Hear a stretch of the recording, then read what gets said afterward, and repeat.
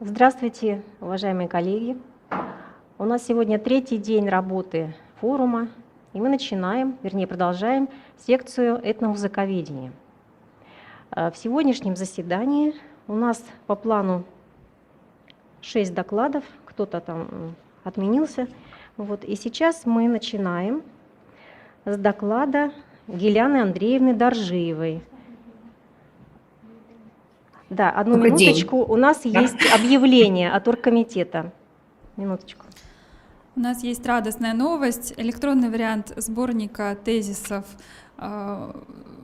Второго Сибирского форума фольклористов мы выложили на сайте. Можете проходить по ссылке, размещенной в разделе «Стендовые доклады». Там имеется ссылка на этот сборник, и его скачать. Спасибо. Итак, доклад Гиляны Андреевны Доржиевой, независимый исследователь из США. Тема доклада «Образ сосны в калмыцких протяжных песнях». Пожалуйста, Гиляна Андреевна. Добрый день. Добрый день. Я благодарю организаторов за приглашение, возможность представить материалы по калмыцкой культуре. И, пользуясь моментом, хочу очень поблагодарить вас за прекрасную конференцию по содержанию, по проблематике, самое главное, по совершенно потрясающим сибирским культурам. И этномузыковедческая секция представительная, и молодые музыканты. Вот. Замечательно, что вы все записываете, можно посмотреть спокойно то, что не успеваешь. И, конечно, музыканты Сан-Клаутап меня поразили в самое сердце. В общем, огромное вам спасибо. Чем больше я занимаюсь калмыцкой музыкой, тем чаще поворачиваюсь в сторону Сибири.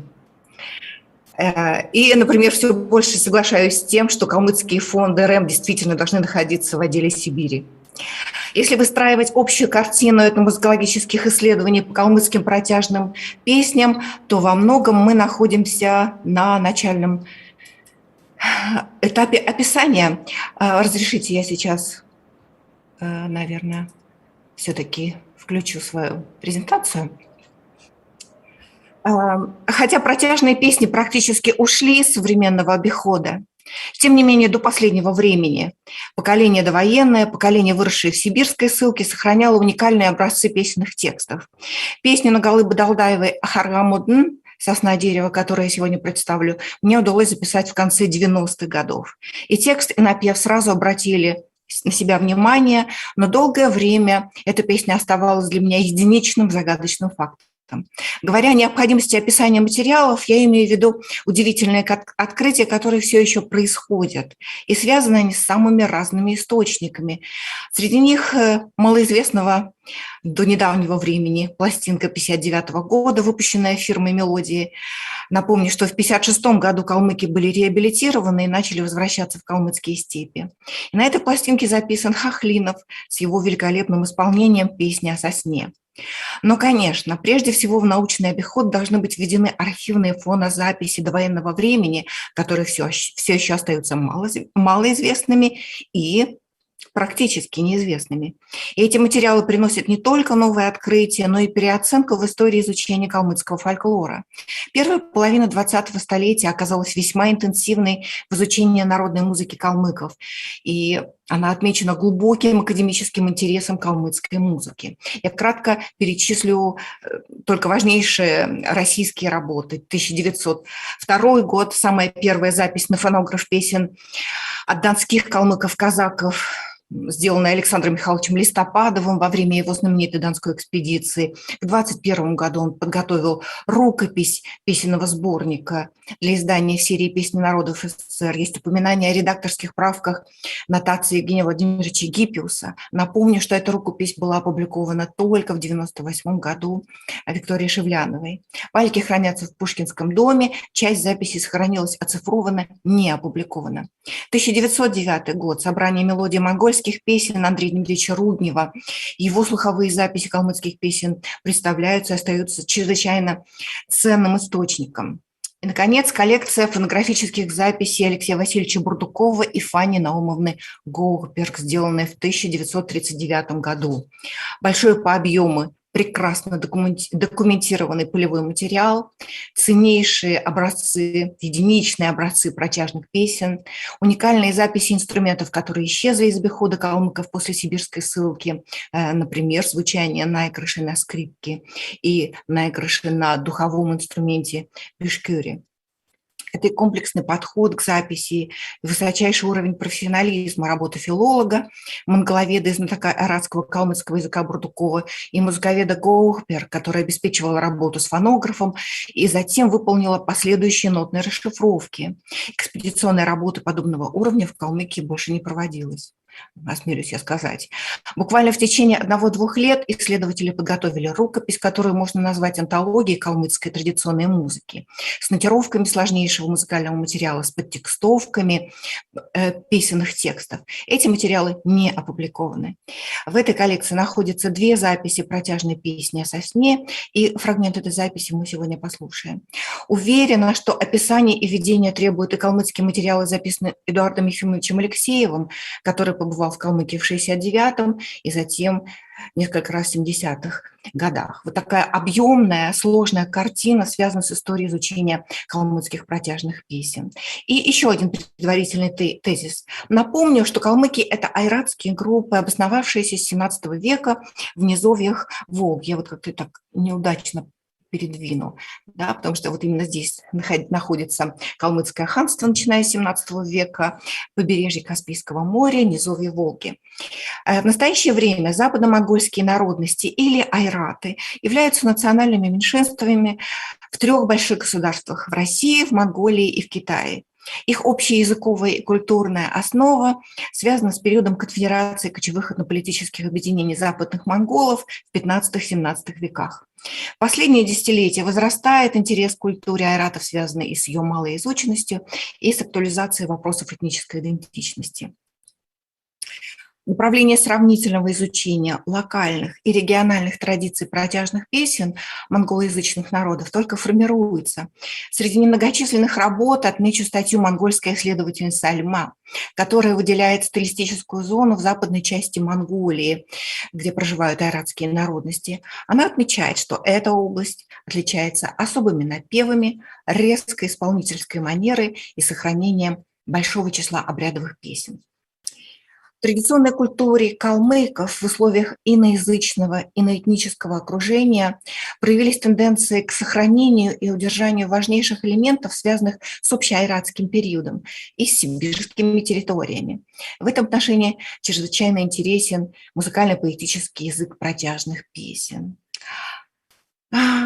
Так вот начну, наверное, с самой недавней записи. В 1997 году в поселке Ульдичины я услышала песню «Нархан Харгамудн» «Тоненькое дерево сосна» от Нагалапы Далдаевой.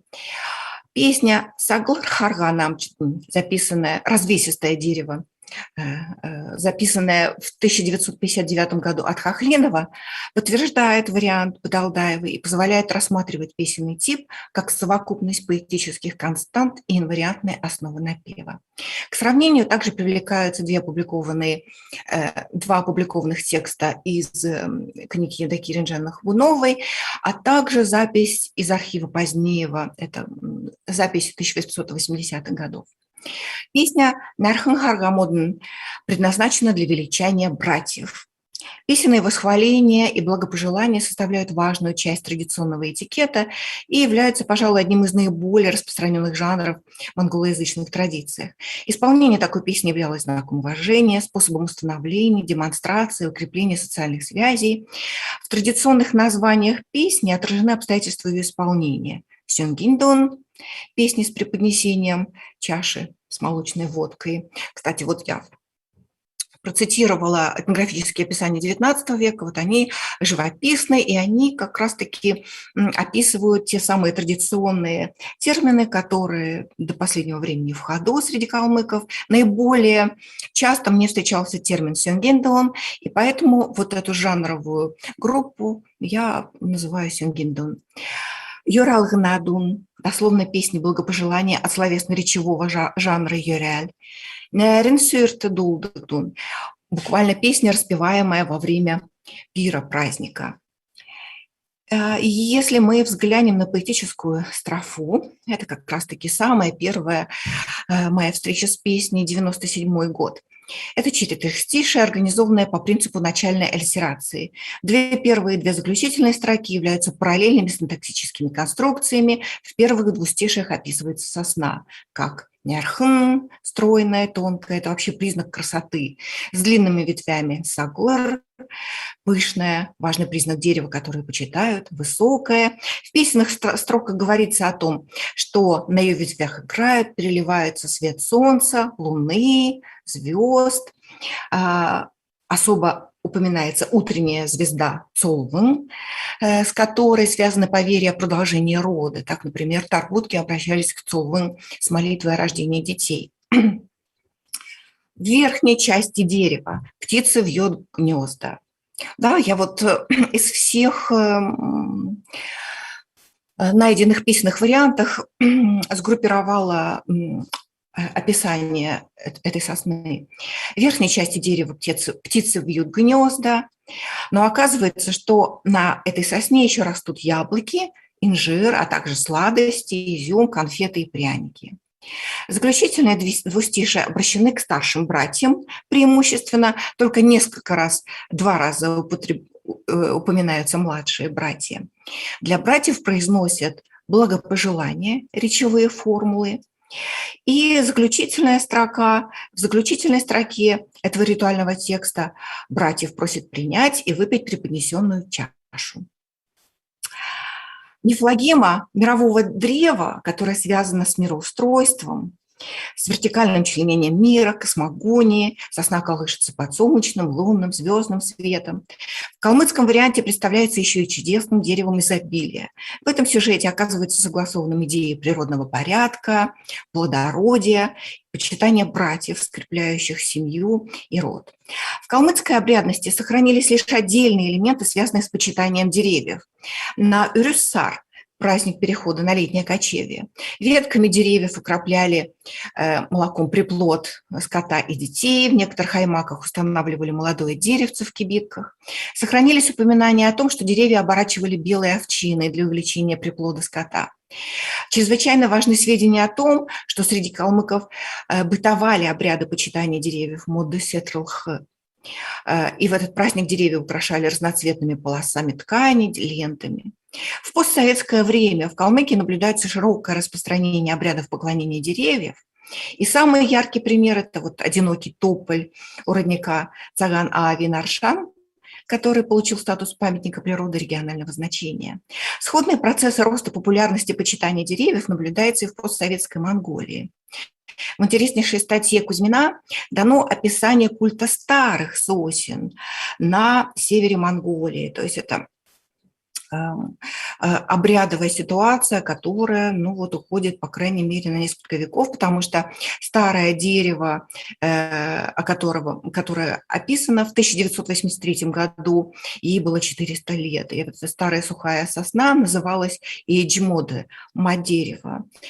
Старой сосне подносились ходаки, водка и можжевельник для воскурения.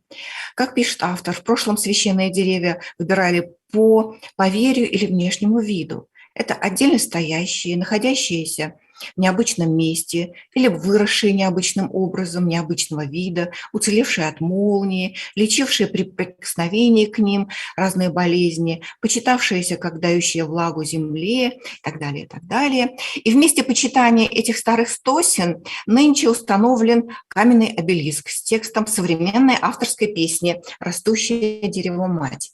Думается, что предлагаемые к рассмотрению калмыцкие протяжные песни представляет особую ценность как источник традиционных представлений западных монголов о священном или мировом древе.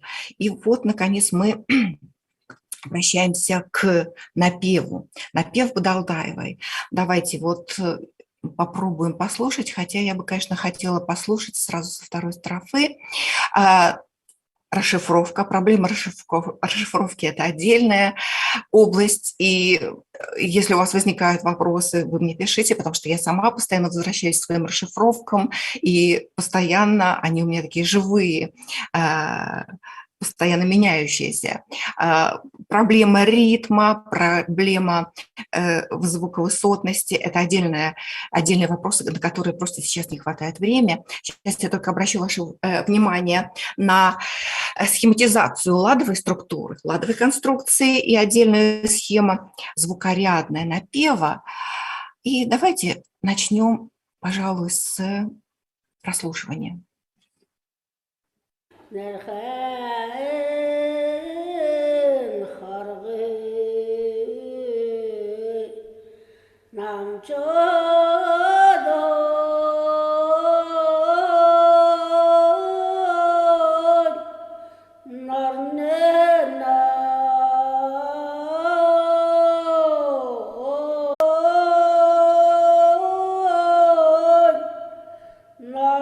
Вот здесь я переключу дальше, потому что вижу, как уменьшается время. Напев Хохлинова, 59 год, представляет тоже арочную конструкцию симметрии начального и заключительного мелодического звеньев и прекрасно демонстрирует многообразие в притворении единой ладовой модели.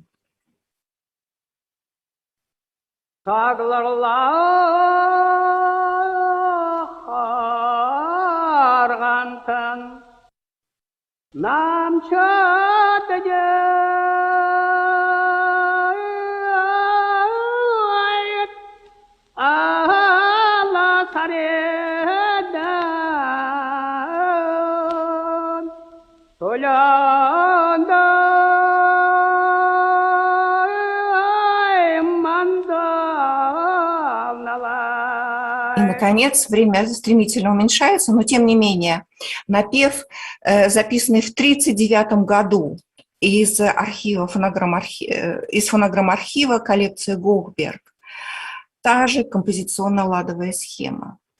Давайте я все-таки предложу вашему вниманию короткий фрагмент.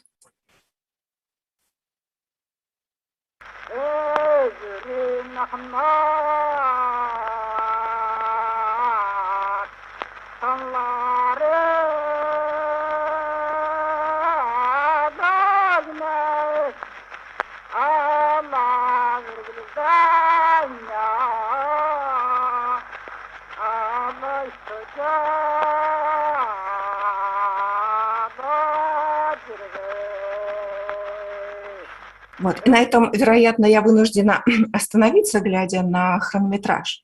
Таким образом, 3 песенных варианта образуют единый песенный тип по совокупности поэтических констант и однородности сходства ладовой конструкции. Вот. И давайте тогда я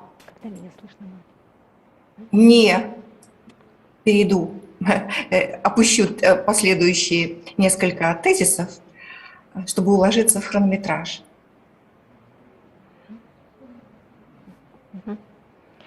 Спасибо большое, Гиляна Андреевна, за очень интересный доклад. Первое, это что хочу поделиться впечатлением. Очень красивые песни. Хочется слушать и слушать. Замечательный материал и представление его. Давайте посмотрим вопросы. В чате у нас, кажется, нет вопросов, да? Не вижу. В студии. Здравствуйте. Здравствуйте, Гиляна Андреевна. Рада вас приветствовать на этой конференции, потому что вас знаю еще с Петербурга. Вот. Ну, вообще, это калмыцкая протяжная песня, как и вот вид монгольской протяжной песни, очень интересный такой объект изучения. Вот. Я хотела спросить, спасибо тоже вам за интересное выступление, хотела спросить, вот образ сосны. Почему образ сосны, например, ну вот вы же изучаете, как много песен, посвященных сосне. Вот в том-то и дело, я рассказывала, что история, что история это очень долгая, в том-то и дело, потому что в калмыцких степях не растут сосны. Вот, да, поэтому я и хотела узнать, почему сосны. Вот в калмыцкой традиции, знаете, как на окраине, как, скажем, на русских пограничьях концентрировался, например, вот эти вот очаги эпической традиции сохранялись. И вот, видимо, будучи на окраине монгольского мира, вот эти вот какие-то процессы привели к тому, что сохранилось очень много достаточно ранних каких-то текстов, может быть, даже фрагментов. Да, потому что, насколько я общалась со своими монгольскими коллегами, пока я не нашла сюжетов сосной среди монгольских изданий. Вот. И моя радость именно в том, что эта песня записанная, она вот прям сразу, она прекрасна. Это такой прекраснейший напев, что она сразу остается с тобою, и она очень долго меня вот так вот мучила. И когда вот одно за другим появился напев Хохлинова, а потом напев 1939 года с тем же текстом и, в принципе, с той же ладовой конструкцией, вот это начинает очень вдохновлять. Вот. Плюс живой, этот обрядовый, скажем так, аутентичный комплекс поклонения сосне. Вот. Сосна, я знаю, да, что это единственное общее слово и в тюркских, и монгольских традициях. По поводу сосны как мирового древа, вот насколько я знаю материал, вот тоже я не встретила упоминаний именно сосны как такого дерева мироустройства, но я вот жду. Скажите, а это дерево не используется в изготовлении ваших музыкальных инструментов, например? Вот у нас используется сосна, а у вас? Дело в том, что у нас реально ведь сосны не растут. Калмыки с 17-го года поселились в соснах, в степях. Да, может быть, но вот нет такой определенности, специализации, намеренности. Спасибо. Ольга Владимировна Новикова подняла руку, хочет задать вопрос. Ольга Владимировна, включите микрофон, пожалуйста. Микрофон. Извините, пожалуйста. Приветствую всех участников форума. Елена Андреевна, невероятно рада вас видеть и слышать. И, как всегда, с большим интересом выслушала ваш доклад, с большим интересом отношусь к вашим исследованиям. Скажите, пожалуйста, вот вы нашли между тремя вариантами напева общность, которая была выражена в ладовом каркасе.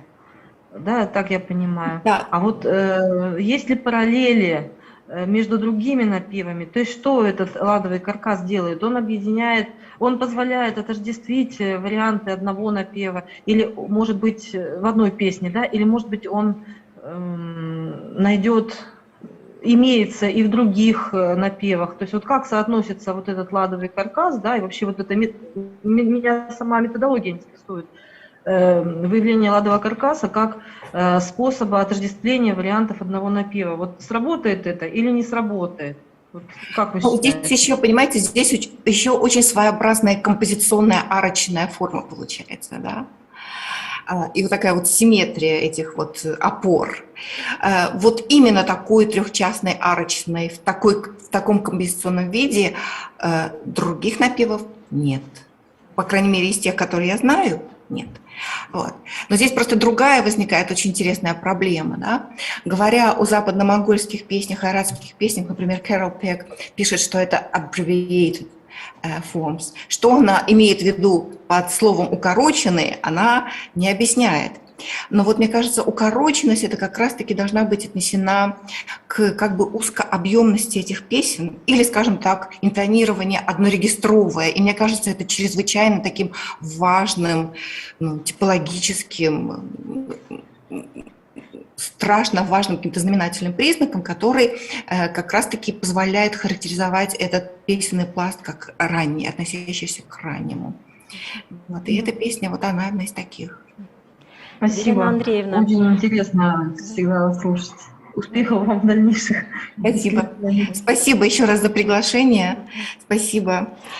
Я очень рада. Я хочу еще один вопрос задать. Вашей Елена компании. Андреевна, скажите, пожалуйста, вот в ритмическом плане какие возможны способы исследования вот этого слоя метроритмического? Понятно, что это очень сложно, песни протяжные. Вот как вы видите в этом плане работу свою? Или какие-то особенности, может быть, назовете?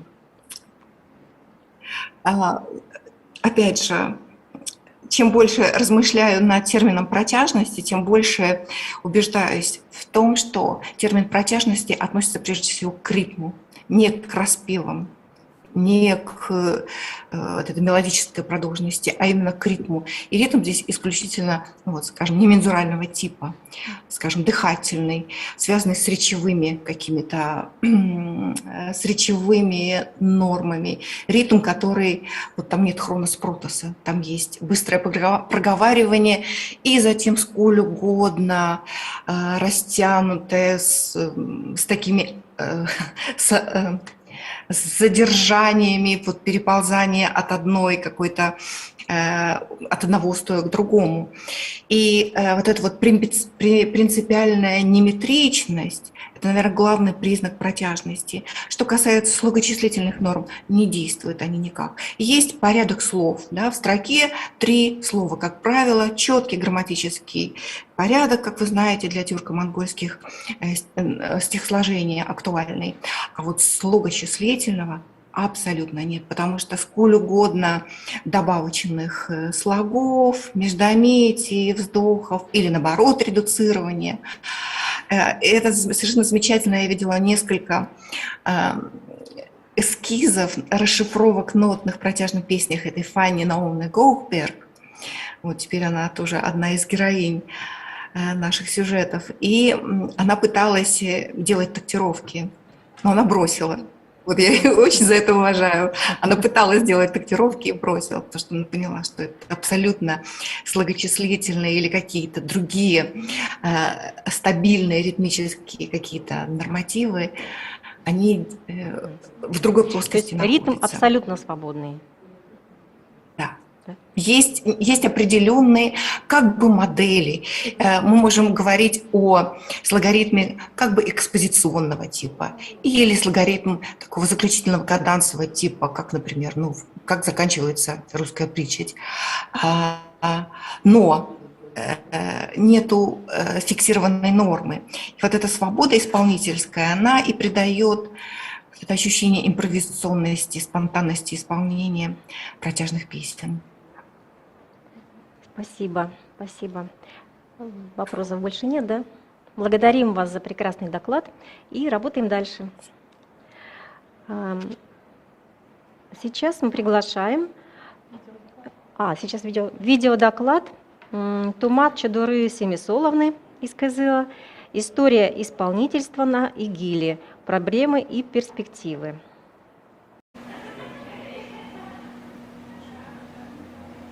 Добрый день, уважаемые участники конференции. Представляю для вашего внимания статью «История исполнительства на игиле. Проблемы и перспективы». Меня зовут Тумат Чадура Семисоловна. Я работаю в Тувинском государственном университете, Кызылском педагогическом колледже, преподаю обучение игры на национальных инструментах и владею игрой на игиле с 1998 года. Периоды развития игила, тувинского смычкового музыкального инструмента, и его исполнительство тесно взаимосвязано с развитием культуры Тувы. В период Тувинской Народной Республики, это с 1921 по 1944 годы. В Тувинском автономном округе с 1944 года. И в современном молодом субъекте России в Республике Тыва. На одном из самых архаичных музыкальных инструментов народов Центральной Азии в нашей Туве играли с древних пор, и существуют разные легенды о образовании данного инструмента. И они объясняют даже название, происхождение названия инструмента. А сегодня название инструмента, можно сказать, немножко изменилось. С начала 20-го столетия в работах приезжих исследователей инструмент обозначен как разными вариантами. Можно и кили, и киль. И в течение столетия обосновалось вот название игиль, что означает нихл. Происхождение объясняли ученые как от словосочетания ехал, две струны игиль. Но в легендах больше склоняются к слову эгиль, что означает «вернись». И в западных хажунах данный смычковый инструмент называется эгиль. И произношение идет с фарингализацией эгиль, эгильдер. Нами выяснены некоторые периоды развития исполнительства на игиле и выяснены имена исполнителей на данном инструменте. Это период с 21 по 40-е годы. Один из известных исполнителей – это Шоюн. В книге Аксенова указан как Шоюн, но в пластинке 1934 года он указан как Шойдун. И его исполнением записано наигрыш «Үскүскас». И также Лагба Оюн, Александр Лаптан, Оюн Монголби, Шахтарол, Максим Такпай. Они играли в квартете, трио, в дуэте. И они являются пионерами ансамблевого исполнительства и вообще сценического исполнительства на эгиле.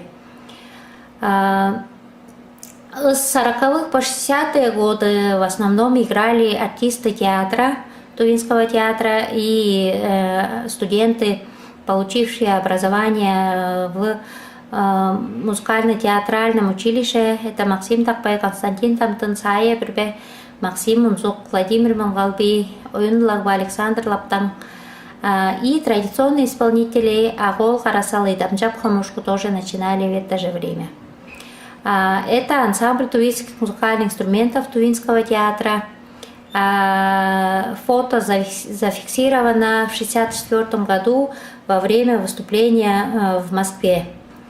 И с этого фото мы видим, что ансамбли играли 3 игила, и в некоторых даже мы видим следы модернизации. В руках Сая Мунмуровича Пюрбе, он держит модернизированный игил. С начала 60-х по конец 80-х годов в народе и вообще в культуре Тувы известными остались исполнители Агол Харасал, Андрей Жульдемол и Дамджаб Хомушку, Мажамал Антар, они же исполнители и мастера. Композитор Саеп Мунмурович Пюрбе, Хуэмежи Санчық Зылол, Туктугулак Максим Такпай, Эрес Кулар, Эрезол Кулар и также работники культуры, передававшие свой опыт для молодого поколения. Это Салджак Тойлу, Александр Салджак. И на стыке столетий в конце 20-го и в начале 21 века и сегодня, в настоящее время, известными являются исполнитель Кайгылол Ховалых, Мюнгунол Андар, Алдар Тамтын, Евгений Сарглар. Кайгылол является лидером группы легендарной, известной на весь мир группы Хункурту.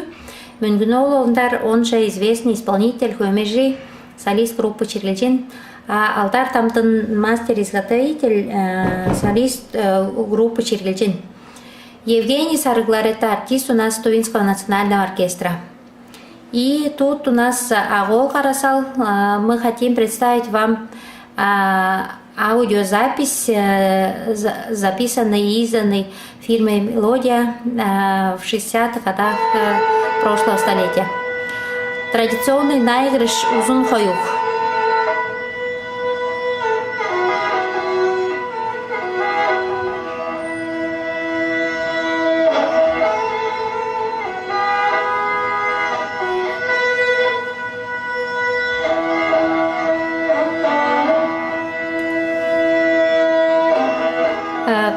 вы слышите звучание двухголосное и инструмент, который он держит в данной фотографии в руках, он же этот же инструмент озвучен. Этот инструментальный наигрыш отличается сложной структурой, и данный наигрыш до сих пор не расшифрован, не нотирован. И следующий инструмент в руках Андрея Чульдмола, он тоже очень известный исполнитель 20-го столетия. И благодаря исследовательской деятельности Валентины Юрьевны оставлены, сохранены его многочисленные программные инструментальные наигрыши. Послушаем один из них. Это наигрыш «Ösküskaz».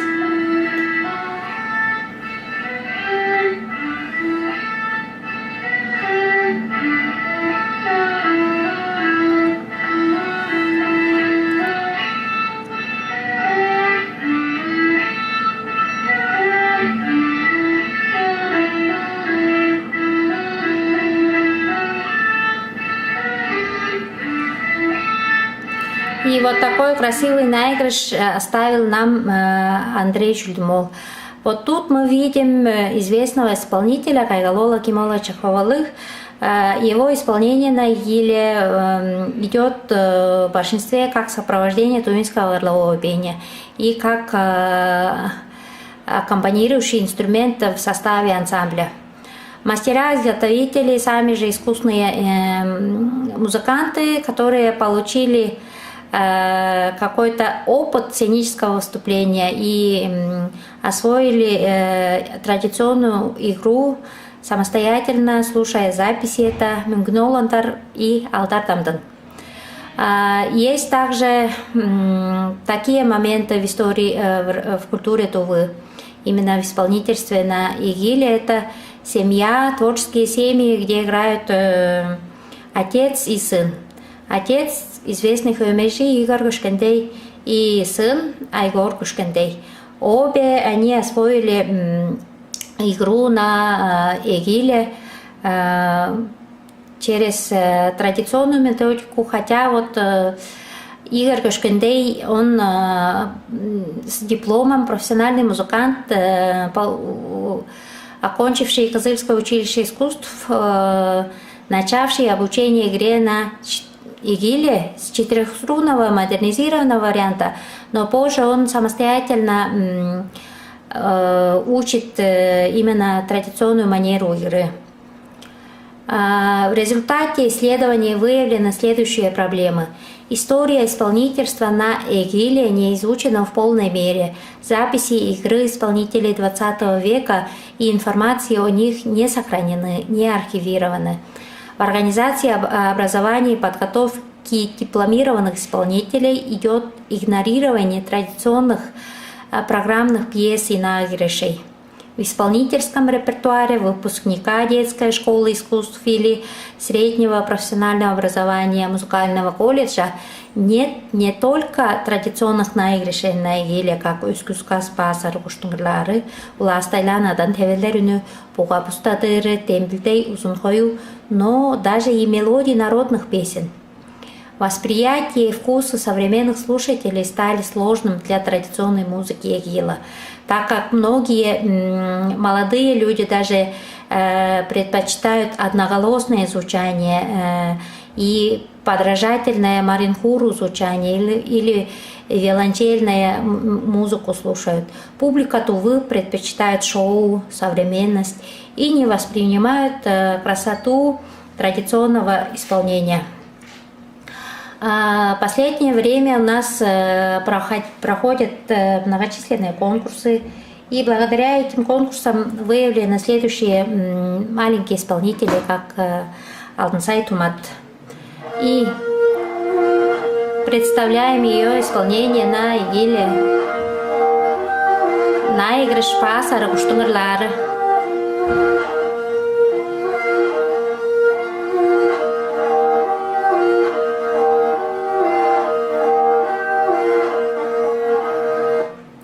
И до настоящего времени игра на игиле является активно функционирующей формой традиционного исполнительства благодаря традиционному методу восприятия и передачи музыкального материала.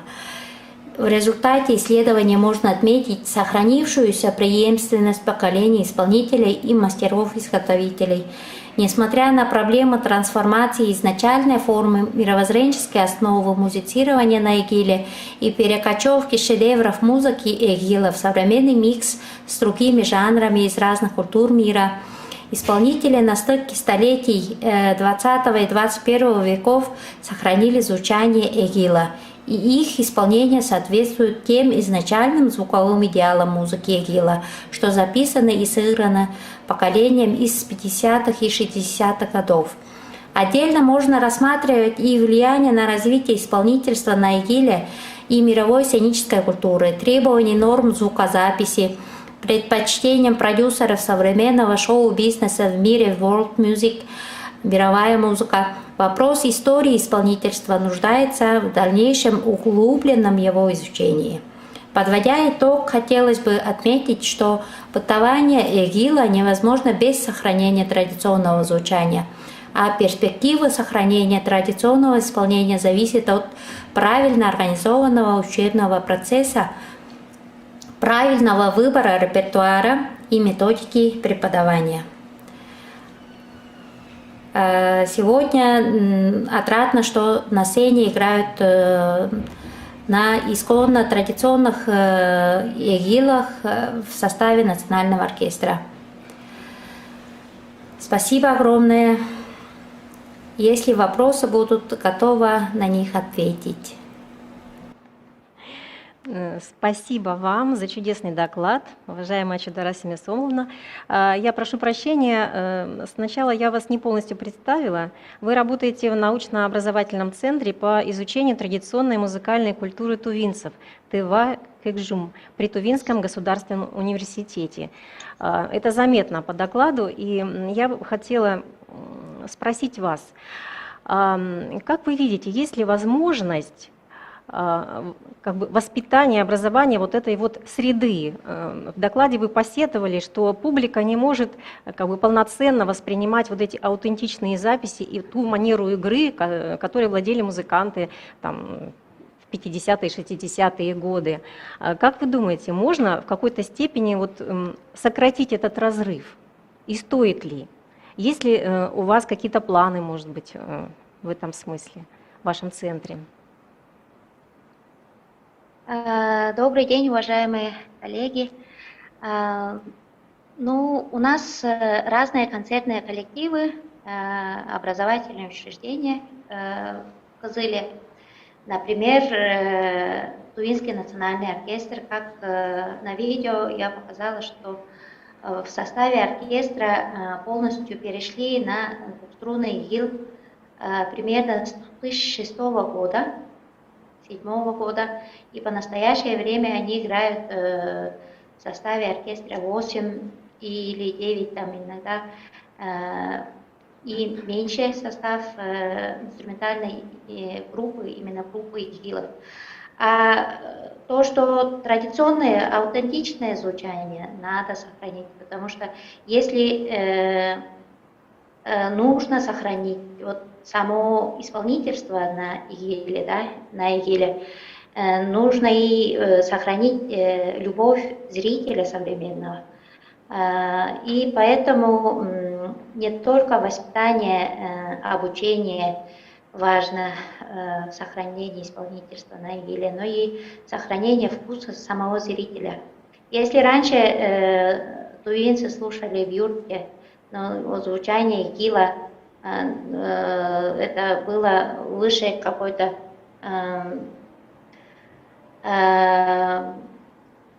высшими эстетическими идеалами слушания музыки. И даже звуками игила лечили по исследованиям Валентины Юрьевны можно найти, что звучание игила даже могло лечить заболевания зубов, там зубные боли, которые не проходили 3-4 дня.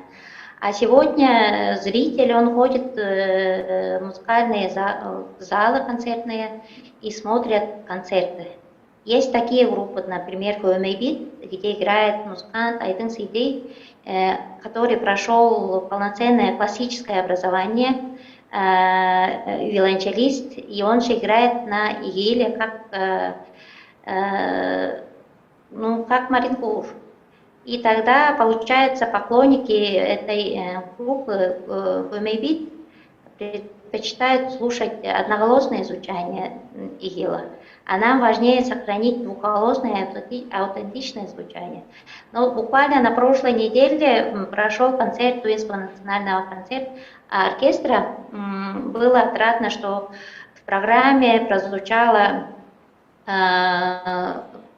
традиционный наигрыш Тембельдей именно из репертуара Агола Карасал и как отдельно, как сольный номер.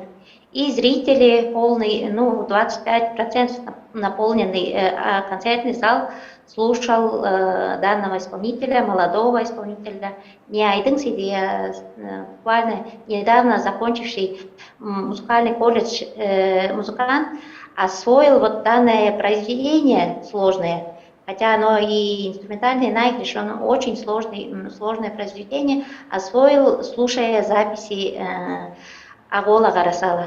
И для того, чтобы сохранить аутентичное звучание, мы в нашем НОЦ издали в этом году такую тетрадь для обучения игре на игиле. И мы там представляем традиционные наигрыши, сделали расшифровку наигрыша вот именно Дембельдей, который играл музыкант из национального оркестра. Нотировку сделали двухголосным, все именно в тональности, в том строе, которым играл Агол Карасал. И есть также наигрыши Андрея Шульдмола, но немного трансформированный на современную тональность, строй игилов, которые играются в концертных коллективах. Долго, наверное, говорила. Спасибо. Да? У нас еще вопрос есть.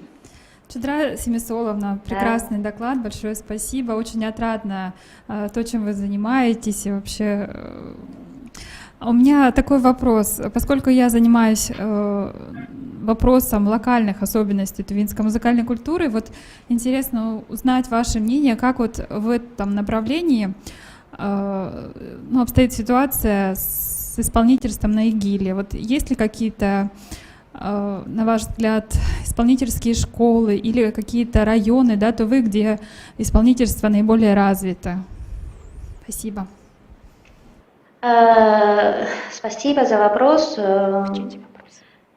Я, конечно, занялась этой темой буквально недавно. Сначала с 2000 года занималась собиранием информации, изучением истории ансамблевого исполнительства, изучала, что значит, где фольклорные ансамбли, как они создавались.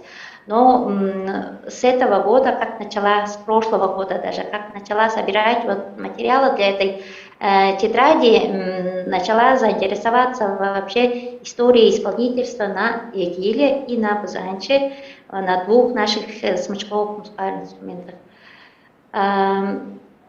Территориально раньше играли вообще во всех кajunах.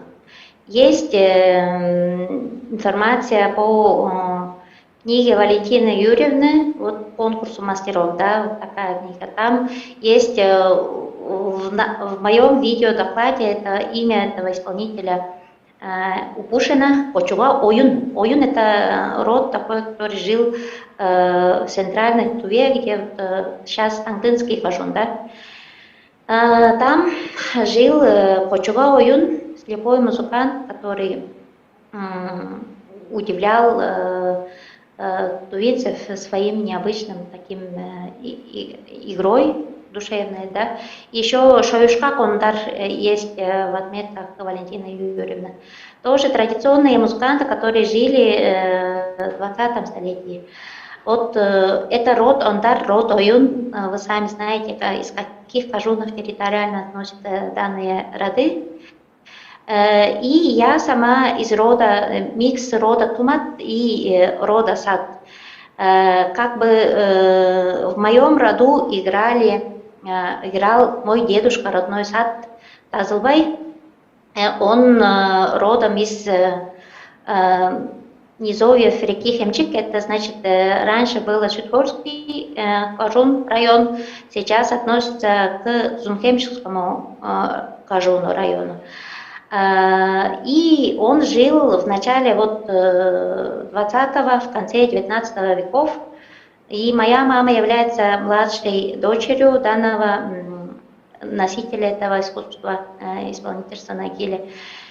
И в моем селе можно перечесть там мой дедушка Сад Тазылбай и еще отец известного исполнителя туинского орлового пения Мангуш Бориса Чолдахнаевича. Мангуш Чолдахна, он также искусно играл на гиле. И есть такой исполнитель, который Туглак в нашей селе. Вот 3 исполнителя, которые исполняли в одном селе из Зункемчикского кажуна.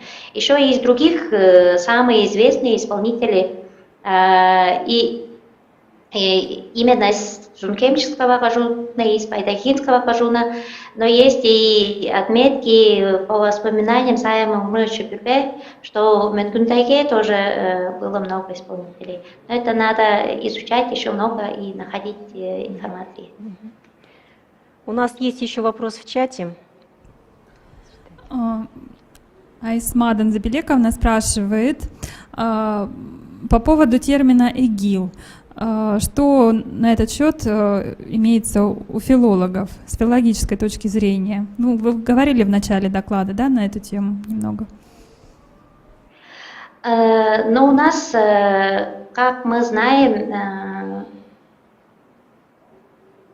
исследователи, аутсайдеры приезжают в Туву и фиксируют то, что они видели, да. И потом имена некоторых исполнителей, и имена музыкальных инструментов, названия песен могли быть зафиксированы в искаженном варианте. Да. Я это заметила, когда я работала над такой коллекцией, коллекция музыкального фольклора, работала с 14 по 15 годы. Это сборник всех архивных записей фирмы «Мелодия». И там же музыковеды, которые собирали, записывали эти записи, и в Москве, и приезжая в Туву, имена исполнителей, названия песен, названия инструментов вообще с такими грубыми ошибками.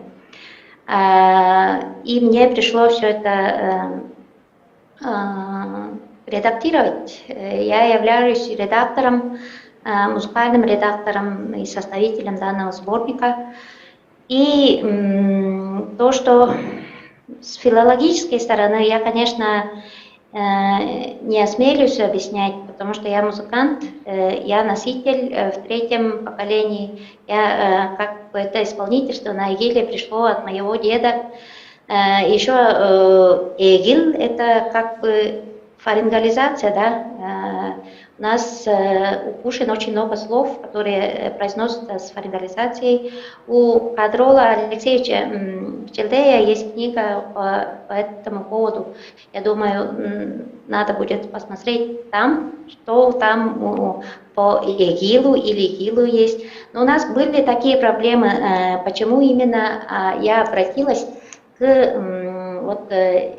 диалект, наверное, это будет эгил, произношение. Некоторые сопротивлялись, почему я назвала эгил. Я хочу объяснить, что ИГИЛ – это у нас как бы сложная организация во всем мире, и созвучно это имя этой организации созвучно с инструментом, нашим названием инструмента. Да? И поэтому, когда я открыла обучающий, открытую группу, обучающую ВКонтакте. В 2014 году с помощью Али Кушгетта мы открыли страницу ИГИЛ ВКонтакте и начали туда заливать видеоуроки, такие двухголосного обучения, это мелодии народных песен. И мы получили такие плохие отклики, что мы делаем, какая-то организация. И пришлось переименовать наше это сообщество как ЭГИЛ, исконно традиционное название. У меня мама говорила тоже как ЭГИЛдер, ин ачам ЭГИЛдер шорангжи. Она говорила это как ЭГИЛ. И поэтому мне пришлось с прошлого года осмелиться обратиться именно к кемчикскому диалекту, название этого инструмента. ЭГИЛ. Спасибо, благодарим вас. Можно дополнить еще? Спасибо, да, можно. Ага, можно, да? Да. Ага. Кратко, у нас времени нет. Да, очень кратко. Я хочу, знаете, по то, что озвучила Чодра Семисоловна по проблематике обучения в детских школах искусств и СПО прозвучала, да, вот эта данная проблема. Вот она у нас очень остро стоит, потому что так как мы образовательное учреждение, все-таки мы как бы обучаем и воспитываем в рамках стандарта. И, конечно, по национальным нашим инструментам, также по народному пению, по хамею у нас до сих пор значит, проблемы. По национальным инструментам, значит, наши студенты после выпуска, они не могут получить высшее образование. Вот на уровне колледжа и все это заканчивается. Потом, значит, по отношению к хамея у нас до сих пор, вот мы сколько лет уже боремся с разработчиками стандартов, чтобы они ввели нам в рамках специальности сольное народное пение вид горловое пение, хуэмейши. Но это там и связано и с другими там социальными вот этими выплатами, да, пенсионированием и так далее. Но, к сожалению, мы до сих пор, вот этот вопрос открыт. Мы уже второй год уже открыли класс хамея в колледже, потому что уже дальше же мы должны детей обучать. Поэтому вот данная проблематика у нас вообще вот остро стоит. А то, что касается традиционного обучения, мы полностью согласны, но мы уже ввели в практику нашим студентам, кроме учебной программы, они также играют традиционные вот эти наигрыши, и на государственном экзамене они тоже представляют, помимо государственной программы, и традиционные наигрыши. Вот это мы так-то ввели. Но, как всегда, когда приезжает председатель госэкзаменов к нам в колледж, они всегда в шоке от наших учебных программ, потому что мы на национальных инструментах играем и Вивальди, и Баха и так далее. Вот такой вот у нас проблемы есть. Спасибо, Чодра Семисоловна. Спасибо. Да, очень интересный доклад, масса вопросов вызывает. Я бы еще штук 5, наверное, сейчас задала, но, к сожалению, мы ограничены временем. Я думаю, что всем понятно, в Туве очень активно развивается этномузыковедение и образование. У вас много, конечно, проблем, еще и задач стоит. Успехов вам на этом пути. В чате участники о том же самом пишут. Разрешите просто обратиться к коллегам. Я, конечно, буду рада совместному сотрудничеству с нашим НОЦ. Те, которые разбираются в музыковедении глубже, мы призываем, может быть, совместно сделаем изучение относительно к инструментальному исполнительству. И мой адрес, телефон можно найти у организаторов. Спасибо. У меня еще одна реплика. Если у вас будут какие-то предложения по поводу того, что можно было в нашу резолюцию внести, то, пожалуйста, напишите, можно на адрес форума. И также, если есть возможность найти где-то в интернете ваши замечательные издания, тоже, пожалуйста, туда напишите. И можно в чат. Нету. Угу. Да, Ну, хорошо, в чате напишу. Спасибо. Все дальнейшее обсуждение, пожалуйста, в чат. Мы уже выходим за наш регламент, и поэтому спасибо в Туве, успехов вам. Переходим дальше к следующему докладу. Следующий доклад у нас ожидаем от Утигалиевой Сауле Исхаковны, доктора искусствоведения, профессора Казахской национальной консерватории имени Курмангазы. Тема доклада «Смычковые пикалютни у народов Северной и Центральной Азии. Опыт предварительного изучения». Пожалуйста, Сауле Исхаковна. Спасибо большое. Я хотела сказать, что я послала свое видео уже. Свою да, у нас видеодоклад. Запись. Угу. Может быть, да, поэтому вы можете включить. Угу. Простите, тогда техническая заминка у нас. Давайте перейдем к следующему докладу. Томская есть у нас, да? Угу. Томская Анна Ивановна, солистка Национального оркестра, руководитель ансамбля «Кыл-Саха» Национального театра танца имени Зверева «Кылуала», преподаватель якутских инструментов Якутского музыкального колледжа имени Жиркова. Тема доклада «Якутские музыкальные инструменты. Традиция и современность». Якутские музыкальные инструменты, традиции и современность. У народа Саха музыкальный инструментарий не так богат, как устное, народное и песенное творчество. Но все же один инструмент, якутский хомус, в настоящее время известен во всем мире. Наряду с хомусом к древним самобытным музыкальным инструментам народа Саха можно отнести дюнгюр, шаманский бубен, струнно-смычковый инструмент кылгах-кырымпа и несколько видов ударных инструментов. Значительное место в изучении и развитии якутского инструментария, как и музыкальной культуры Якутии в целом, занимает многогранная деятельность композитора, основоположника профессионального якутского музыкального искусства Марка Николаевича Жиркова.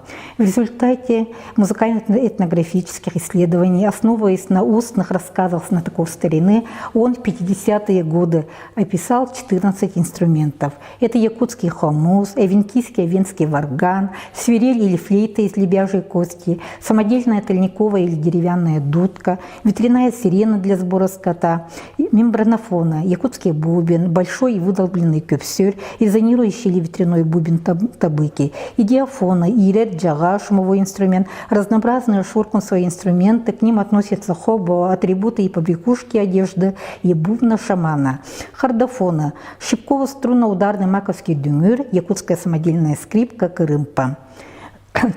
Пути дальнейшего развития якутского музыкального инструментария Марк Николаевич видел в реконструкции самобытных якутских инструментов создание оркестра национальных инструментов. Идея создания оркестра начала притворяться в жизнь в 60-е годы. В 1961 году в Якутске состоялась выставка, где были представлены музыкальные инструменты местных мастеров. В 1962 году по чертежам московского конструктора Петра Шошина на экспериментальной мастерской Всероссийского хорового общества города Москвы были изготовлены 4 комплекта оркестра якутских народных инструментов, состоявших из 24 инструментов: струнно-смычковые, струнно-щипковые и ударно-шумовых групп. Щипковые инструменты тангсыри кылыгах, вначале они назывались кытыя и чорон, якутская балалайка, это кылыгах, были изготовлены по образцу конструкции инструментов русского оркестра и имели разновидность прима, альт, бас. В 1963 году в Якутии прозвучал первый национальный оркестр в стенах Якутского музыкального училища. Руководил этим оркестром Николай Наумов. В его состав, как и в другие оркестры России, был введен баян. В 1967 году бурятский мастера под руководством конструктора-изготовителя Дугарова, используя материалы Марка Жиркова и отдельные экземпляры существующих якутских инструментов, создали вариант якутского оркестра. Некоторые конструктивные недостатки инструментов оказались неприемлемы для исполнителей. Шушинские и дугаровские комплекты не получили широкого распространения и одобрения населения республики в связи с недостаточной национальной специфичностью звучания, но в развитии якутского инструментария они сыграли в целом положительную роль, доказав, что якутский оркестр можно создать. Эти эксперименты подтолкнули многих местных мастеров на изготовление различных музыкальных инструментов. Огромную роль в развитии и конструкции якутского инструментария сыграли мастера-изготовители Устах Избеков, Александр Чахов, Василий и Мария Махначевский, Петр Семенов, Лука Турнин, Петр Деляев, Илья Нестроев, Петр Слевцов, Аманнико Ускалы, Юус и другие. Появление реконструированных инструментов послужило основой для создания ансамблей и оркестров. Начиная с 60-х годов в республике велась кропотливая работа по усовершенствованию инструментария, созданию национального репертуара, повышению исполнительского мастерства. В настоящее время в республике существует несколько оркестров при детских школах искусств. Также во всем мире известны наши ансамбли якутские «Айархан» под руководством Альбины Михайловны Дегтяревой, музыканты Герман и Клавдия Хатылаева, а пропагандистом и популяризатором профессионального исполнительства на якутских инструментах является оркестр национальных инструментов Национального театра танца имени Сергея Зверева «Кылола», который был создан в 1993 году. И в этом оркестре я работаю. В состав оркестра введены баян, скрипки, флейта, бас-гитара, и здесь используются все известные якутские инструменты. Репертуар нашего оркестра содержит ряд оригинальных произведений с хомусом. Хомус – один из древнейших музыкальных инструментов, прошедший через века и практически не изменивший свой внешний вид. Это известный в мире самозвучащий язычковый инструмент варган. Железный хомус используется как инструмент богатых темброво-колористических возможностей. Кырымпа, или по забытому названию кылыгак, играет важную роль в качестве солирующего национального музыкального инструмента в якутском оркестре. В нашем оркестре используются разновидности. Это тоюк кырымпа, хоппа кырымпа, серге кырымпа, кыл кылыгак. Хоппа и серге кырымпа изготовлены мастерами махначевскими, похожи на классические скрипки. Способы и приемы игры схожи со скрипичными. Тоюк кырымпа имеет две металлические струны, корпус инструмента круглой формы, держит тоюк кырымпа вертикально, упирая в колено. Кылыгак кырымпа изготовлена мастером Русланом Гавшем, который является артистом нашего оркестра. Этот инструмент самобытный, своеобразный, имеет свои конструктивные особенности, не похож своим звучанием, тембром и способами исполнения, выразительности, звукоизвлечением на другие инструменты. Инструмент имеет оригинальный внешний вид, струны из конских волос, обладает неповторимым естественным тембром аутентичного звучания. На кылыгах, как и на тоюк кырымпе, играет сидя, удерживая корпус между коленями. Корпус инструмента деревянный, имеет форму камелька якутской печи, обтянутого кожей. На шейку натягивают 2 или 3 струны из конских волос. Струны настраиваются в унисон, в кварту, в квинту. Звукоизвлечение флажолетное, играется не прижимая пальцы до грифа. Смычок слегка выгнутый со слабо натянутым конским волосом, что позволяет регулировать силу его натяжения во время игры, зажимая ладони. Танцер – струнно-щипковый трехструнный инструмент квартового строя, ЕАД-строй. Имеет разновидности в оркестре малый, альтовый, басовый. У древних якутов существовал прообраз этого инструмента, и он был струнно-смычково-щипковый. Первый вариант реконструированного танцера отличался от настоящего. Дека была из кожи, на грифе не было ладов, металлических порожков. В основу же современного танцера квартового строя легли инструменты народов Средней Азии и русской домры.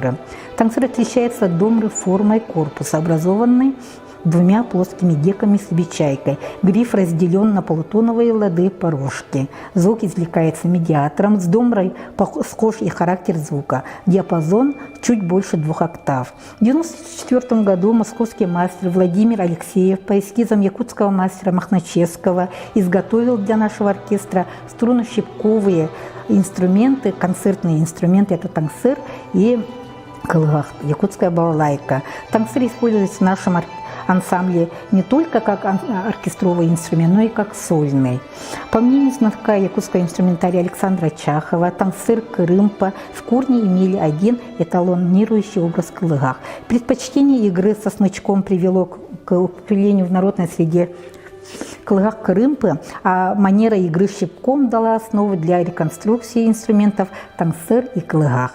Кылыгах – якутская балалайка, струнно-щипковый инструмент. В нашем оркестре он используется, их роль преимущественно аккомпанирующая. Используется тоже созданное семейство трехструнных кылыгах – это прима, секунда, альт. Ударные инструменты оркестра изготовлены местными мастерами. Группа ударных инструментов представляет бубны, кюфсюр, джага, хобо, хабарджа, дюмюр. Это род шаманского бубна, состоит из эллипсообразного деревянного обода, обтянутого кожей. С внутренней стороны железной крестовиной, увешанной колокольчиками. Ударяет балаях, деревянная лопаточка, покрытая шкурой. Кюфсюр сделан из вылупленного дерева, обтянутой с обоих концов кожей. Имеет разные размеры, от чего зависит высота звука. Также имеются ударно-шумовые инструменты. Это джага, хобо, масхобо, хабарджа, сиксир. Из якутских духовых инструментов в оркестре используются аян и чугурба.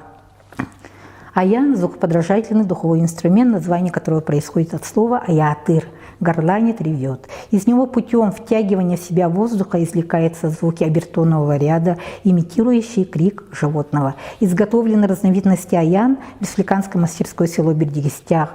Чугурба – мастер махначевского продольная флейта из дерева с 8 пальцевыми отверстиями, имеет диатонический звукоряд. В оркестре работал в свое время мастер-изготовитель, экспериментатор Николай Орлов, который на основе найденных в народе инструментов и традиционной бытовой утвари изготовил духовые и ударно-шумовые инструменты: дуранчик, аяджир, латар из коровьего рога, свистульки, чабургатар, чугурдар, разнообразие джага, мастабык и так далее. В настоящее время оркестр ведет работу по канонизации традиционных якутских национальных инструментов.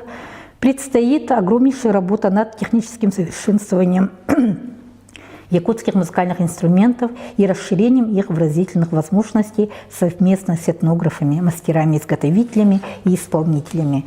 Начиная с 2014 года инструментарий нашего оркестра стал пополняться инструментами кылыгах Руслана Габышева, которые дали новое звучание якутскому оркестру в плане тембра, красок, дополнив якутскую партитуру.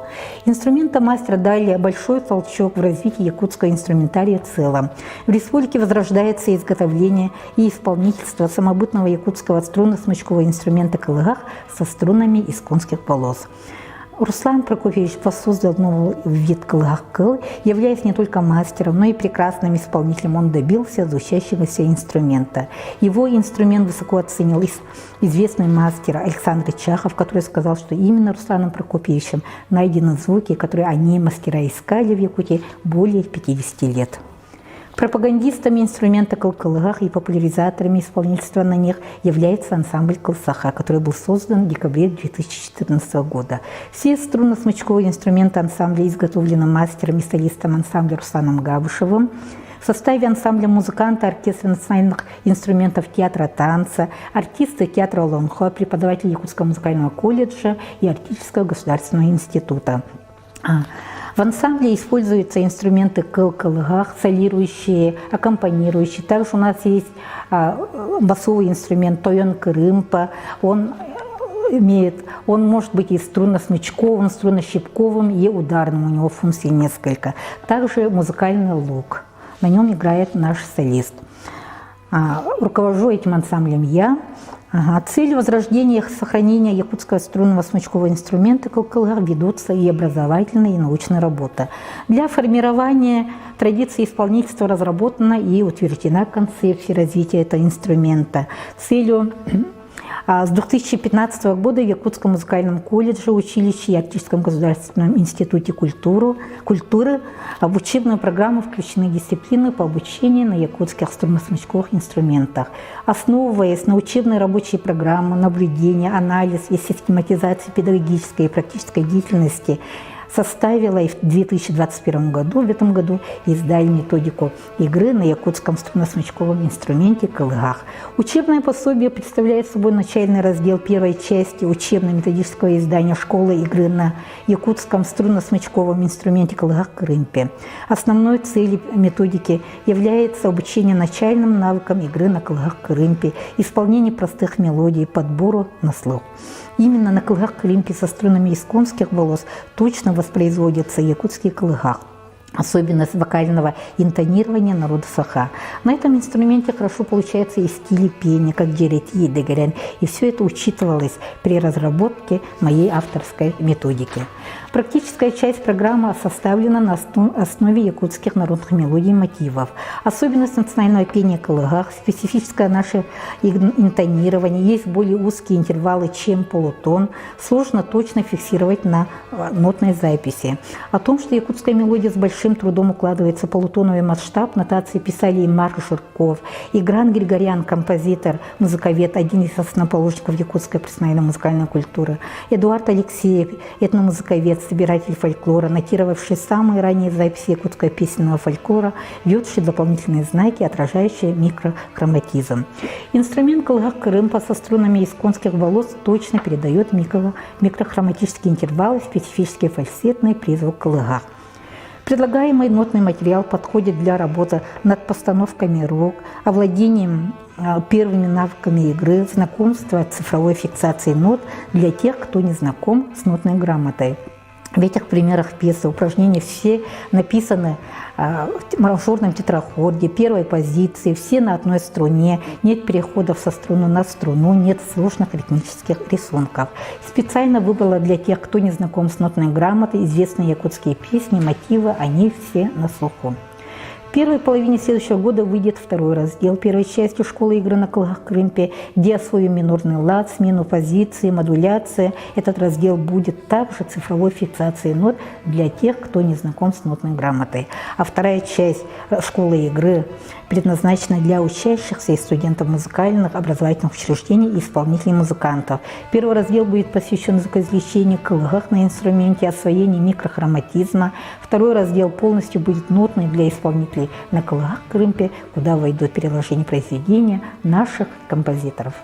Спасибо.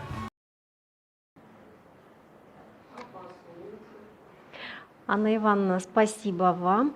А мы ожидали что-нибудь услышать музыкального. У вас есть аудиообразцы какие-то? Да, добрый день.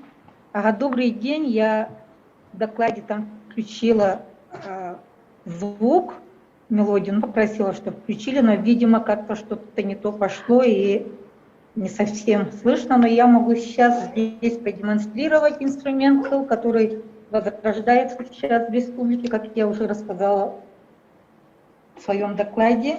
Нахожусь сейчас я дома. Мы все сейчас работаем с самоизоляцией.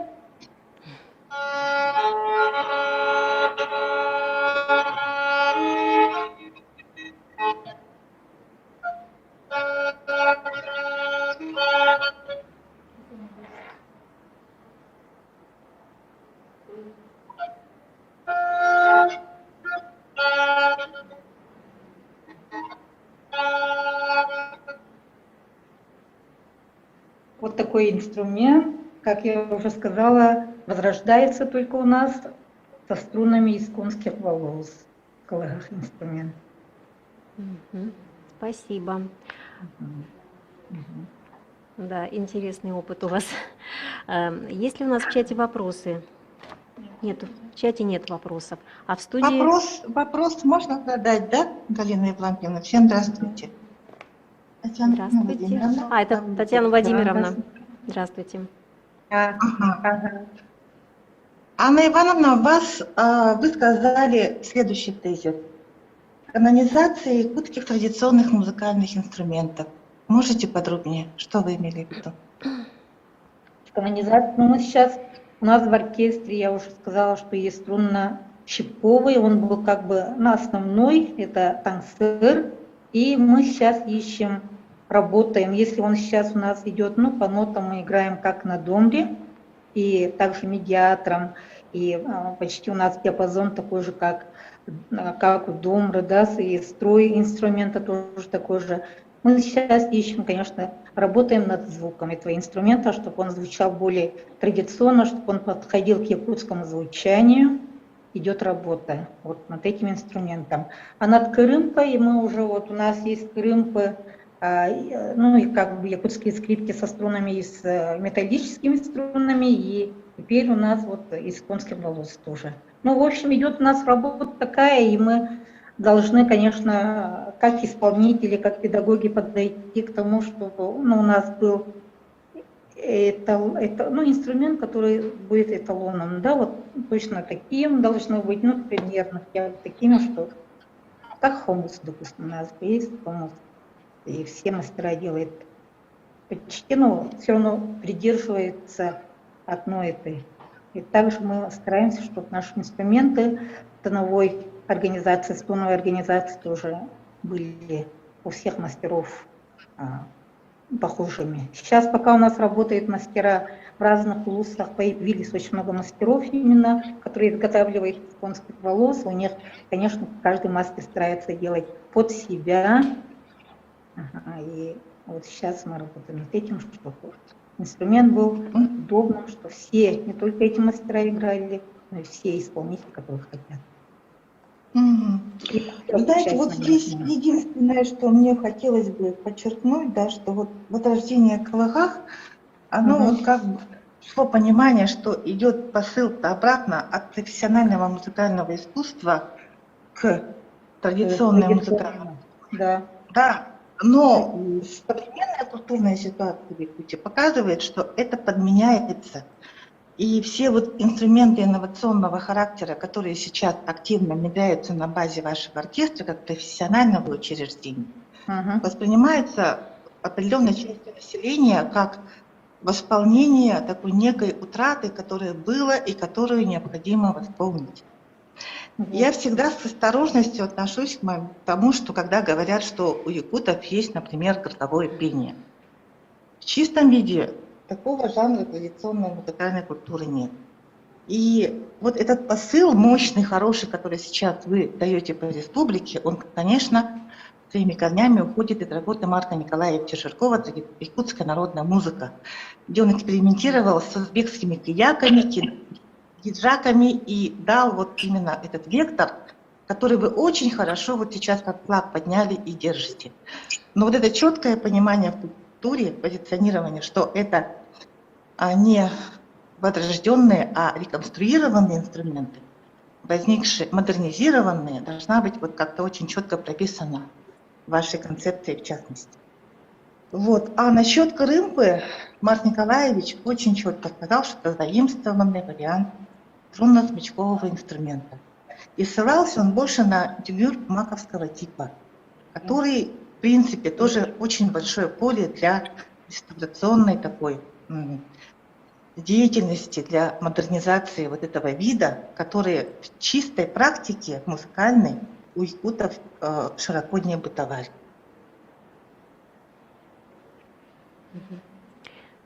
Спасибо. У меня Татьяна можно Владимировна. замечание? Анна Насчет Семеновна, того, да? что у якутов не было горлового пения, как раз-таки Жирков писал, что вот хабарга это горловое пение. Потом оно существовало почти до 21 века. Хотя в отношении инструментария я, конечно, соглашусь, что сейчас это все реконструкция идет в основном, таких канонических, уже традиционных практически. И даже как исполняют, допустим, вот на Кырымпе, который не устроив, который вот пропагандировал в свое время Кырымпу, он исполнял совсем не так, как вы сейчас исполняете в современных оркестрах. Он держал его на локтевой части руки. Да, а не как вот сейчас вертикально держит. Вертикально держит, это, мне кажется, у казахов или у Средней Азии попытались перенять. Хотя Жирков тоже говорил, вот, например, о хомусе, что там можно использовать различные высоты хомуса. И, кстати, вот этот вид хомуса потом как бы воспроизвел Загретдинов, узбекский хомусист. И играл на этом инструменте, который сам создал, на основе вот того, что советовал Жирков. Так что вам надо знать Жиркова от и до. Спасибо. Анна Семеновна, я по поводу горлового пения, я не про хабараевы, я про то, что у нас поют хомей в якутском варианте и преподносят его на полном таком энтузиазме, что это традиционно полное якутское горловое пение. Это особенно сейчас преподносится в массовой культуре. Да, вот современный вио-рок, это тоже вообще отдельная история, да, и получается, что этот слой культуры традиционной в советское время, он как бы, ну не то, что просто вот какая-то преемственность поколений утеряна, и сразу получается, что получается какая-то традиция.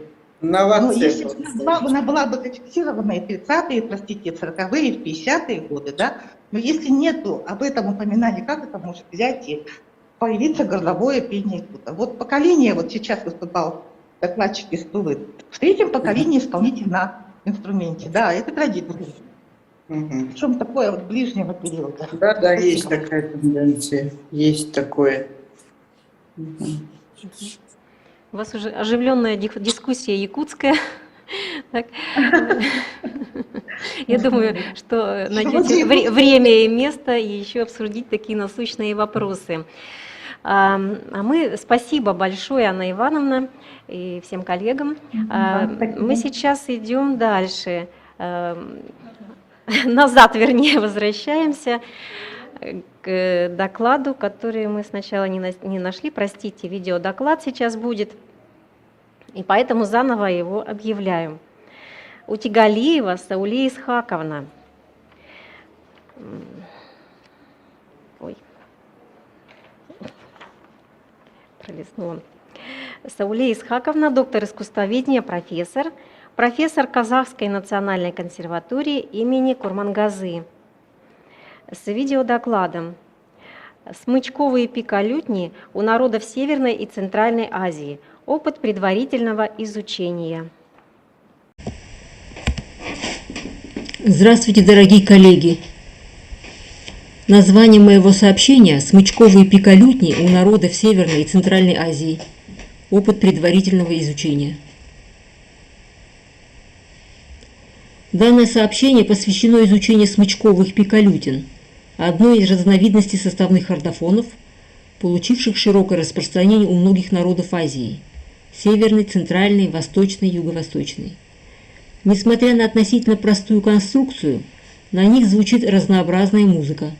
Эти инструменты отличаются удобством в исполнении и подвижностью. Нами дается общая характеристика пикалютин. Затрагиваются вопросы их происхождения и современного бытования, в том числе на территории Центральной и Северной Азии. В изучении этого вида хордофонов мы опираемся на комплексный подход, позволяющий рассматривать их всесторонне, учитывая контекст функционирования. Обращаемся к сравнительно-типологическому, сравнительно-историческому, а также системно-этнофоническому Мациевским методам. Используются труды по общей этноорганологии Хорнбостель, Закс, Благодатов, Вертков, Вызга, Мациевский, посвященные смычковым хордофонам у разных народов Азии в целом, Бахман, Мишкерис, Алендер, Утигалиева и пикалютням в частности Дашиева, Сиськова, Сузуки и Шейкин. Дополнительные сведения о музыкальных инструментах подчеркнуты из разных источников, в том числе трактатов о музыке Средневекового Востока, Агаева, Малькеева и словарей. Общая характеристика. Смычковые пикалютни встречаются у тюрков, тувинцев и монголов, включая бурят, ряда народов Приморья, Преамурья и Сахалина, Уде, нанайцы, орочи, нивхи, весьма популярны в Китае, на Тибете, Корее, Японии, а также известны в Юго-Восточной Азии. Они бытуют под разными названиями. Бызаанчи у тувинцев, хучер у бурят-монголов, дюлянки, уде, дуучеке, нанайцы, дуду-манку, орочи, тин, тынгрык, нивхи, семейство хуцинь, в том числе эрху у китайцев, пиванг у тибетцев, хэгым у корейцев, кокин у японцев.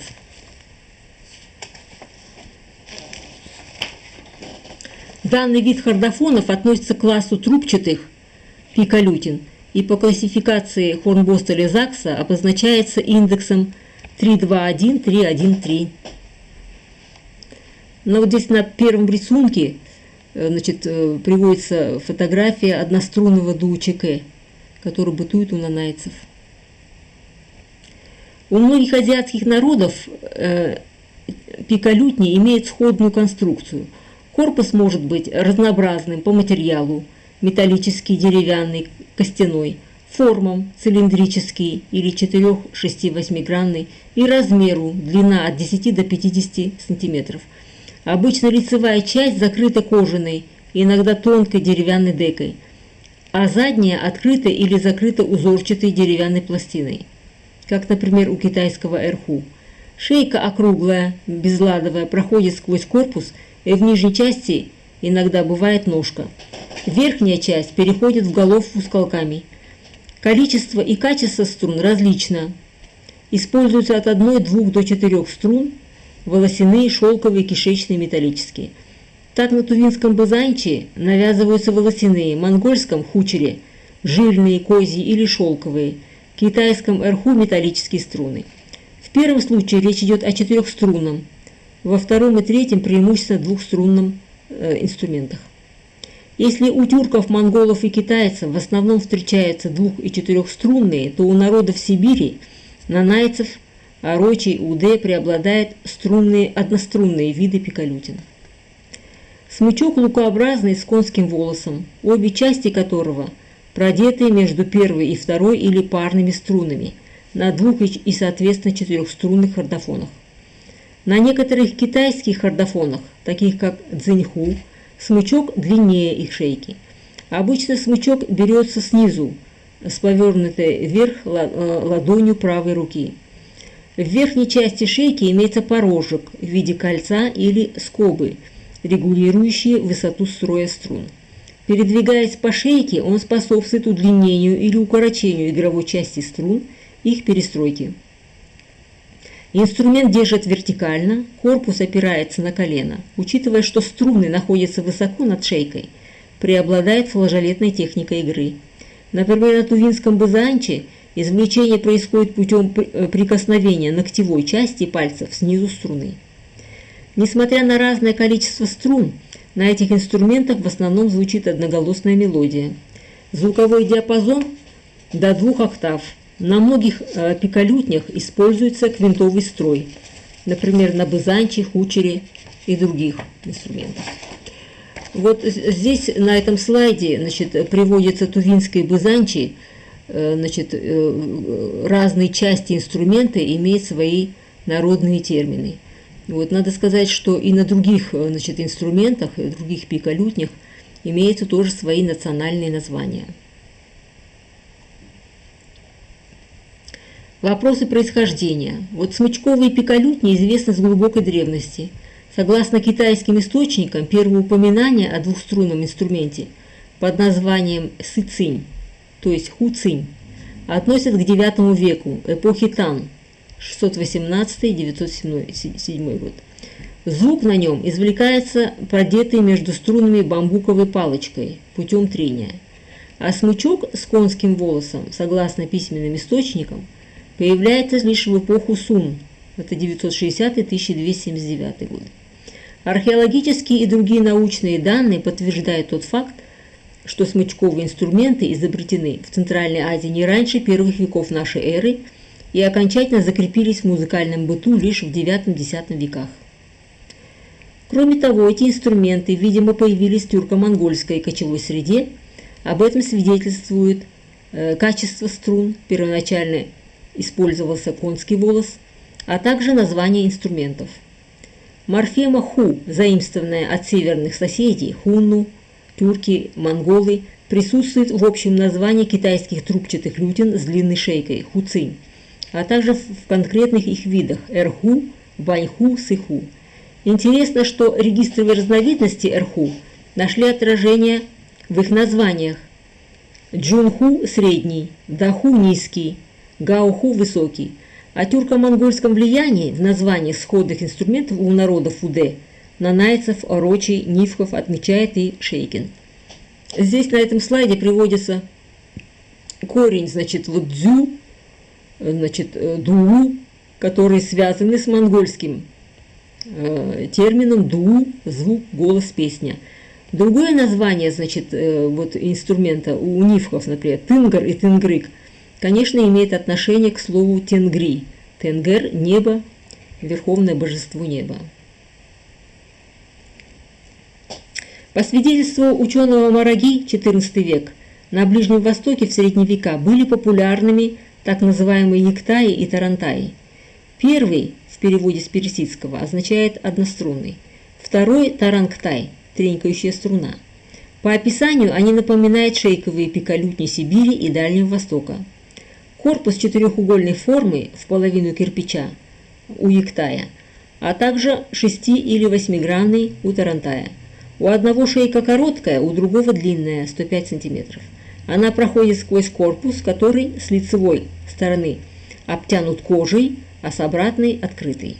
Оба хордофона имели одну волосяную струну и, по сведениям Агаевой, использовались жителями Рума, то есть Малой Азии, ныне территория Турции. Особенности современного бытования. В музыкальной практике азиатских народов эти инструменты используются разнообразно в сольном, ансамблевом и оркестровом музицировании. Однострунные пикалютни, дзюлянки, дуучике народов Сибири и Дальнего Востока отличаются флажолетно-фальцетным тембром. Используется общая программа придания, сопровождающая практику музицирования. Преобладают наигрыши, плачи, по сведениям Шейкина. У китайцев смычковые семейства хуци входят в группу оркестровых и ансамблевых.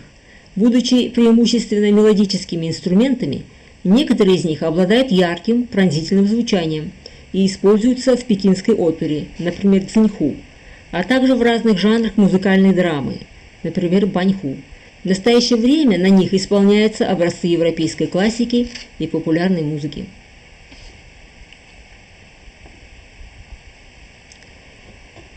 У тюркских народов, значит, например, у тувинцев, бызанчи звучит в сольном и ансамблевом музицировании.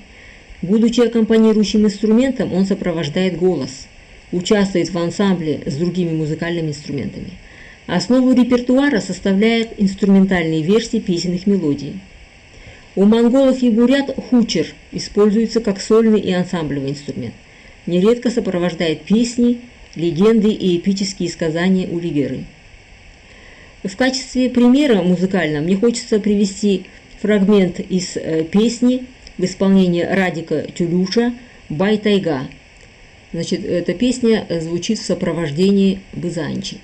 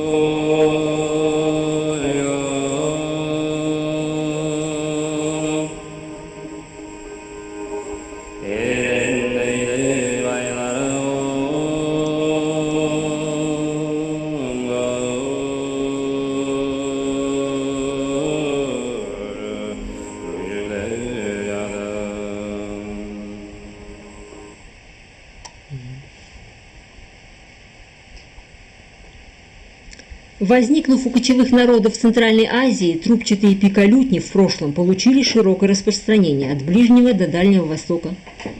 В настоящее время в Египте, странах Северной Африки они оказались вытесненными другими струнными инструментами, близкими к кеманче, например, рибаб. Смычковые пикалютни с волосяными, одной, двумя, четырьмя струнами сохранились у народов Сибири и Дальнего Востока. В отличие от казахов, киргизов, узбеков и каракалпаков, у которых популярными стали фрикционные чашечные шейковые лютни, тип хобыза, у тюрков Южной Сибири и монголов наряду с ними активно бытуют и пикалютни. Спасибо за внимание. Спасибо вам, уважаемая Сауле Исхаковна, за прекрасный доклад, интересный. Давайте послушаем, какие у нас будут вопросы. В чате там, кажется, нет. Коллеги, подключайтесь. Ну, пока думают, можно я вам тогда задам вопрос. Вы упомянули, что вот у, кажется, Берзанчи есть общая программа предания. Вот что вы имеете в виду? Что такое программа предания? Поясните, пожалуйста. Это не Бызанчи, это вот то, что пишет Шейкин у вот этих народов, значит, при Амуре. У них есть такая, значит, такие наигрыши предания, да, и они, значит, исполняются на этом, ну, как это музыка и слово, связанная музыка со словом, они исполняются на этом, значит, инструменте. Это он рассматривает как раз вот такие монохорные, как бы, напевы. Вот. Я еще хотела сказать, конечно, у меня было не так много времени для вот изучения этой, собственно говоря, проблемы, сказать о том, что, вот, видите, это вот вообще пикалютин как бы по классификации Хорнбостеля и Закса много разных видов, но вот именно трубчатые пикалютни привлекли в мое внимание, потому что у нас в нашем регионе такого инструмента как бы не сохранилось. Хотя у нас есть такой инструмент, как гиджак, например, или, значит, кеманча у кавказских народов. Это тоже вид как бы пикалютни, но только он не трубчатый. И эти инструменты, они пришли к нам как бы с Ирана. Вот. А наши как бы вот эти тюрко-монгольские варианты у нас почему-то не сохранились. Хотя у нас такой регион, как вы понимаете, он такой как буферный регион. В нем как бы все перемещалось с севера на юг и с запада на восток, и с востока на запад. То есть как бы что-то, какие-то следы должны были сохраниться такого инструмента. У нас такой инструмент, как кылкобыс, например, но это шаманский инструмент. Он такой ритуальный, и, в общем-то, он для него исполняется, на нем исполняется только в основном казахские кюи, и он не такой, как бы, я бы сказала, гибкий. И вот в связи с оркестром, значит, созданием оркестров народных инструментов у нас появился такой усовершенствованный, так называемый прима-кобыс, который вот заменяет вот эту такую скрипку. Это же вот хучер, это тип скрипки как бы, такой очень подвижный. И вот у нас только вот такой, ну не свой как бы инструмент, а вот такой европейского типа, что ли, оркестровый. Поэтому меня эта проблема с этими инструментами как-то заинтересовала, потому что когда изучаешь специфику инструментария нашего центральноазиатского или бывшего среднеазиатского региона, то обращаешь внимание не только на то, что есть, но на то, чего нету. Вот. А вот таких инструментов, как хучер, например, или бызанчи, у нас вот, к сожалению, нету. Спасибо. Ага. Спасибо. Можно Это как дополнение вопрос, к да? выступлению. Да, конечно. Скажите, Да, пожалуйста, как в Алматинской консерватории ведется ли преподавание вот на подобных инструментах обучения? И какую вы вписываете квалификацию в диплом выпускникам, если преподается?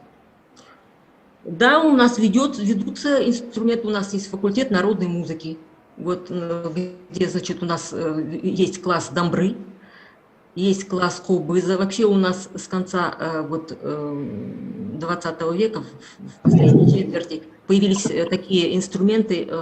Раньше у нас кобыз и дамбра были, так сказать, такие наиболее популярные, но вот с конца 20 века появились такие так называемые фольклорные инструменты, и классы по этим инструментам, как сабызга, вот, значит, житыген, вид цитры, сассырнай, вот, щертер, то есть и класс кыл-кобыза. У нас вот два кобыза. Один кыл-кобыз, который с волосяными струнами, вот, как игил, например, ну, сходный с игилом. И такой, значит, оркестровый инструмент, как прима-кобыз. На всех этих инструментах у нас ведется обучение, и мы даем такую специализацию, значит, как исполнитель, артист, значит, преподаватель, вот по данному виду инструмента. И мы сейчас очень большое внимание уделяем вот именно возрождению традиционных музыкальных инструментов и исполнительству на традиционных инструментах, расширению, так сказать, их вот такого круга участия в музыкальной культуре современного Казахстана. Угу. Там вот вопрос еще есть у Ольги Новиковой. Да? Угу. Я ответила на ваш вопрос, кто вот задавал. Угу. Это был вопрос Татьяны Да, Владимировны спасибо. Павловой. Хотела встречный вопрос. Да. По поводу, как активно композиторы внедряют в свою творческую практику эти инструменты. Ну, вы знаете, вот наши композиторы, вот раньше как-то они все время ориентировались, ну, была такая политика, и вообще было такое государство, Советский Союз, но вот уже с приобретением независимости они, так сказать, наши композиторы стали ориентироваться на нашу традиционную музыку тоже. Вот, я знаю, что многие композиторы, например, они создают специальные даже сочинения, например, для этого житыгена, или специальные сочинения для сассырная. Вот, и даже в произведениях, так сказать, европейского такого направления, ну, симфоническая там поэма, или, значит, произведения для вот, оркестра, вот, они включают какие-то наши тембры, ну, тембры наших национальных инструментов. Вот это очень нехорошо, что они как-то это постигают, потому что вот инструменты, которые вот открыл Булат Шамгалиевич Сарыбаев, он их возродил. Около 30 новых инструментов он возродил вот в последней четверти 20 века и ввел в музыкальную практику, вот варган, например, который у нас называется шампобас и другие. Для этих инструментов, для многих, во всяком случае, нужен репертуар же. Да. Вот что-то они, значит, перекладывают, значит, какие-то инструментальные кьюи, вот для, ну, дамбра тяжело, это кобыза, например, вот, или какие-то песни они перекладывают для этих инструментов, тем самым расширяя репертуар. Но в то же время и наши казахстанские композиторы тоже этому уделяют внимание и что-то создают для этих инструментов. Это очень важный такой момент, потому что надо же, чтобы этот инструмент как-то функционировал. И они не просто вот возродили, у нас есть и педагоги, и они, как и ученые, исследователи, создающие, мастера этих инструментов создающие, они пытаются как-то дореконструировать эти инструменты, то есть расширяют их звуковой диапазон. Ну, например, сассырнай был, например, у нас только с 5-6 отверстиями, а теперь уже с 9 отверстиями. Понимаете, да? То есть они как-то пытается вот вдохнуть как бы новую жизнь вот в эти традиционные старинные музыкальные инструменты. Да, спасибо большое. Ольга Владимировна, Спасибо. пожалуйста, ваш вопрос. Спасибо. Сауле Исхайловна, спасибо за доклад. У меня, не знаю, то ли вопрос, то ли реплика. Вот у вас в презентации было написано, что Хучир сопровождает эпос у бурят и монголов. Легенды. Про монголов ничего не могу сказать, но у бурят ни разу не слышала, чтобы легенды или эпос сопровождались хучиром. Легенды вообще не слышала с сопровождением инструментов. А хучир у меня ассоциируется скорее с каким-то светским инструментом. Хур сопровождает эпос, и хур, у него очень высокий статус аксиологический в культуре, потому что это инструмент сказителя. Вот, в отличие от хучира, который в моем представлении больше не с эпической, а скорее там, с песенной традицией связан, допустим, с какими-то более светскими, если так можно выразиться, ситуациями. Вот мне кажется, Да. это очень важное уточнение по поводу статуса инструментов в культуре. Ну, может быть, у вас есть какие-то сведения, которых я не знаю. Вообще бурятские музыкальные инструменты – это белое пятно в бурятоведении. Да, спасибо Вот. большое за... Очень мало про них известно. Да, спасибо большое за реплику. Я хочу сказать, что я вот в изучении вот этого инструмента ориентировалась на труды Дашиевой, если вы знаете, Лидия Дашиева. У нее есть книжка по, значит, бурятской музыке народной. Там есть и обрядовые, так сказать, значит, обрядовые песни, все, ну и по инструментам тоже. Вот на ее исследования, а также на ее статью специально по вот этому инструменту в, значит, энциклопедии «Музыкальные инструменты», которая вышла в Москве в 2008 году.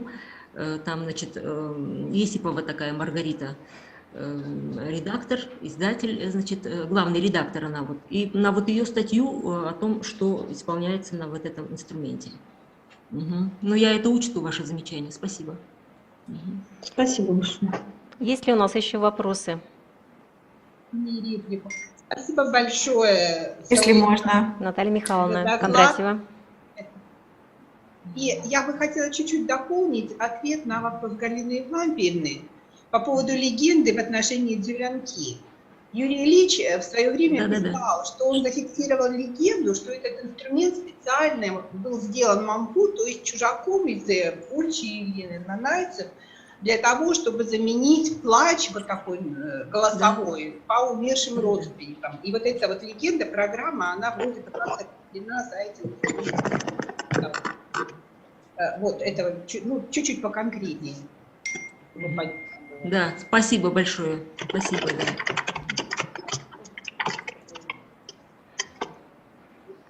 Да. Еще тоже коротенький вопрос. Да, пожалуйста. Пожалуйста, Да, я вот вслед за предыдущим вопросом тоже хочу спросить по поводу хучира, который упомянут как калмыцкий инструмент. Тоже с такой же просьбой, потому что, возможно, действительно какие-то материалы прошли мимо меня, потому что у меня сложилось впечатление, что в настоящее время хучир – это вот то, что называется модернизированный, привнесенный инструмент, который начинает широко культивироваться именно в таком какой-то профессиональной деятельности. И, насколько я знаю, каких-то этнографических описаний именно по хучиру вот никогда мне не попадались. Может быть, вы мне тогда подскажете, в какую сторону мне смотреть? Потому что это действительно трудная тема с инструментами. Ну да, спасибо. Я хотела сказать, что вот по монгольским инструментам, вернее, по калмыцким музыкальным инструментам я вот недавно ознакомилась с статьей, по-моему, она есть в интернете, и там есть про вот хучир. Вот знаете, сейчас вот, к сожалению, надо было мне как-то выписать, но если что-то, я вам могу послать ссылку на эту статью, она есть в интернете. Вот о калмыцких музыкальных инструментах, в том числе и о хучире. Вот я ее тоже внимательно посмотрела, потому что мне это интересно было, что вот именно о ваших инструментах мало же есть литературы. Угу. Я ответила на ваш вопрос. Так, она же... Если больше вопросов нет, то поблагодарим Сауле Исхаковну за очень хороший доклад, такой добротный, все системно изложено и очень много информации. Я думаю, что всем, кому интересна эта тема, могут вернуться, просмотреть эти материалы и, может быть, задать еще какие-то вопросы. Да. Спасибо вам большое. Ой, не слышно микрофон. Ну, я включен у меня микрофон. Да, я все, микрофон это у нас. все время... Я хотела поблагодарить вот организаторов за прекрасную конференцию и за то, что вы, так сказать, пригласили специалистов вот из нашего региона. И мне кажется, в общем-то, ну, развитие нашего современного этномузыкознания, ну и развитие как нашей вот музыкальной тюркологии, как направление нового, и также вот изучение культур, традиционных культур народов Сибири вот, в целом, значит, связано с нашим вот таким сотрудничеством. Мне кажется, если мы будем с вами как-то больше встречаться на разных площадках, на ваших, на наших, то, мне кажется, какие-то результаты и достижения в нашей науке, Безусловно. я надеюсь, будут. Большое вам за это спасибо. Вот, и я всем, так сказать, всех рада видеть. Здесь вот есть коллеги, которых я знаю. Вот, и очень рада, что у нас прозвучали разные очень интересные сообщения. Спасибо вам большое за приглашение. Спасибо вам за участие. И впредь, может быть, получится, что приедете к нам. Хочется, наконец, чтобы закончилось уже это время такого дистанционного общения и быть всем друг к другу ближе. Спасибо. У нас следующий доклад Анны Семеновны Ларионовой. Якутск. Анна Семеновна, доктор искусствоведения, доцент, главный научный сотрудник Института гуманитарных исследований и проблем малочисленных народов Севера Соран, профессор Высшей школы музыки Института Республики Саха-Якутия имени Босикова. Тема доклада – ритмическое соотношение слова и музыки в песенной традиции якутов по материалам Вилюйской экспедиции Жиркова 1943 года. Пожалуйста, Анна Семеновна.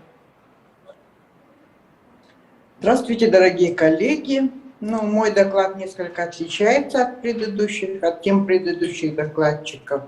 И поэтому я хотела бы немного вернуться к тому, что конференция наша посвящена 90-летию Александра Бадмаевича Сактоева. И вот очень жалко, что мы не видимся сейчас, разобщены из-за этой пандемии. А в то время мы работали конкретно вот лицо в лицо, что называется, глаза в глаза. Во всяком случае, я тогда только закончила консерваторию, меня привлекли к работе над томом «Якутские народные сказки». И я непосредственно работала со всеми из членов редколлегии, в частности, и с Александром Бадмаевичем Сактоевым, когда он приезжал в Якутск. Я помню, его поселили совершенно в маленькую комнатюшку в гостинице «Лена». Я к нему приходила, и мы с ним работали над сказками. Также и Юрий Иванович Смирнов, царство ему небесное, тоже меня консультировал по поводу северных сказок, поющихся. Вот. Очень тесно я работала с Виктором Михайловичем Гацаком. К сожалению, сейчас нет с нами, конечно. Ну и, естественно, с Эдуардом Ефимовичем Алексеевым. И вот эта работа над томом переросла в конце концов, что он стал моим руководителем по кандидатской диссертации. И вот сейчас мне, конечно, всех их не хватает, особенно Эдуарда Ефимовича. Он вот ушел в этом году. И для меня это, конечно, я пока нахожусь в растерянности, что называется. Но именно из этой работы выросло большое количество ученых, этномузыковедов. Конкретно я тоже сама заинтересовалась наукой, именно работая над томом «Якутские сказки». Вот. И, думаю, продолжение работы над томом тоже будет способствовать появлению новых ученых. И мой доклад связан, конечно, с моей новой темой «Мир», которую мы приняли в этом году. В частности, это, конечно, связано с поэтикой якутского фольклора. У нас отдел литературы и фольклора. И я вот, в частности, веду музыковедческую часть в этой теме. Вот. В якутском фольклоре, как известно, большое место занимают песни, которые присутствуют буквально во всех жанрах. При этом песенный жанр, как известно, тоже является синкретичным в своей основе, и в нем важную роль выполняет нерасторжимое единство речи и пения. Взаимодействие слова и музыки в якутском фольклоре исследовали Эдуард Ефимович Алексеев и Надежда Николаевна Николаева. По Эдуарду Ефимовичу Алексееву песенная мелодика по существу неотделима от словесной речи. Как бы широко ни было распето слово в вокальной мелодии, оно не может восприниматься вне своих речевых связей. Тем более, что народный певец никогда и не стремится к подобному преодолению словесной речи. Особенно на ранних этапах мелодического творчества, когда смысловая сторона песенного текста нередко остается чуть ли не главной заботой певца. Из-за такой тесной связи музыки и слова в якутской традиционной письменности каждому слогу вербальной части соответствует музыкальный звук или распев. Стержневым и объединяющим понятием в организации поэтической речи и мелодики в раннефольклорно-мелодическом пении является ритм. Так Николаева подтверждает, в фольклорном песенном творчестве слово и напев тесно взаимосвязаны. Ни напев народной песни, ни ее поэтический текст не существовали порознь. Исходя из такой органичной неразрывности сторон целого, ритм напева следует рассматривать в единстве ритма стиха. В исследованиях Эдуарда Алексеева и Надежды Николаевой ритм якутских народных песен рассматривается с точки зрения сравнения особенностей взаимоотношений ритмики слова и мелодики в различных типах и стилях пения саха. Надежда Николаева в качестве методики изучения связи слова и музыки использует трехстрочный анализ нотного и словесного текста, разработанный еще Виктором Михайловичем Беляевым. В данном подходе в верхней строке представлен свободно собственный нотный текст напева. Средняя строка – это ритм словесного текста в виде одной линии, на которой выписана только длительность пропетого слога словесного текста. А нижняя строка – это уже непосредственно словесный текст песни. На основе проведенного анализа автор утверждает, что в джерити при ленской традиции ритм является одним из активных выразительных средств, противовес строгой экономии ритмических ресурсов, обнаруживающей себя в вилюйской манере. Ритмика приленского стиля пения многообразна и сложна. Ее орнаментальный характер достигается сочетанием и сопоставлением ярких, выпуклых ритмических рисунков. Анализ ДГРНР показал с использованием такой аналитики несколько иную картину. Николаева приходит к выводу, что в ДГРНР, имеющем свободный поэтический стих, четкий метроритм напева выступает организующим началом, подчинившим себе поэтический текст песни. Ритмическое соотношение слова и музыки в песенной культуре якутов необходимо проследить по наиболее ранним записям якутского песенного фольклора, в которых зафиксированы наиболее традиционные образцы якутского пения, чтобы выявить эту связь именно в архаическом пении саха. Благодаря чему можно выявить связи речи и напева именно фольклорного типа. Первые нотные записи якутских традиционных напевов планомерно и полно произвел выдающийся общественный деятель Якутии, первый профессиональный якутский композитор и музыковед Марк Николаевич Жирков, который в 1943 году организовал вилюйскую экспедицию для сбора якутского музыкального фольклора.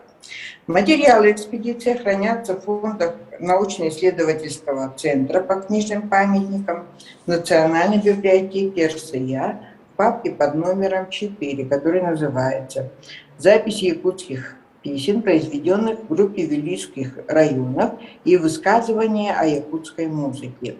И дело номер 4/5 Марк Николаевич Жирков «Записи якутских народных песен, произведенных в группе вилюйских районов».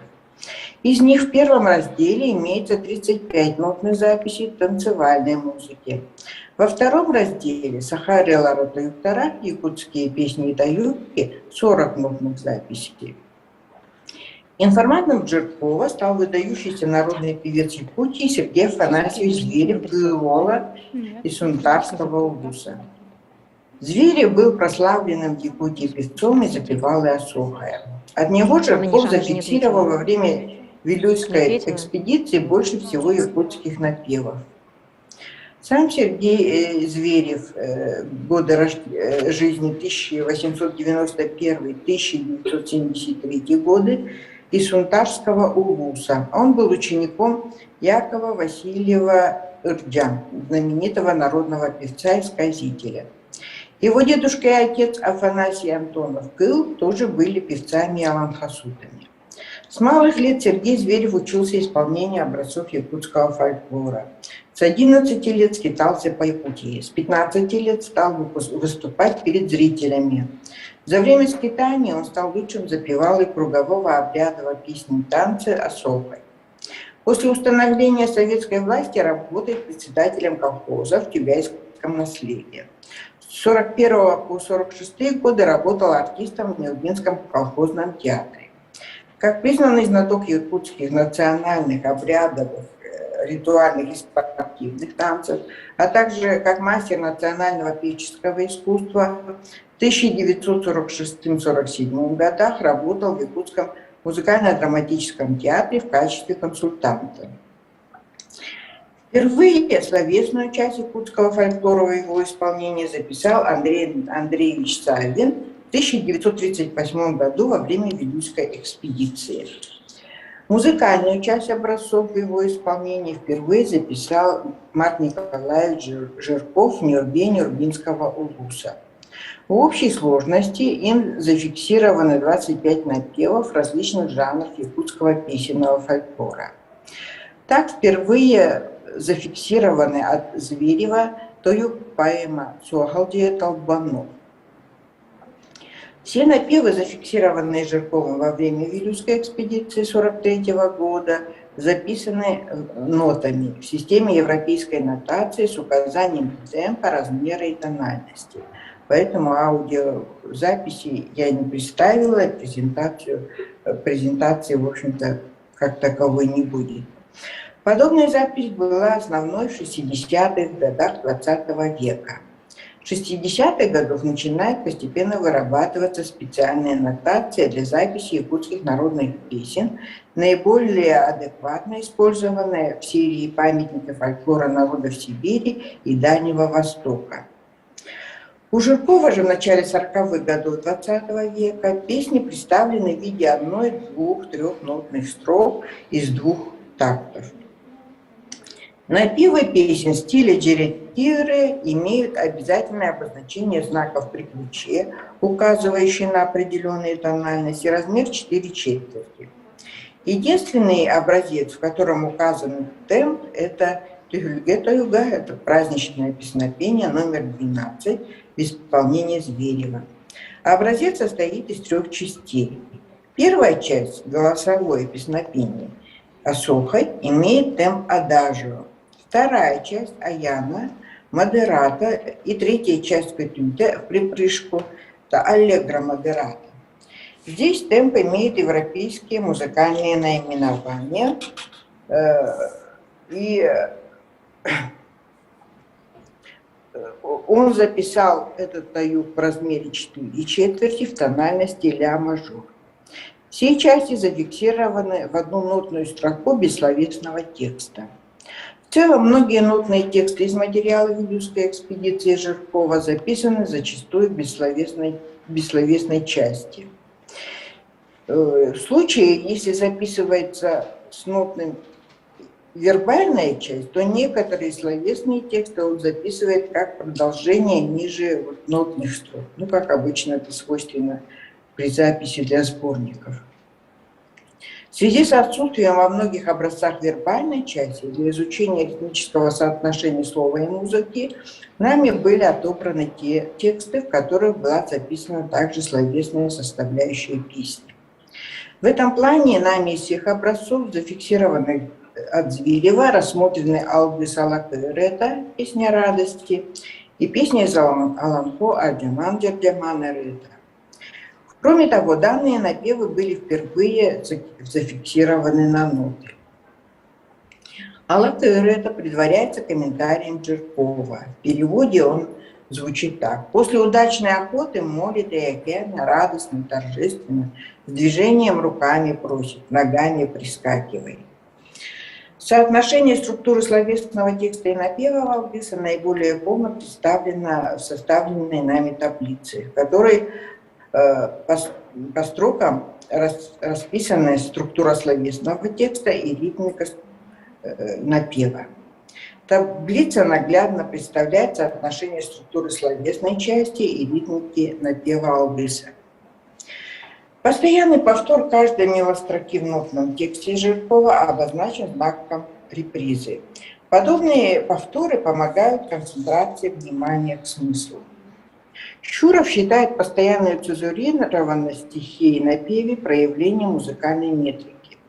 Цезуры в подобных примерах находятся на протяжении всей песни всегда на одном и том же ритмическом времени.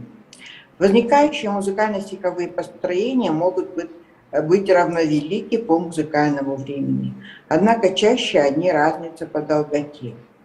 В данном напеве соотношение долгих и кратких длительностей достаточно разнообразно, но в мелодической ритмике семисложник представлен неизменяющейся ритмикой 4 долгих, 2 кратких, 1 долгая. В данном случае нами использован анализ квантитативной ритмики, широко используемый новосибирскими этномузыковедами. Квантитативная характеристика музыкальной ритмики здесь основана на чередовании кратких и долгих слоганов. Десятисложник в виде 2 плюс 2 плюс 3 плюс 3 представлен той же ритмикой напева, которая характерна для семисложника, но с добавлением каdenционной части ритма 2 кратких и 1 долгую, повторяя этим каdenционный ритм напева в семисложнике.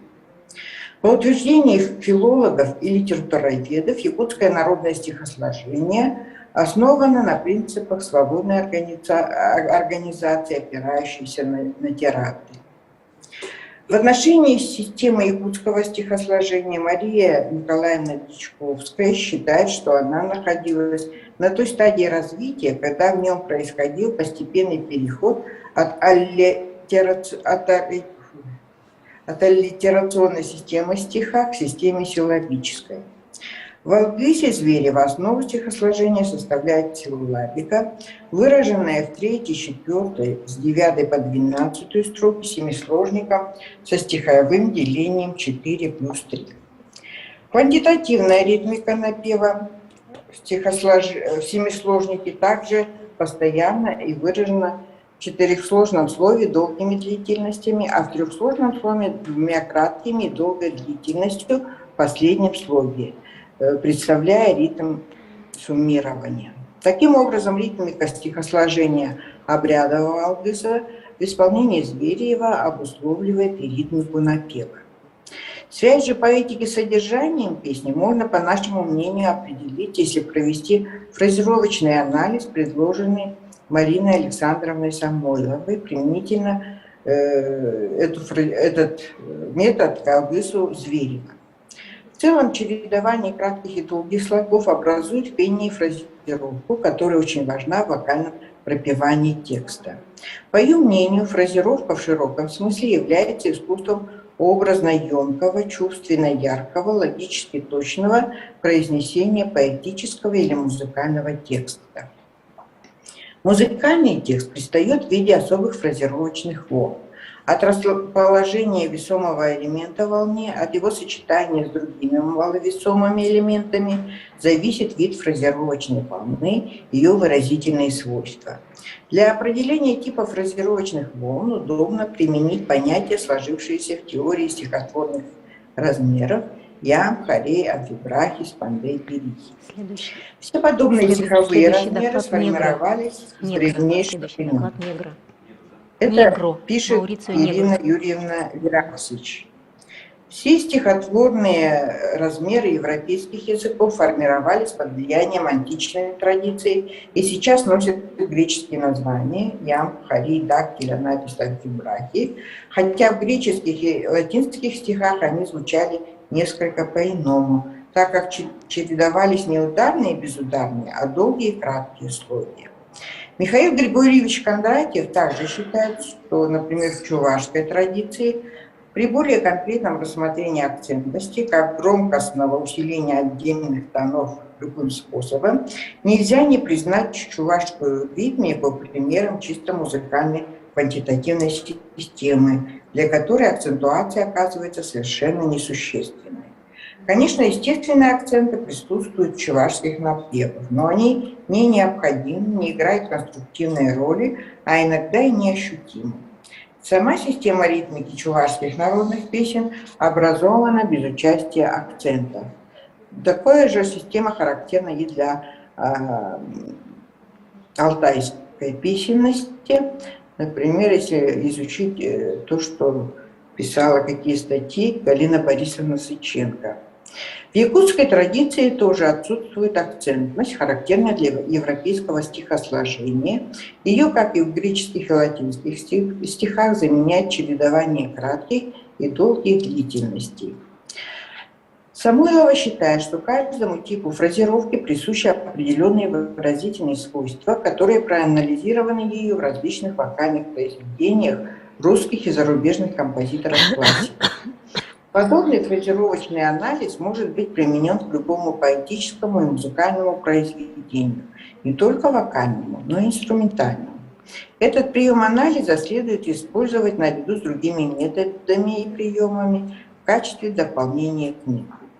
Если использовать фразировочный анализ, предложенный Самойловой по отношению к Алгису Зверева, то ритмическая структура напева представляет собой хорей, который, по словам Самойловой, символизирует непреклонность, самоуверенность, бескомпромиссность.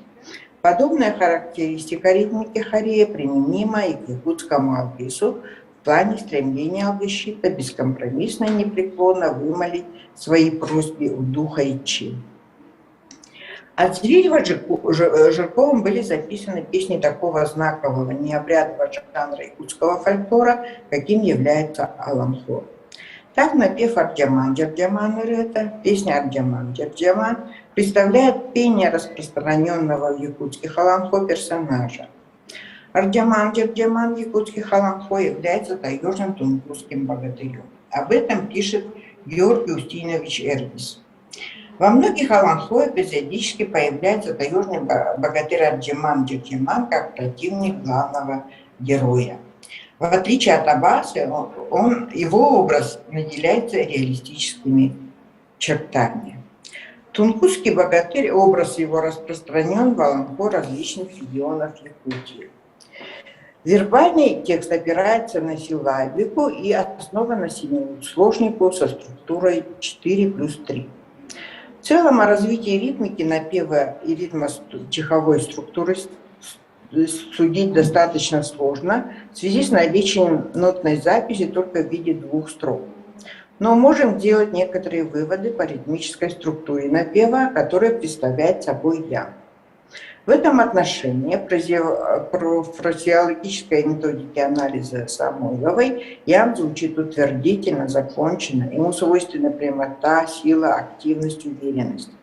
Если мы используем данные описания применительно к напеву Аланхо, то оно соотносится с характеристикой персонажа и дополняет ее в описании таежного богатыря. Таким образом, сравнение соотношения слогового ритма стиха и квантитативной ритмики напева обнаружило прямую связь слова и музыки, а фразеологическая методика анализа текста показала, что ритмическая структура напева подчеркивает функциональную специфику обрядового жанра алгис с его обращением за помощью к духам и чин, а также помогает более полному раскрытию характеристики персонажа в Аланхо.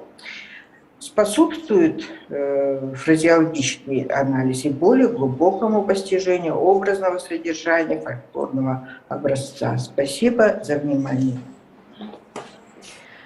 Спасибо, Анна Семеновна, за содержательный доклад. Правда, сложновато воспринимаемый на слух. Все эти схемы с краткими и долгими и многосложниками очень трудно абстрактно представить. Но у нас тут есть специалисты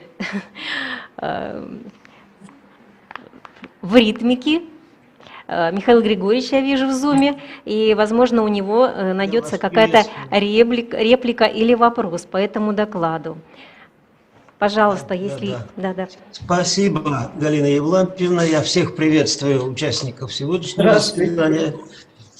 К сожалению, в 6 утра я еще не мог начать, когда у вас 10 было, но где-то в середине я включился. И приветствую Анну Семеновну Ларионову. Очень, можно сказать, такой обширный обзор проблем взаимосвязей. И мне кажется, даже излишне обширный, потому что надо, видимо, выбрать, с моей точки зрения, какую-то стержневую основу якутской ритмики. Когда вы говорите, допустим, о квантитативности, вы приводите только одну формулу. Значит, 4 долгих, 2 кратких и 1 долгий. Это единственная формула? Вот вопрос. Или есть еще? Я думаю, есть еще, но в этом плане я, конечно, еще не рассматривала напевы якутской традиционной песенности. Но думаю, вот тот доклад, который я позавчера прослушала у вас, да? Или вчера это было? Позавчера, кажется.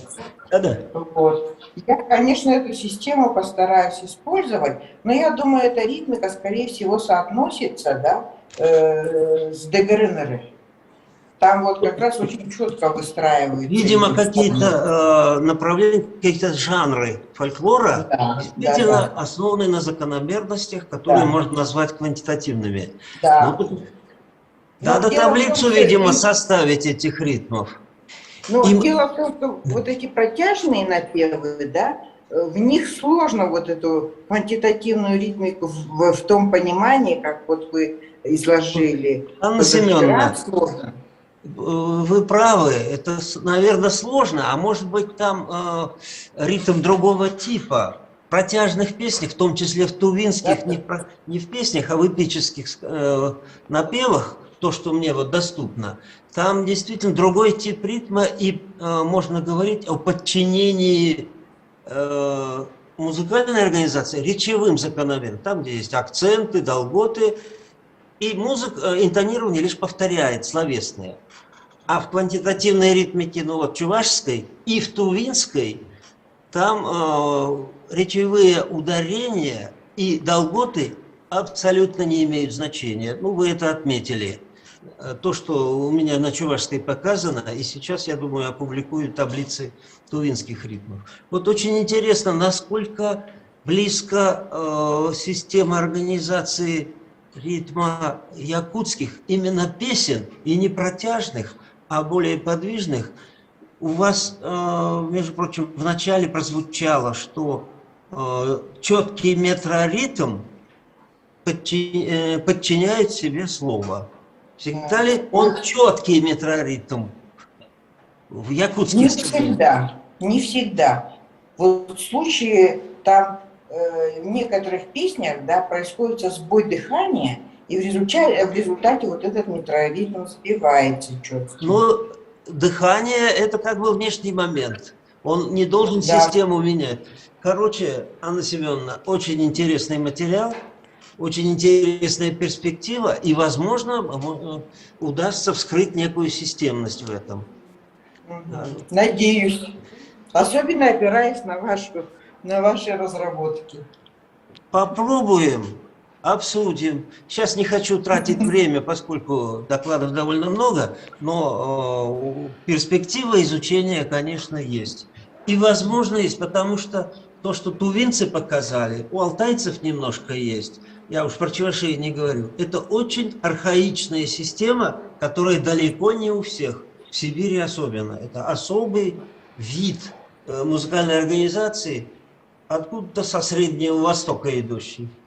Но мне кажется, это связано с тем, ну это чисто гипотетически я предполагаю, что связано с тем, что где нет акцентной ритмики.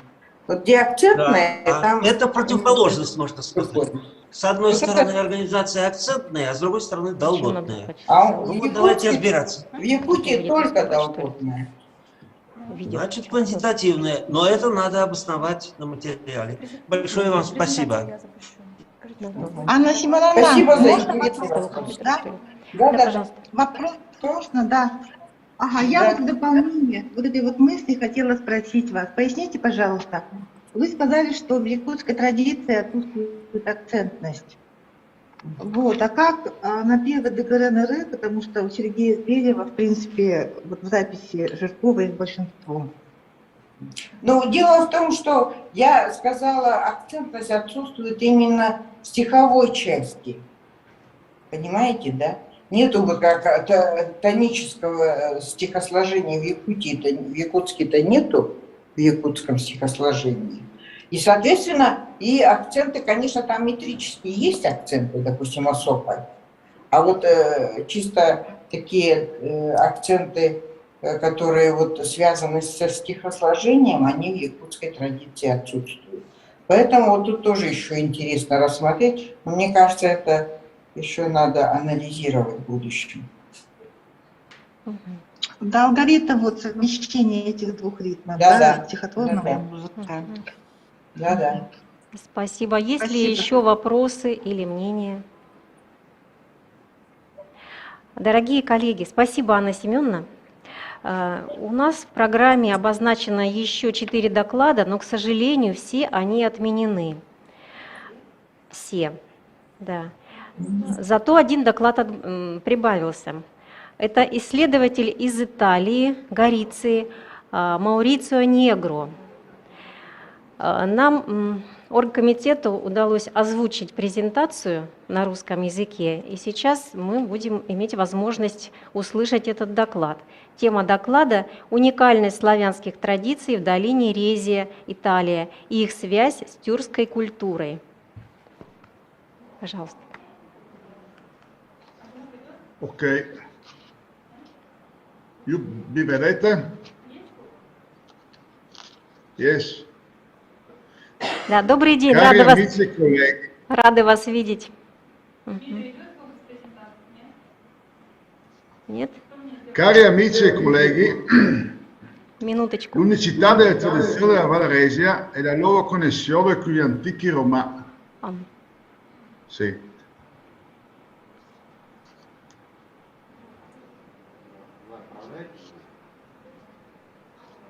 Представляю доклад Маурицио Негро «Уникальность славянских традиций в долине Резия, Италия, их связь с тюркской культурой». Дорогие друзья и коллеги, темой моего доклада является уникальность музыкально-танцевальной традиции Валь Резии и ее связи с тюркской культурой. Я намерен познакомить вас с этой региональной этнической традицией Италии. Носители этой традиции живут на расстоянии около 100 километров от моего дома. На слайде вы видите природный парк Джулиан, предгорье Альп в долине Резия. Жители этой долины сильно отличаются от кого бы то ни было в мире, и образ их художественного самовыражения уникален. Говорят, что народность происходит с Востока. В силу своей специфичности, традиция Валь Резии с 1790 года является постоянным объектом изучения исследователей всего мира. В 1773 году профессор Петербургского университета Иван Бодуэн де Куртене начал весьма глубоко работать над различными лингвистическими, антропологическими, социологическими, музыкальными, экономическими и другими аспектами, характеризующими народность Резии. Он подолгу бывал в долине. Цельную переводческую, писательскую и поисковую деятельность в области резианской музыки вела Элла фон Шульц-Адаевская, российский музыковед. Она анализировала музыку и звуковую сторону традиции Валь Резии с тем, чтобы понять ее истоки и эволюцию. Делалось это в сравнении со старинной греческой музыкой. Во второй половине прошлого века выдающиеся профессора различных университетов и академий мира опубликовали трактаты и исследовательские работы об особенностях народности Резии. Среди них отмечу Штрайнера, Рамовша, Ратичетова и Равникара. Географическое представление о расположении района Валь Резия представлено на слайде. Географически Валь Резия находится на северо-востоке Италии, у границы с Австрией и Словенией. Название происходит от горной реки, пересекающей долину. Она окружена самыми высокими горами Юлийских Альп, которые ее защищают и обособляют от остального мира. Первые в истории упоминания этого очаровательного места относятся к XI и XII векам. Пребывание на данной территории резианцев, согласно ученым, следует связывать с прибытием на северо-восток Италии славян в VI и VII веках, встречей с фриулами и кельтами, уже живущими в Центральной Европе. Резианский язык считается диалектом славянской группы. Вековая изоляция народности Резии позволила ей держаться ближе к корням, и наречие передавалось в основном устно.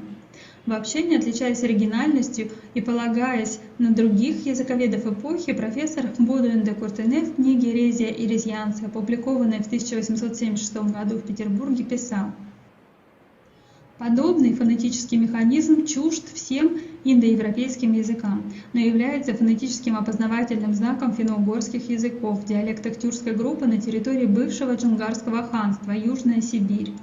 Некоторые схожие фонетические данные можно найти в якутском, татарском, чувашском, венгерском, мордовском. В связи с особым географическим положением брезьянцы, будучи замкнутыми в долине, сохранили нетронутым кладезь народной культуры и донесли его до нас практически без изменений. Это культурное богатство, включая язык, музыку, танцы, песни, сказки, традиции и обычаи, придает Вальрезии исключительность и не имеет аналогов нигде в мире. Сейчас нужно видео поставить. Видео какое? Первое.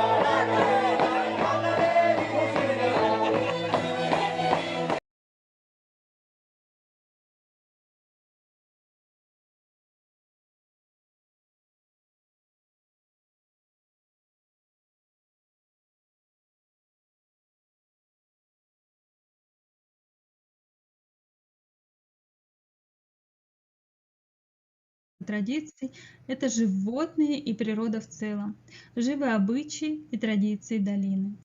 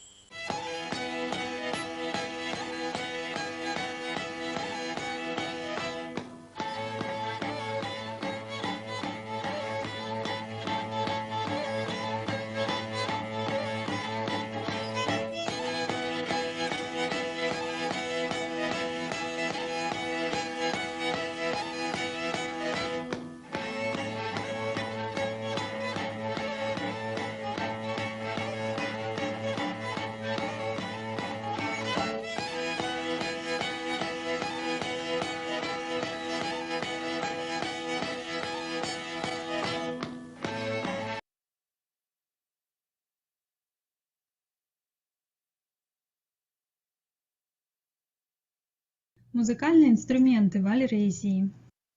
Мне бы хотелось обратить ваше внимание на тот факт, что струнные смычковые инструменты Вальрезии сохранили некоторые весьма древние черты.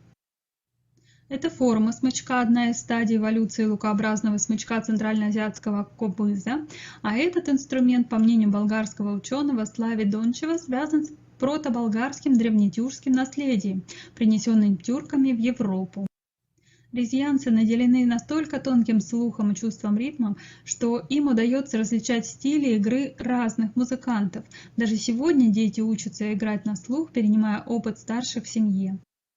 Музыка в долине исполняется исключительно на двух струнных инструментах: цитира, модифицированная скрипка, брунфула, модифицированная виолончель или небольшой контрабас.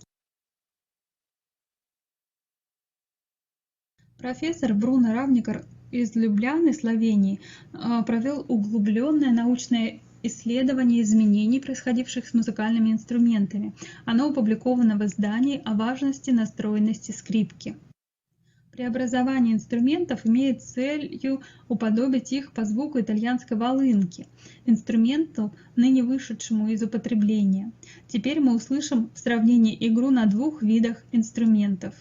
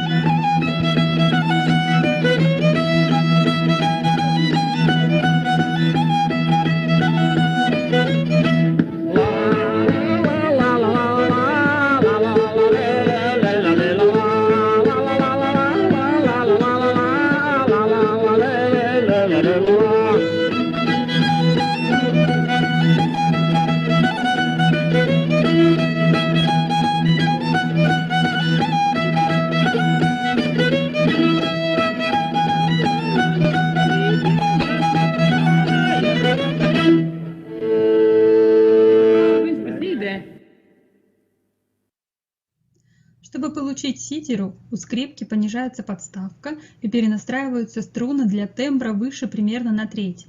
Чтобы струны не рвались, нужно использовать более крепкую пуговку и струны для мандолины. Скрипка перенастраивается в си-бемоль. Чтобы получить бункулу, следует использовать маленький контрабас или виолончель. С инструмента снимается подставка для струн и заменяется на более низкую и из более крепкого дерева. Также и внутреннюю дужку нужно заменить на более прочную, которая смогла бы выдержать одновременно вибрацию 3 струн. На ситере играют только взрослые мужчины, на бункуле может играть женщина или ребенок. Ситера выполняет роль солиста, а бункула – аккомпанемента, однако играют всегда только на обеих вместе, потому что их единство рождает звучание итальянской волынки, подрождающей чантером и бурдоном. Некогда эти два инструмента ремесленники изготавливали в самой долине. Ныне они только сохраняют и приспосабливают инструменты к своей традиции.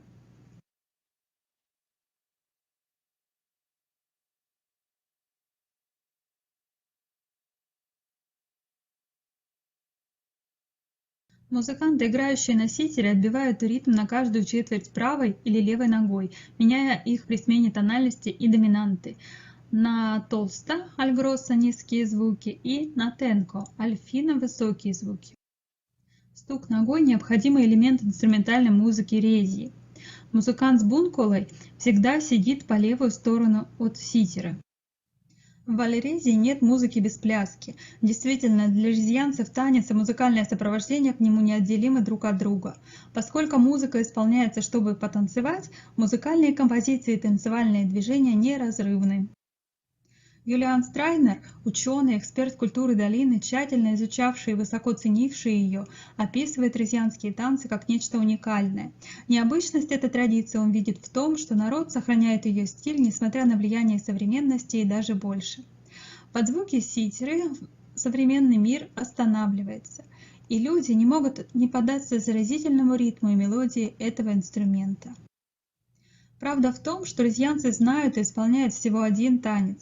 Это художественное явление, которое определяется местными как выражение «плясать по-резиански».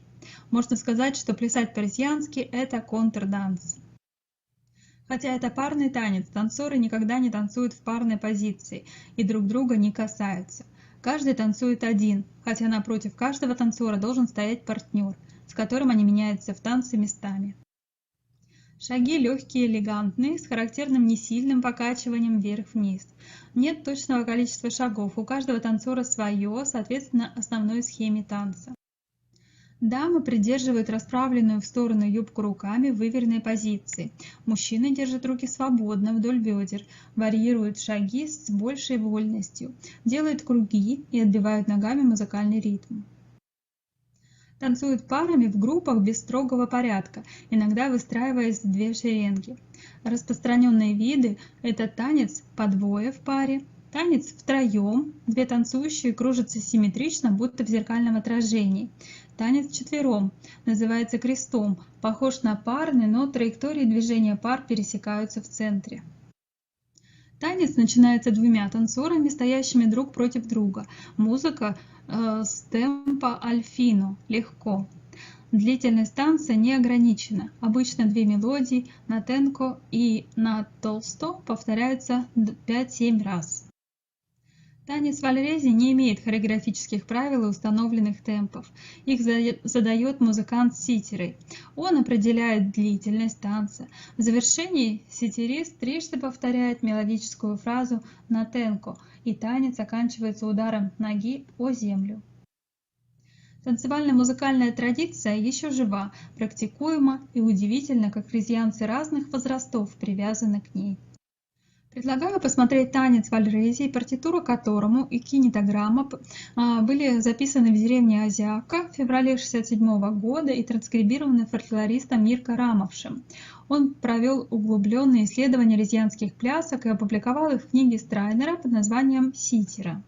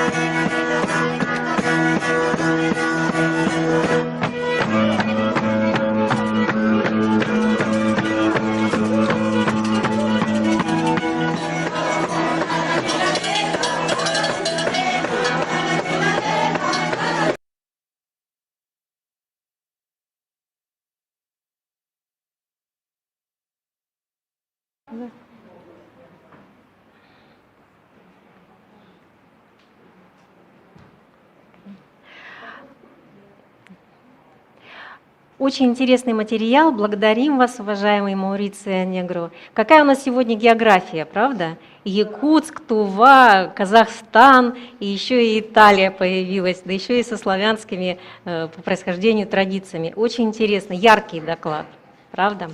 Мне кажется, что сначала, наверное, мы дадим слово славяноведам. Можно я уже переведу, Маури? Ой, Галина Борисовна, да, приветствуем. Можно я переведу Маурицио? Хорошо. Ciao, buongiorno Maurizio e Galina. Io ti voglio dire che piace molto la tua presentazione, dice che geografia abbiamo oggi da Yakutia e Italia. Mi senti, Maurizio? E poi è molto piacere che ci sono quelle tradizioni slave che sono ancora vivi e molto, per noi è molto per tutti noi è molto piacere di sentire questa musica e vedere queste danze. Grazie. Adesso ti mandano domande. Ti traduco. Если позволите, сразу реплику. Кто не включил? Галина Евлампьевна. Маурицио, включите микрофон, пожалуйста. Галя, пока не надо. У меня есть несколько соображений. Михаил Мне Григорьевич. кажется, стоит... Угу. Можно, да?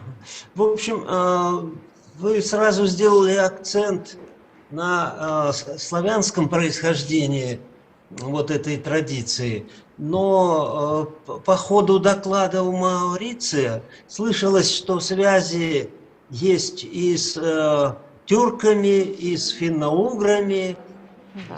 Венгры названы, чуваши, татары и так далее.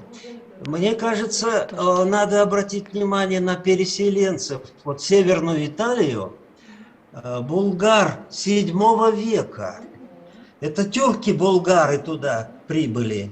Одна из ветвей, значит, была основана Дунайская Болгария, а другая ветвь переселенцев до Италии дошла. Можно я переведу, а то потом забуду. Конечно. Maurizio, professor Kondratiev è di Cipoksare, da Ciuvasce, e lui dice che fa notare che c'erano 2 onde di bulgari di Volga al VII secolo e una onda arrivata fino a Italia, Nord Italia. Sì. Булгари, cioè турки, булгари di Волга. Этим больше всего занимаются современные болгарские ученые. Ну, вот Славе Дончев был упомянут. Но и несколько еще есть исследователей, которые вот эту древнюю историю переселения протоболгар, тюрков, исследуют. Ну вот, пока переведите. Ci sono vari studiosi che studiano questa cosa. А кто они по специальности?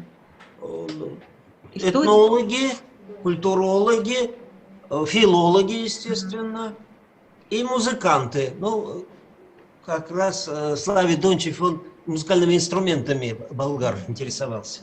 Ci sono etnologhi, linguisti, filologi, culturologi e anche questo Slave Donchev che era musicologo che tu conosci, Maurizio? Ho letto delle sue recensioni che mi aveva mandato la Saida Yelemanova. Он читал его некоторые там, ну не полностью труды, в общем, ему Саида Елиманова присылала ссылки, и он читал кое-какие его вещи. Вот и стоит обратить внимание, потому что в музыкальных примерах, во-первых, те самые ямбические ритмы иногда очень хорошо были слышны. Они, конечно, не только тюрко-болгарские, но характерные, с одной стороны. А с другой стороны, в танцевальных мелодиях так называемая квинтовая транспозиция. Мелодия, значит, повторяется квинтой со сдвигом на квинту. Sì, il professor Kondratiev ha notato che ci sono le strutture ritmiche che sono tipici anche per questa regione di Volga, e poi ci sono struttura di composizione che è basata su trasposizione su quinta, intervallo di quinta. È molto tipico per... Он наверняка знает, кто такой Бела Барток. Certo. Вот Барток занимался проблемой вот этой транспозиции, потому что в древних пластах венгерской музыки такая квинтовая транспозиция, и в Поволжье у марийцев и у чувашей. Такой родственный признак. Allora, posso dire qualcosa? Allora, diciamo che innanzitutto Cheboksary è una bellissima città, sono stato 2 volte a Cheboksary. Он был в Чебоксарах 2 раза. Questa è quello che ho scritto in questa relazione, diciamo che l'ho fatta già da qualche tempo e sono anche andato avanti. Difatti qualcosa ti avevo mandato anche a te, se non sbaglio, e a Mosca il prossimo anno sto lavorando su una nuova, sull'evoluzione di questa relazione, quindi sono andato già avanti con le mie ricerche. Он сказал, что он после традуры сказал, что уже, во-первых, он был в Чебоксаре 2 раза, и ему очень нравится этот город, и, значит, он сказал, что эта презентация уже немного как бы устарела, он продвинулся уже дальше в своих изысканиях, и на следующий год он приедет в Москву. Perché per riuscire a capire la storia di questi popoli sono dovuto partire dalla sociologia. Quindi ho iniziato a capire cos'è successo nelle grandi trasmigrazioni che sono iniziate già nel 3000 a.C., perché non si riuscirebbe a capire altrimenti come questi popoli si sono incontrati. И он хочет глубже еще изучать процесс именно миграции. Он говорит, что этот процесс был еще гораздо раньше, 3000 лет до нашей эры. Вот эти волны какие-то были переселенцев, и надо его изучать очень глубоко, чтобы понять, вот как могло все это перемещаться так далеко. Attraverso la pianura del Kazakistan c'è stato nei millenni un continuo movimento di popoli, sia dall'Asia verso l'Europa che dall'Europa verso l'Asia. И даже в более южном регионе, вот в степях Казахстана, вот весь этот степной пояс, там тоже было большое движение народов, как с запада на восток, так и с востока на запад. Quindi uno scambio di tradizioni, ma anche di lingue, perché la lingua che si parla in questo luogo, nella Val Resia, è unica, è unica. Да, и был обмен и культуры, и языков, и он говорит, что вот этот язык, который именно в долине Рези сохранился, он уникален. Io sto cercando attraverso la musica basica e la danza, i passi basici, di trovare dei collegamenti con l'attuale Siberia, se possibile, per poter andare avanti con le mie ricerche. Угу. Вот он хотел бы найти следы и связи даже вот с регионом Сибири и в своих там будущих изысканиях. Я добавлю, Аджунго Маурицио, на одном из семинаров, где мы были вместе, вот он показывал материалы, в которых мне вот послышалось что-то сибирское, и он был очень, так сказать, воодушевлен, что, но потом мы что-то как-то не опознали, что мне там померещилось, но в общем что-то алтайское такое я там услышала. Вот, но он намерен продолжать эти исследования. Угу. Это очень любопытно, хотя за тысячелетия мало что может материальное сохраниться, вот эти признаки, но не системно, а как принципиальные основы мышления, может быть, все-таки сохраняются. В данном случае все-таки слышно ритмика и структура мелодии. Я думаю, это не случайно. Sì, professor Kondratiev dice che per millenni tutto si può cambiare, ma lui dice che quegli elementi di base come ritmo, struttura della melodia sono conservati secondo lui, anche lui li sente, li vede nel tuo materiale. Sì, è molto interessante, questo svilupperò con la prossima relazione il lavoro che ha fatto Adayevsky.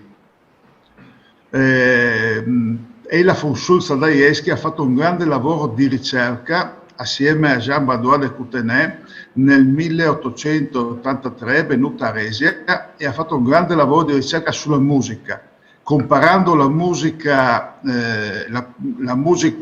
di Resia alle antiche musiche, quindi alle musiche elleniche, per riuscire a capire la struttura di questa musica.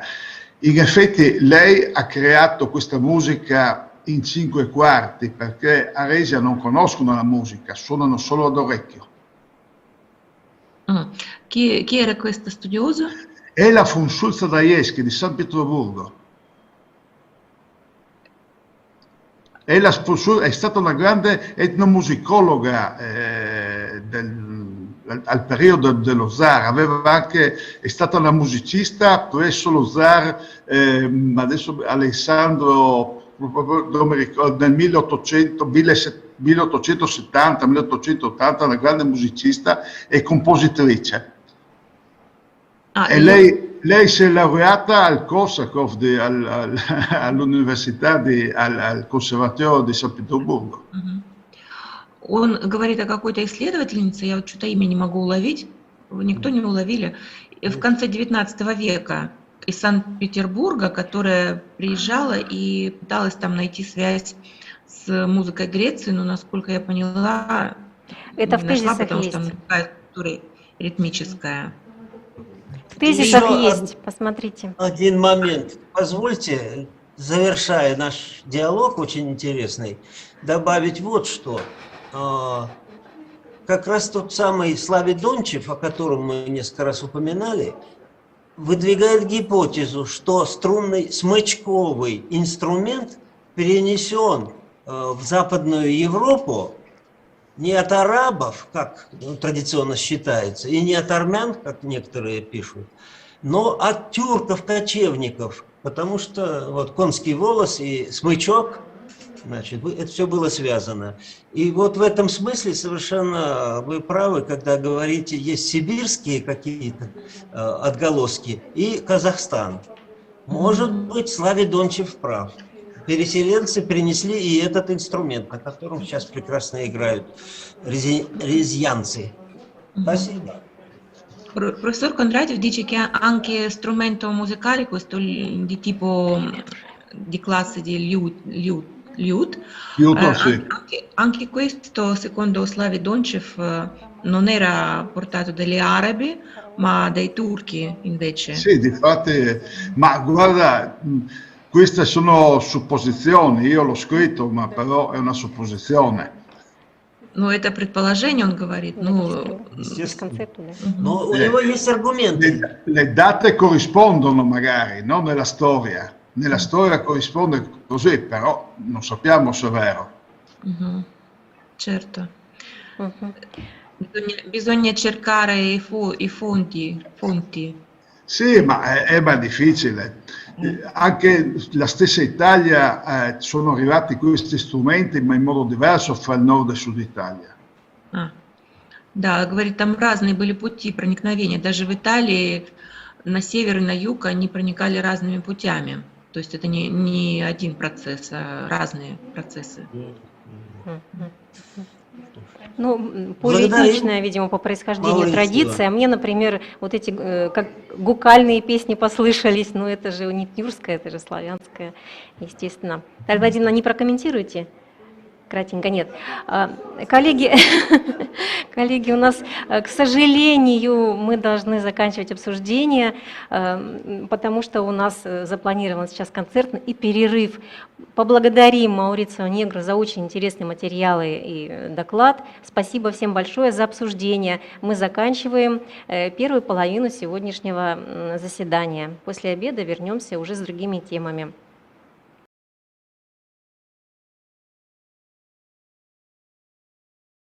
Немного рассказать, как я получил этот дар.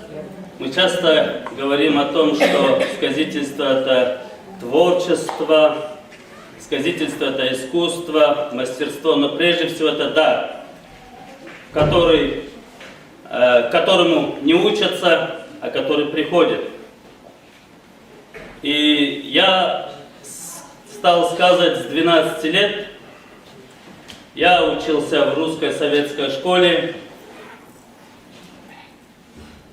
воспитывался в советской семье, у колхозника. Среда у меня была русскоязычная, вернее, русские казаки вот сейчас пели народные песни. Я вот вспомнил детство, у нас тоже по вечерам пели русские народные песни. Вот. Но так уж судьба распорядилась, что я стал сказителем и получил этот дар. Я до этого не знал, что в моем, среди моих предков были сказители. Я не знал, хотя каждый кыргыз должен был знать, не знал своих предков до 7-го колена, как это должно было принято быть. И все это пришло мне тогда, когда мой дед, с которым я встречаюсь в 5-м колене, это Саярбай Каралаев, и он мне рассказал по отдельности каждого моего предка и стал сказывать мне по ночам, приходить и сказывать. И наказал, что в будущем все это я у тебя спрошу. Затем я не стал вообще сказывать, я даже и понятия не имел, как нужно сказывать. Я стал болеть. О чем я буду завтра еще говорить на своем, во время выступления. Меня повели к другому сказителю, который к тому времени был жив. Это выдающийся тоже сказитель своего времени Шаабай Азизов. Вот к нему меня повели, и я у него стал воспитываться. оказалось так, что этот человек, к которому меня повели, моему духовному сказителю, наставнику, оказался первым мужем моей бабушки в прошлом, ну, еще в молодости. И он об этом не знал. После второй встречи я рассказал, чей я сын, мое колено, моих предков. И тогда он сказал, что он является первым мужем моей бабушки. И моя бабушка была первой женой этого сказителя. Ну вот видите, поэтому я думаю, что совпадений или случайностей не бывает. Все, что складывается в жизни, оно, значит, так должно быть. И сказитель мой, предок Саябай Каралаев, которого я не видел никогда в жизни, который умер в тот год, когда я родился, или я родился в тот год, когда он умер. И второй сказитель, это мой наставник духовный, это Шабай Азизов. Это вот два моих покровителя, два моих учителя, от которого я получил во сне дар, и второй, который меня поставил на ноги и открыл мои глаза советские. Я хочу рассказать эпизод рождения Манаса, ибо вот в этих местах родился Манас, а точнее на Алтае, сейчас это Республика Алтай, и в местечке, как же этот район называется? Где, Чемальский район. Чемальский район. И до этого родители Манаса ходили поклоняться священному месту, которое находится в Улаганском районе, Манджлата. Это я потом уже понял, для себя выяснил, потом уже я видел это и во сне, когда я первый раз прибыл в 2010 году на Алтай.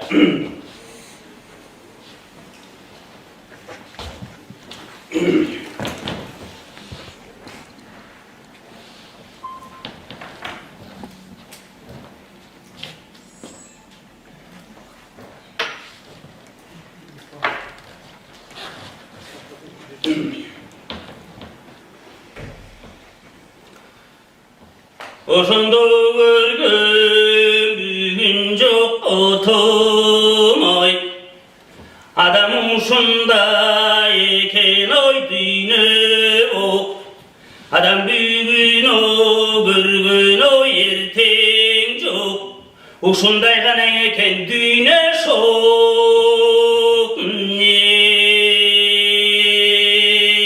жараткан билет ким билет Kulday billet kim billet Jaratkandım belgeni Cazbay aytıp geteyiz Oğay kılman az batırdın Törülgünün aytayın Aytpaygan tip turrayın Emin aytı tereyin Aytpay okuyun eteyin Ay kılman az batırdın Törülgünü gen Altay Olar attan buğday Emin aytı perdeyin Oşo bizde çayırdı Çınday canı çırkırra Öylap turdu vurpura Tan ağarı vattanda Tarada yıldız vattanda Tünür tosu mezgilde Tüşük tartık düğüngür Ошондоң эннеке оңду көздөй олдулуп оң жагына толгон солду көздөй толгон сол жагына обдулуп эй соғын таппай уйконун кайран эннең чыйырды оң жагында караса бажакып жатат көрдүңбү эй байым го куйбайым деп Turçuğu turgun dep ayta turgan gebim var. Hazırca dep tuş gördüm, tuş göz allar iş gördüm. Tündürat tuş gördüm, hocarattan buğdayay. Adam görgüs iş gördüm, tangama tuş gördüm. Tangada turgan iş gördüm, bu evin ne buldu çok, bu tüşümdü zoru çok. Hey haylanayın nardağın, menin atam bak bergen, bu düğüne dönüp könü, 12 yılday buldu ele, ata kendin aldığına, ötpey жүргеннен akmak, oğan tem bu kuydep, Gözün görgün çıyırdı, menin atam bak bergen, kayığından kavılıp, on kolundan alma var, amanı sunup turganı, aylanayın kızım dep, aman esen göz jar dep, o özü uday yolunda, asa tayak kolunda, menin atam bak bergen, Uşu bizde jarıktık, gözden gayım buldu dey, hayra teyni billim bey, karasa gözgö billim bey, gözden gayım bulgun dey, mınno şondo surrava, mınno şondo surrasan, özün görgön çıyırdı, bayratıp kamın aytat, hey haylanayım bayım dep, o kara kırdın oyunda, karalardan gança var, Saralardan sandan var, göğaladan göptüm var, sancılkıdan gança var, kurmandıka çalluğa, ata kendin aldından, emin ötü alluğa, tatağına tünüye, deo şenti vaykanda, hoşu bizde vaycak hep, bang bang bang bang bang bas hep, bağarek çang bas hep, üyden çığı algan dey, 12 kanat tengürgü, akbalta dep çakar hep, bana teytin Allah'ın, kağılayın karaldım, balta okuy balta dep, katınımdı cinurdu, cinurganda dinurdu, o kağılayın akbalta, kara kırdın oyunda, o karaların gança var, aylanayın akbalta, o kurmandı kaçaluğa, o жылтыран emen alıp gel, deo şenti vaykanda, makul dep, aytkanыңдай kıllam dep, kağılayın bayjak hep, deo şenti vak balta, atağına tünniye, hey jarıtkan millet kim billet, kulday millet kim billet, jaza tayı olbasam, canlı oyte salbasam, mınno şondo vak balta, gökçoluktu mingende, kara kırdın oyuna, emi jönöp kalgan dey, yamanı koyup turradı, үйde kalgan çıyırdı, oşundan kavarılladı, oşu gezde çıyırdı, iki günlü tolgotup, belim okuy bellimde, belimde okuy jedide, 3 gün boyu tolgotup, başım okuy başım dep, başımda okuy jödide, 4 gün boyu tolgotup, tövüm okuy tövüm dep, tövümde okuy jedide, mınno şondo çıyırdı, yasırap bakkan kız ele, kara kızdı çatırıp, kağılayın karaldım, o balaketin dıgının alın. Aylanayın gına oy ardağım, o kaysele gına birin aytın.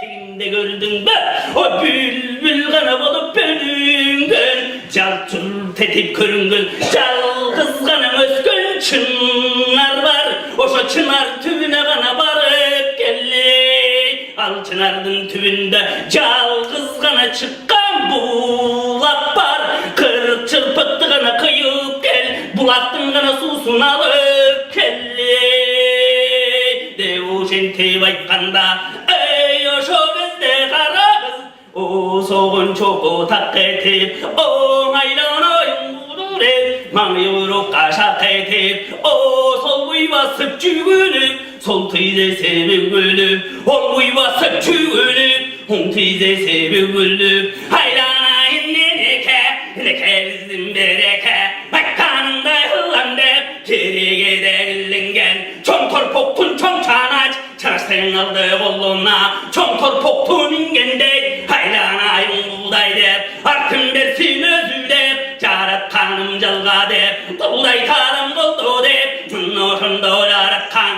özün görgön kara kız, olboy solboygan çorup, on tetiri temenip, oşo gözde jarattak, oy jalgız özgön çınlarga, hemi barıp kalgan deyt, o çomkur boktun çomçarak, толтыра суыны ойғандай мына жандорыртып қырық шырпық тігілгендей емей қайтып келгендей қайран енен шайырды ой шындай жабы шырқырап күйлеп тұрды бір құрап ой қантем қойған темдеп белім қой белім деп белімді қой жеді деп балаң емес бале деп мына жандорыртып жаратқанға жалынып умайына мұлла деп Құдай өзің қолды деп, көкі теңір қолды деп, мұны шенте тұрғанда, ошо кездер ұрықты, қайдан келді білмеймін, өзің көрген ақбалта, алып келді туяқа, ай туяқа чалуға, ажаратқан ұлуре,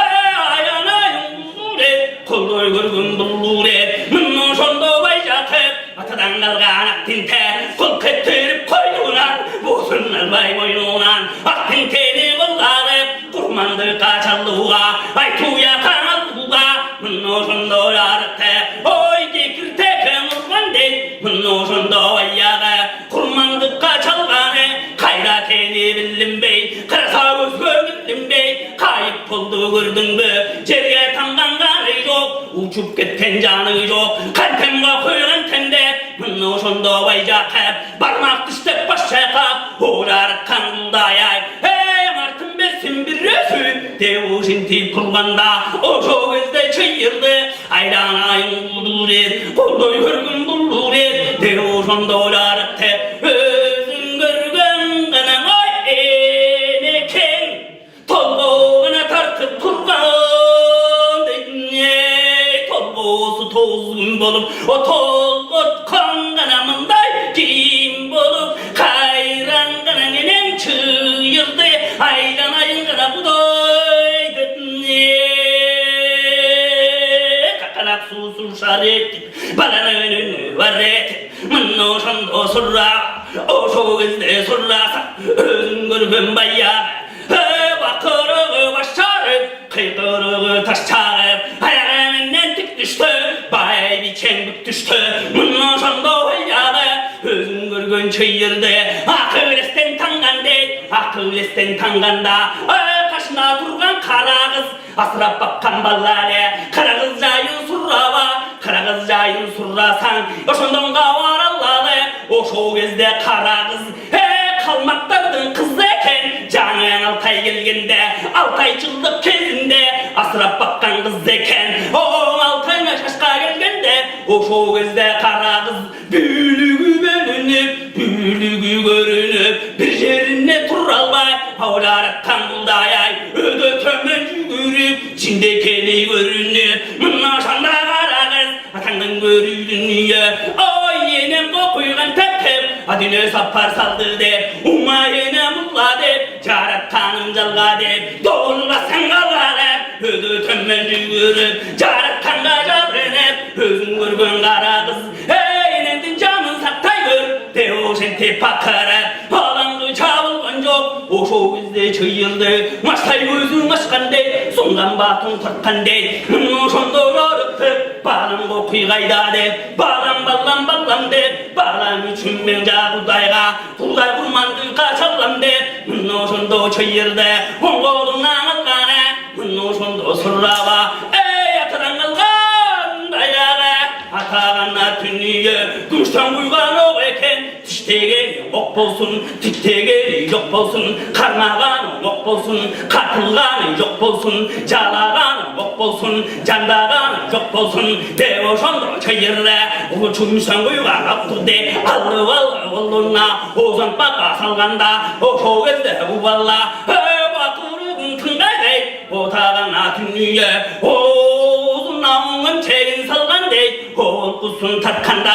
o yugan karagan çeğe, mınno şondo jolasan, baybi çeğen çeğe, aydan ayın budayay, o jarat kara jungalgay, devoşente turganda, evanagana koyup turun.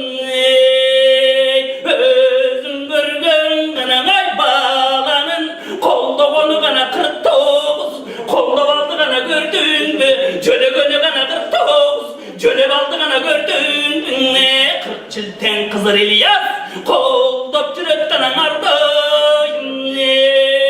Kara çağır kavla, o kap tadında gana kamıngan, göze kuyruk gögarstan, göt çağında gana çamıngan. Töbe жағын қарасаң, төбесінен ғана будай, чеңгелін ғана сұңған арбай, қанатын ғана жайған қалды. О, жаратқан ғана құдайым, қырғыздың ғана неше оңды деп, жаратқанға жалынып, умайленем ғана мұла деп, жақып ғана тұрды жалын. Çığırdı. Çalgay görgüne Kuday çalgay görüne. Ata babam armadı. Bugün bir gana beni oldu görüne. Evet.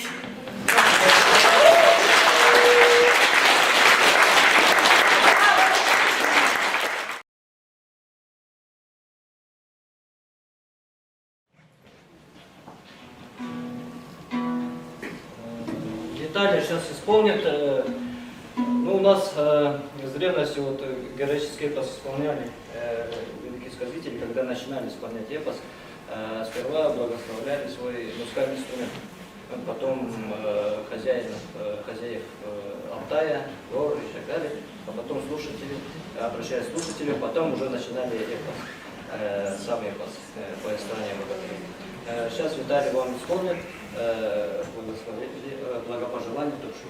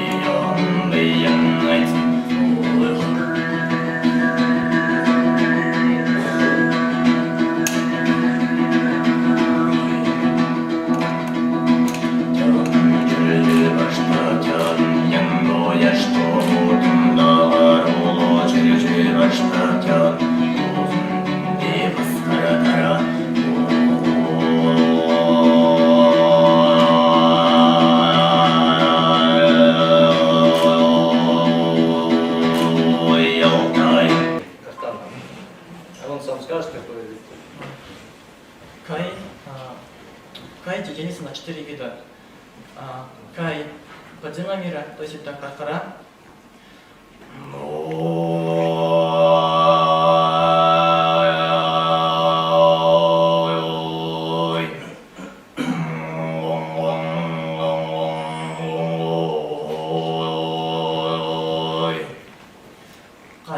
среднего мира. Ой, не получается. Извините. И Кай верхнего мира, то есть небесного мира. СБСХ.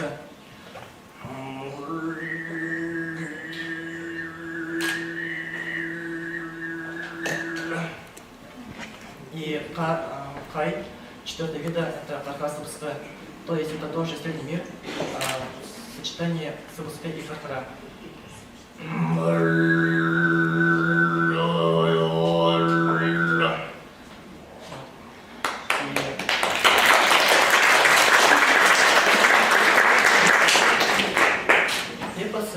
Сказание о богатыре в основном исполняется Каем подземного мира, так как Кайче исполнил Кай от самого начала до самого конца о его подвигах, и он своих слушателей увозил в мир, то есть свой мир, сказочный мир, и показывал картины,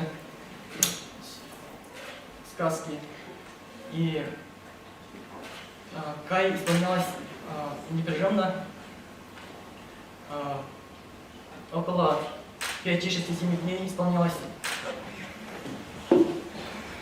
И сейчас у нас сейчас эпос мало исполняет, это было давно, то есть да.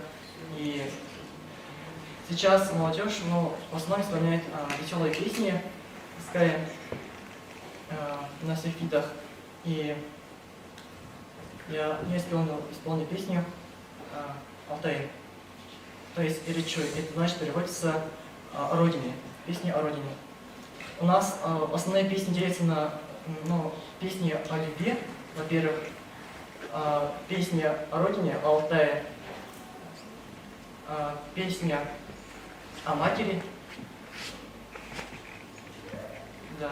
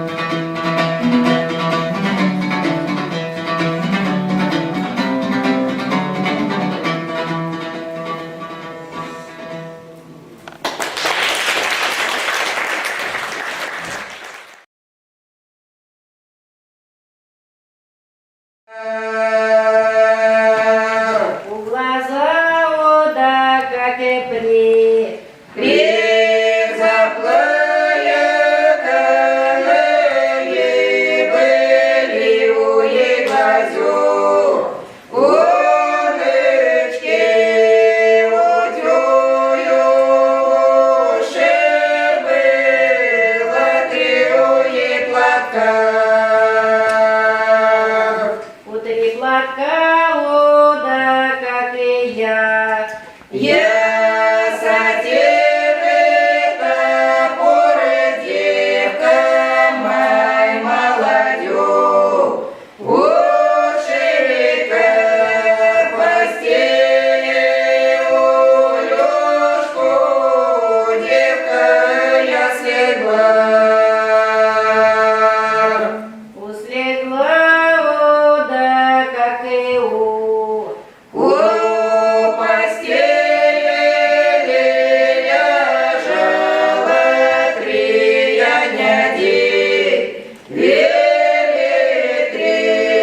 недели, улетевка Люлю жила. Улю жила, да, как и на четвёртую тую я няди, Илюшку зялюю вниз гулять я пошла. Пошла, да, как и мимо садичку, мимо я зялю, уныло дарую, Женька, лежит она торна. Вот Секисовка датируется 1747 годом. И еще покажем, мы тоже решили, что это почти уже сибиряки, то есть форпост уже в Чарышском районе формируется, и там формируется станица Тулата, очень известная для наших сибирских фольклористов станица и село, песенное именно село, и очень много фольклористов исполняют музыку этого села, пожанрово богатая, тоже эта традиция. Тут и казачьи строевые, и исторические песни, и солдатские, и плясовые, и хороводы различные, календарные. Ну а мы покажем, знаете, одну такую песню, которую исполняли девушки во время гулянок, особо смелые или особо там такие нетерпеливые, как мы. Они заскакивали на скамеечки и пели плясовую песню прямо на скамейке. Особо легкие девушки такие. Самые легкие. Чтобы лаки выдержали. Да. Вот сейчас одна такая легкая девушка и я встали на скамеечку, они еще и дробили, приплясывали под эту песню. Давай, спевай. А как начинается? А это чей же? А это чей же такой незнакомка меня полюбил, полюбовь-то мое, сердценько милое зазнобил. А зазнобил в сердца, а собой ехал белый далеко.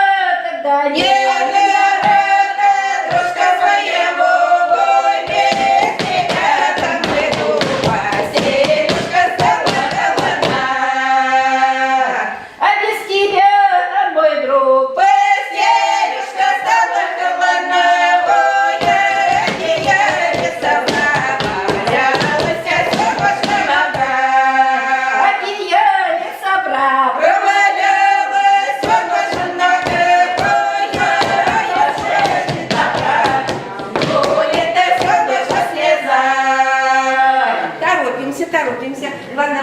И теперь вот тот самый фрагмент, который говорит о том, что наша культура, она, конечно, не пассивная. Да?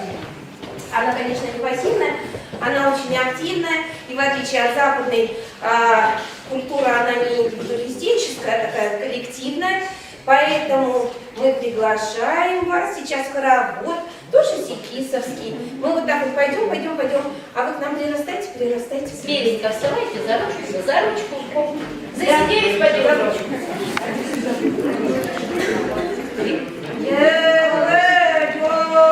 Женька, поверишь,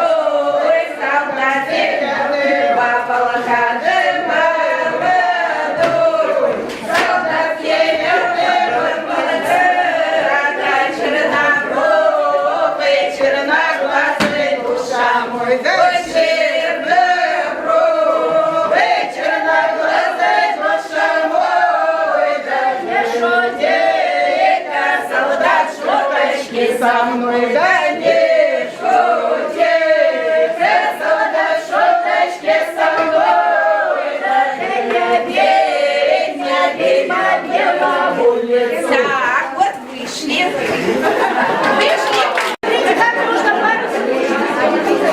Надо, чтобы, да, юноши в одну сторону, а девушки в другую, если есть. Мы сейчас меняться будем. И самое главное, Делайте вот середину водочку, вот такую водочку, да, ставим водочку. нужно оставить водочками, чтобы одна рука в центр направлялась. Чтобы одна рука в центр направлялась. И мы сейчас будем вместе все делать. Сначала научимся, я вам буду песенку петь, что нужно делать. А потом уже просто будем частушки подпевать. Вставайте красиво. Мы сейчас будем меняться нашими парами. Да? В ту сторону и пойдет, поменяет партнера, да? Я смотрю туда по ходу, да. А мы и мы меняем партнеров своих, хорошо? Итак, русский народный танец «Светит месяц». Давайте сначала Серединочку. пошли по шагу. Раз, и два, назад. Раз. Еще.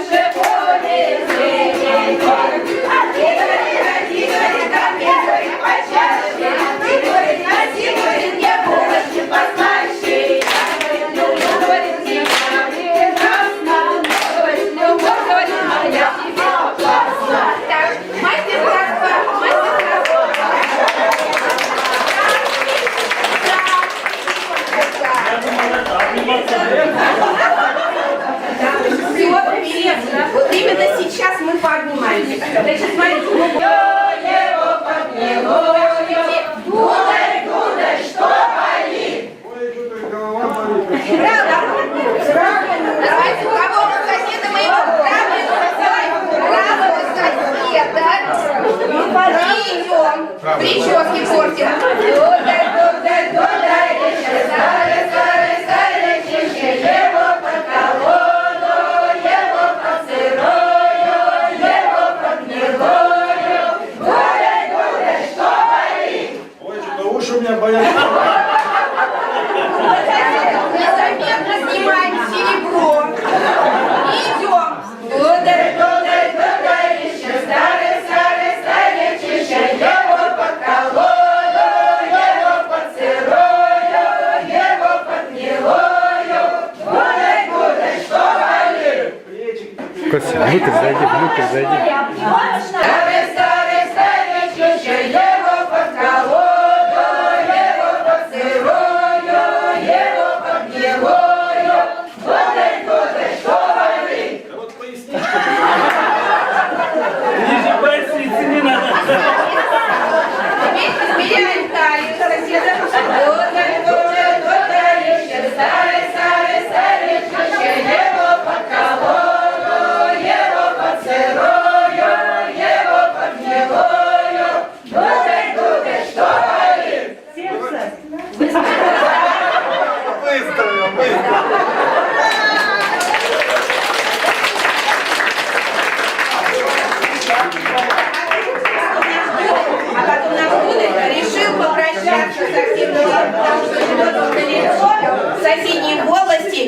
запел он песню прощальную и расхожую.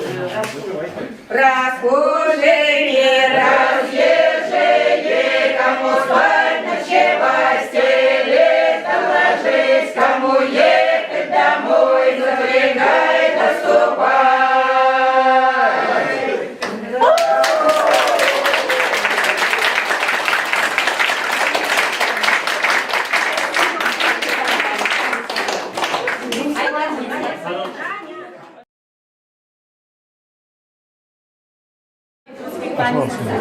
Итак, я хочу вам представить еще раз замечательную исполнительницу из Якутии, Альгалину Майтапонову. Она признанный импровизатор и запевала якутского традиционного кругового танца под названием «Осоколь». Может, поприветствовать ее, да?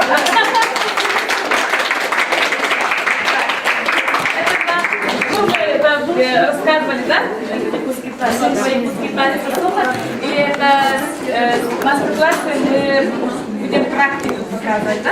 Вот «Осоколь». Левая рука вот у соседей, да? Вот кнап называется, да? Ага.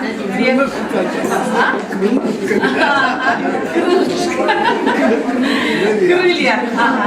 Я запевала «Осоколь», да? Вот если я запевала, да, я импровизатор. Вот «Осоколь», как мы там сказали, да? 3 вида. С правой стороны дна, я вот так, и по кругу, по часовой стрелке, по кругу солнца должны мы сделать хороший круг, красивый хороший круг. Идите сюда, круг хороший должны сделать.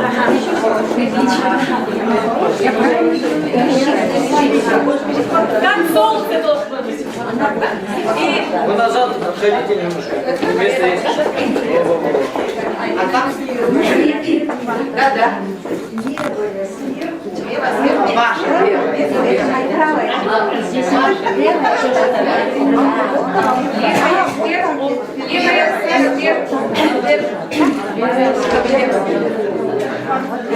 Давайте как держать,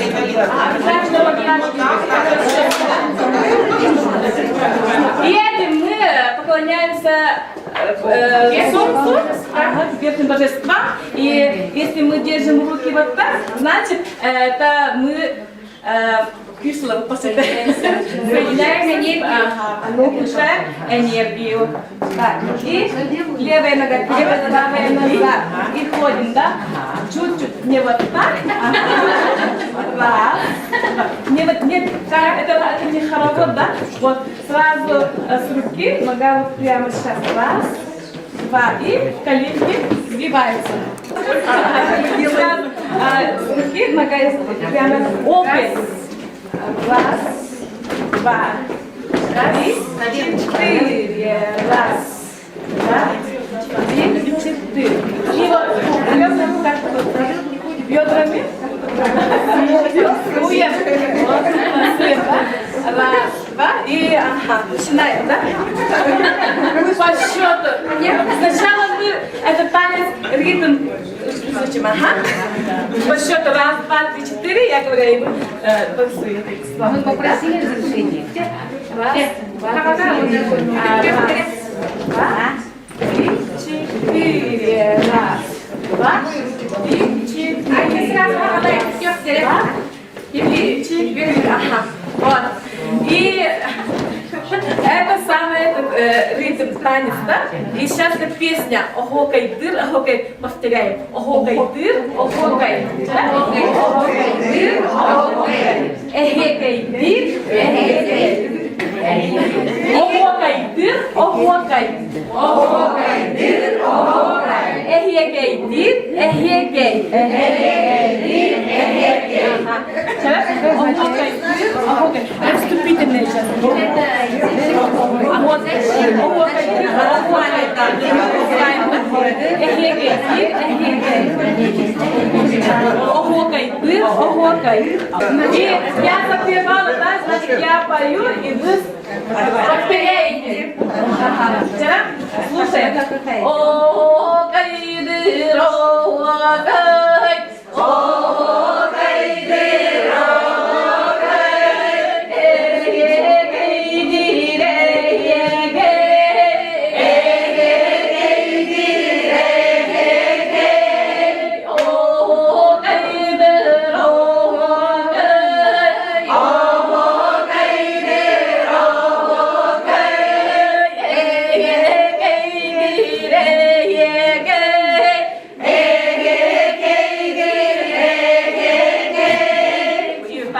поем, танцуем и идем по часовой стрелке.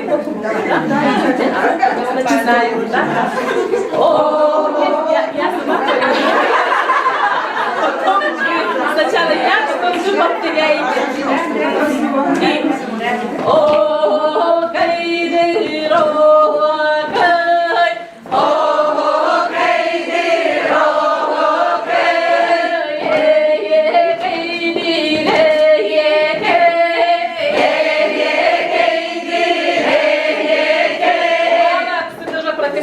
Стали, да?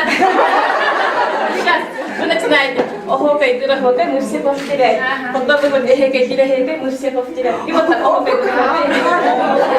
Попробуем, да? Якутскими девушками будем сейчас. Да? Начинаем. И... Ого, кай, дыр, ого, кай,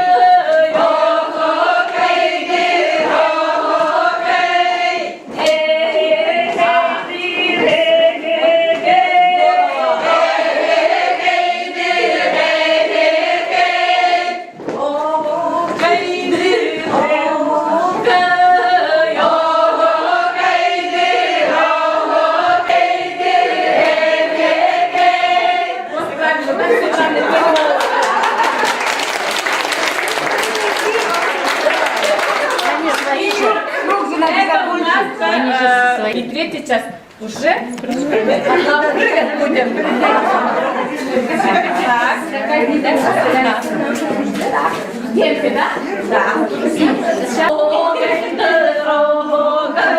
Чуть темпе. Темпе у нас, да? Темпе. Ага. Уже прибавляется. И... Я запевала. Не забываем.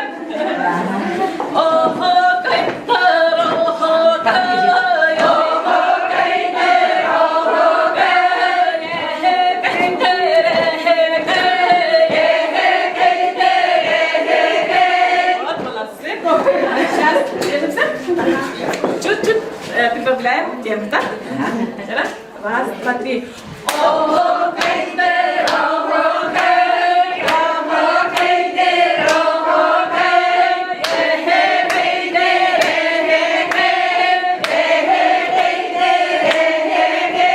По счету пойдем сейчас, да?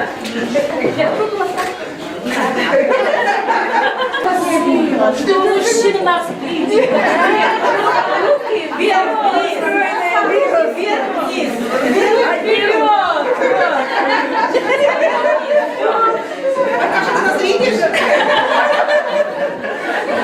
Какие вы красавицы, да? Раз, два, три.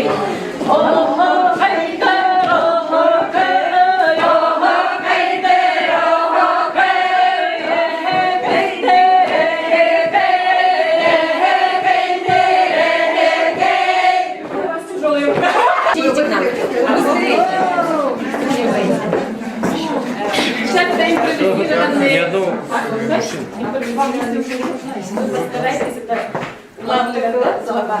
Постарайтесь правильно повторять.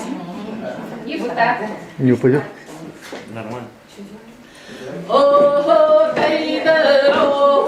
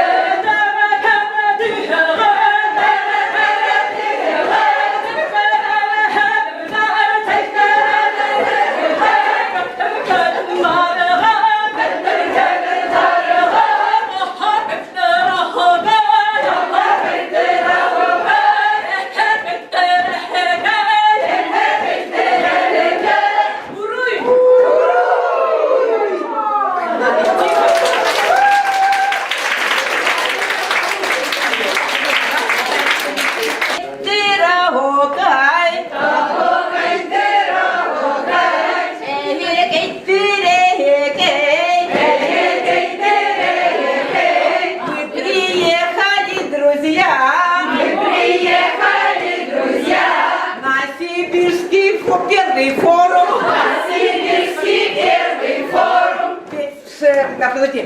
Ведь сподвижники мы все. Ведь сподвижники мы все. Собираем мы фольклор. Собираем мы фольклор. Расшифровываем тексты. Расшифровываем тексты. Переводим все на русский. Переводим все на русский. Нотировки делаем. Нотировки делаем. И пластинки прилагаем. И пластинки прилагаем. А вокай ты равокай. А вокай ты равокай. Эй, ты.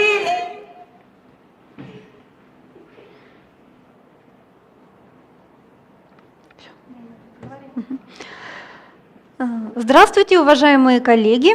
Мы продолжаем нашу секцию этномузыковедения. Сейчас уже будет третье заседание, заключительное. Вот. И сейчас будет два доклада, посвященные теме преломления фольклорных произведений в композиторском творчестве. Первым будет видеодоклад Матвеевой Людмилы Андреевны из Хабаровского. Но в чате у нас Людмилы Андреевны нет, мы только можем сейчас посмотреть ее видеодоклад, и если какие-то есть вопросы, то уже лично ей в почту писать. Кандидат искусствоведения, доцент кафедры искусствоведения, музыкального и вокального искусства Хабаровского государственного института культуры. Добрый день, уважаемые коллеги! Тема моего доклада – фольклорные стилевые традиции фортепианной музыки композиторов Дальнего Востока 1960-1980-х годов. Обращение к традициям национальных музыкальных культур Дальнего Востока привело к созданию наиболее самобытных региональных произведений, в которых не только используются фольклорные первоисточники, но и опосредованно преломляются особенности национального музыкального мышления на основе сочетания народных элементов с современной композиторской техникой. Подобные сочинения можно причислить к композиторскому фольклоризму. В поле зрения автора доклада находится фортепианная музыка дальневосточных композиторов. Однако для наиболее полного представления об общем композиторском контексте региона того периода хочется кратко осветить весь спектр проявлений композиторских интересов. В 1960 году в Хабаровске было открыто Дальневосточное отделение Союза композиторов России, ставшее, по выражению профессора Владимира Ферре, центром притяжения музыкальных сил не только Хабаровского края, но и всего Дальнего Востока. К концу 80-х годов дальневосточные композиторы заняли, как нам представляется, достойное и равноправное положение среди музыкантов Российской Федерации. Ими освоены многообразные жанрово-стилевые разновидности музыки, от песни до крупных форм. Нужно отметить, что наиболее стабильным был интерес авторов к вокально-хоровому творчеству. Безусловно, этому способствовала успешная деятельность многочисленных хоровых коллективов региона. Также устойчивым вниманием композиторов пользовалась симфоническая музыка. В 70-е годы расширились жанровые границы музыки для оркестра народных инструментов. Начиная с 70-х годов интенсивно развивались и камерно-инструментальные жанры. Углубление в эту важнейшую сферу музыкального, по словам Асафьева, отражало, с одной стороны, важную тенденцию советского музыкального искусства тех лет, с другой являлось следствием зрелости авторов. К концу 80-х годов в творческом наследии дальневосточных композиторов насчитывалось уже немало произведений, в том числе фольклорных, которые представлены многими формами и жанрами, от миниатюры до крупных и циклических структур. Произведения для фортепиано имелись в творчестве почти каждого дальневосточного композитора. И хотя их объем, надо признать, не превышал числа сочинений, написанных в других жанрах, достижения в этой области представляются нам весьма значительными и интересными. Появление фортепианной музыки было подготовлено общим ходом развития фортепианной культуры Дальнего Востока, наличием исполнителей-пианистов, возможностью социализировать фортепианные сочинения, повышением общего уровня фортепианной исполнительской культуры, растущей потребностью в расширении учебно-педагогического репертуара за счет региональных произведений. Некоторые композиторы отдавали предпочтение пьесам малых форм, можно среди них назвать Эдуарда Казачкова, Николая Менцера, Хабаровск, Владимира Породского, Владивосток. Миниатюры для них – сфера экспериментирования, поисков новых образов, пианистических средств, стилистики. Найденные приемы затем переносились в более крупные сочинения, и не только фортепианные. Иногда миниатюра становилась частью масштабного полотна. Так, фортепианная пьеса Менцера «Ритуальный танец» впоследствии была включена в балет «Анга», а пьеса Казачкова «У вечного огня» в оркестровом переложении вошла в трилогию «Красная площадь». Другие композиторы тяготели к чистым формам, сюитам, вариациям, сонатам, концертам, например, творчество Владимирова. В фортепианном творчестве композиторов региона тема освоения и поисков путей гармоничного претворения в профессиональной музыке ресурсов песенно-танцевального народного искусства одна из центральных. Выделяется тенденция прямой или опосредованной связи с национальным мелосом. В этих произведениях наиболее очевидны специфические регионально-стилевые особенности музыки. Устойчивый интерес авторов к фольклору явился почвой, на которой появились регионально-контекстные сочинения разных жанров. Обращаясь к теме «фольклор-композитор», естественно задать себе вопрос, как преломляется фольклор в профессиональном творчестве, осуществляется ли поиск новых форм и средств музыкального языка, органично связанных с исконными народными традициями. В фортепианных региональных произведениях фольклорного направления проблема использования народно-песенного материала композиторами в большинстве случаев решается на основе метода цитирования и обработки народных мелодий, создания на их основе отдельных тем, частей или даже произведений в этом стиле. Надо заметить, что цитирование становится лишь исходным моментом, средством экспонирования музыкального материала, тогда как последующее развитие, интонационные и метроритмические модификации приводят к достаточно индивидуализированным решениям. В качестве выразительных средств используются ладовые, ритмические, интонационные особенности народных мотивов. Глубоко связано с фольклором творчество Менцера, буквально оживившее национальный мелос малых народностей Дальнего Востока и давшее, так сказать, второе рождение этому древнему искусству. Николай Николаевич Менцер, годы его жизни 1910-1997, выпускник музыкального училища имени Гнесиных. Он более 50 лет жизни посвятил записи и обработке национальных мелодий нивхов, нанайцев, чукчей, эскимосов. Музыка композитора глубоко национально-почвенна.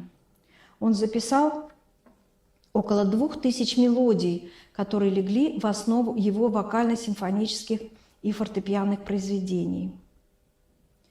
Образцы оригинальной народной музыки северян, преломленные призмой современной гармонии и симфонических методов развития, чаще всего находим в оркестровых сочинениях композитора. В фортепианной музыке Менцер в целом тяготел к простому и прозрачному музыкальному языку и музыкальной ткани, выразительному мелосу, умеренным поискам в области современной композиторской техники. Рассмотрим несколько произведений дальневосточных композиторов как пример цитирования и переосмысления цитируемых напевов. Обратимся к композиции Менцера «Прелюд». В трехчастном произведении автор в качестве тематического материала избрал эскимосскую народную тему. Средством развития становится ее ладово-интонационная трансформация. В первой и третьей части звучит мелодия эскимосской песни. Интонационная основа напева – пентатоника. В середине вычленяются и контрапунктически сочетаются в двух голосах обороты темы. Мастерски используя метроритмические особенности напева, композитор отразил элементы народного музицирования, свойственные народным песням. Повторы, частые ритмические остановки, внутритактовое дробление размера 5/8 на 2 плюс 3 доли вызывает ритмическое покачивание. Постоянная смена 2- и 3-дольности рождает иллюзию размывания метрических устоев, импровизационности изложения. В процессе развертывания формы меняется пианистическое убранство темы. Одноголосное при первом проведении со скромным сопровождением в виде разложенных аккордов. Тема в репризе выписана пышно, полнозвучно, концертно. Своеобразное переосмысление цитат находим в финале дальневосточного концерта для фортепиано с оркестром Владимирова. Название «Дальневосточный концерт» – это и есть название произведения. Юрий Яковлевич Владимиров, его годы жизни 1925-1978, учился у Штейнберга в Ленинградской, у Белого в Московской консерваториях, окончил Одесскую консерваторию. С первого дня образования Дальневосточной композиторской организации и до 1978 года, то есть до года своей кончины, Владимиров был председателем композиторской организации, а также около 10 лет возглавлял кафедру теории и истории музыки Хабаровского института культуры. Нужно сказать, что фольклор региона представляет собой сосуществование двух музыкальных культур – переселенческих групп и коренных жителей Дальнего Востока – эскимосов, чукчей, нивхов, нанайцев. Владимиров в финале концерта использует фольклор народности Преамурья, в частности нанайский. Если кратко охарактеризовать особенности нанайского национального мелоса, следует прежде всего отметить преобладание песенного творчества. Инструментальная музыка целиком зависит от песенной традиции. Национальные напевы носят изобразительный характер, подсказанный бытом, различными сторонами жизни и явлениями природы. Диапазон мотивов, как правило, невелик, в пределах кварты-квинты. Ладовая основа чаще всего пентатоника. Типично нисходящее мелодическое движение от верхнего устоя к нижнему, начало мелодии с верхней квинты. Характерны частая орнаментика, ритмические остановки, повторяемость фигур, ритм, имитирующий притоптывание. По структуре напевы представляют собой законченные периоды, образующиеся в процессе импровизации. В основе напева одна выразительная интонация, развивающаяся вариационно или с помощью простой повторности. Тональность при этом не меняется. Ну, если назвать какие-то народные мотивы, народные песни, они имеют такие вот названия, как, например, «Песня старого нанайца», «Каждый ищет себе пару», «Плач девушки» и так далее. Финал дальневосточного концерта, Владимирова, конечно, трехчастная скерца. За основу главных тем крайних разделов Владимировым взята рыбацкая нанайская песня, сочиненная Менцером и представляющая собой тип мелодии, стилизованной под народную, что проявлялось в ладовой специфике пентатоники, постоянном возвращении к тоническому звуку, частой прерывистости мелодической линии, характерной орнаментики, а также многочисленных повторениях отдельных оборотов. Цитируя рыбацкую нанайскую песню, Владимиров изменил первоначальный размер 4/4, в котором была написана песня, сочиненная Менцером, изменил этот размер 4/4 на 5/4 и 1/5 четверть поручил бубну, широко применяемому в нанайском инструментарии. Такое видоизменение способствовало воссозданию характерных черт народного музицирования и дало возможность композитору творчески переосмыслить цитируемый материал. В среднем разделе финала, это тема с вариациями, обнаруживаем цитату подлинной мелодии нанайского вальса. Она называется «Колхозная песня». Отметим также, что на современный нанайский фольклор большое влияние оказала массовая песня. Если для старинных напевов характерный небольшой звуковой диапазон, скупые и экономные средства выразительности, то современное содержание вызвало появление новых выразительных средств, расширение диапазона мелодии до сексты и более широких интервалов, движение мелодии вверх и прочее. По сравнению с первоисточником, тема при экспонировании не претерпевает существенных изменений. В вариациях, напомню, что это тема с вариациями, средний раздел финала, в вариациях композитор не отходит от приемов развития, характерных для формообразования нанайских народных песен. Повторность первых фраз, вариационное изменение окончания темы. В ходе варьирования изменяется ее структура.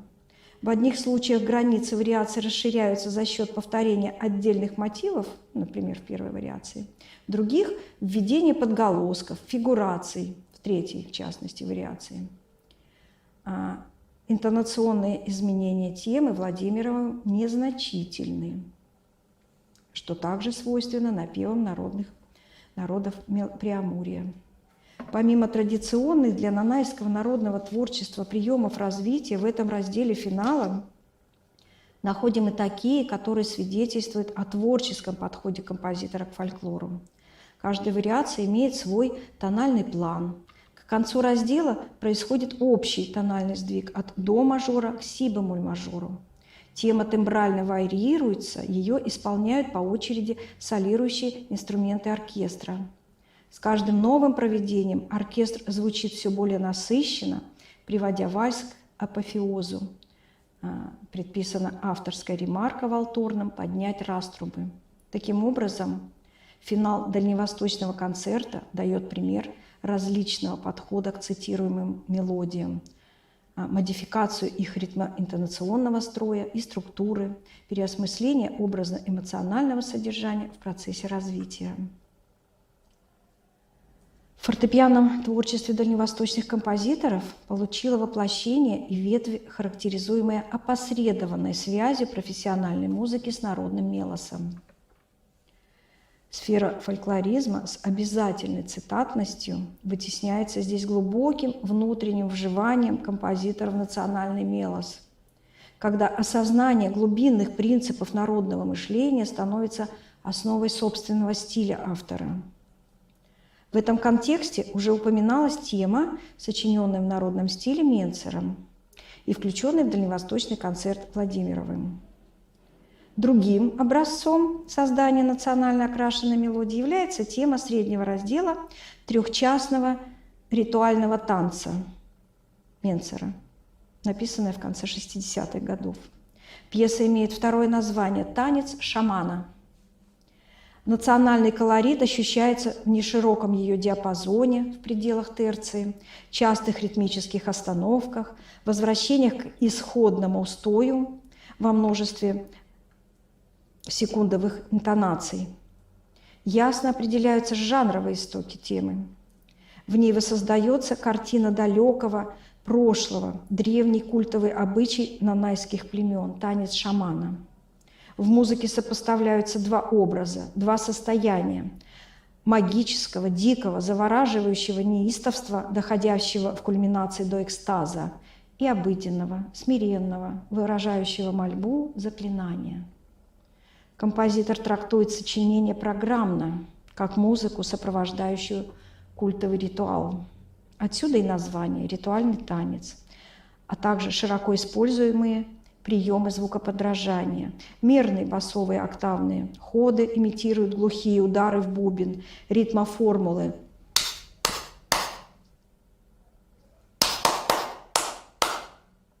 Создает эффект притоптывание. Пьеса решена как яркая жанровая зарисовка. Красочный музыкальный язык миниатюры, помимо слуховых представлений, вызывает и соответствующий видеоряд. Итак, подводя итоги, нужно сказать, что своеобразие фортепианных сочинений определило осмысление и претворение композиторами Дальнего Востока глубинных пластов национального музыкального искусства народов, населяющих эти регионы. В то же время использование фольклора и фольклорных элементов отражало сложившиеся в советской музыке того периода формы претворения национального, цитирование и обработку подлинных народных мелодий, творческое преломление фольклора через насыщение музыкальной ткани элементами национального мелоса. Я свой доклад закончила. Спасибо за внимание. Мы благодарим автора доклада за интересный доклад, но поскольку в чате она сейчас не присутствует, вопросы можно задать уже лично по почте.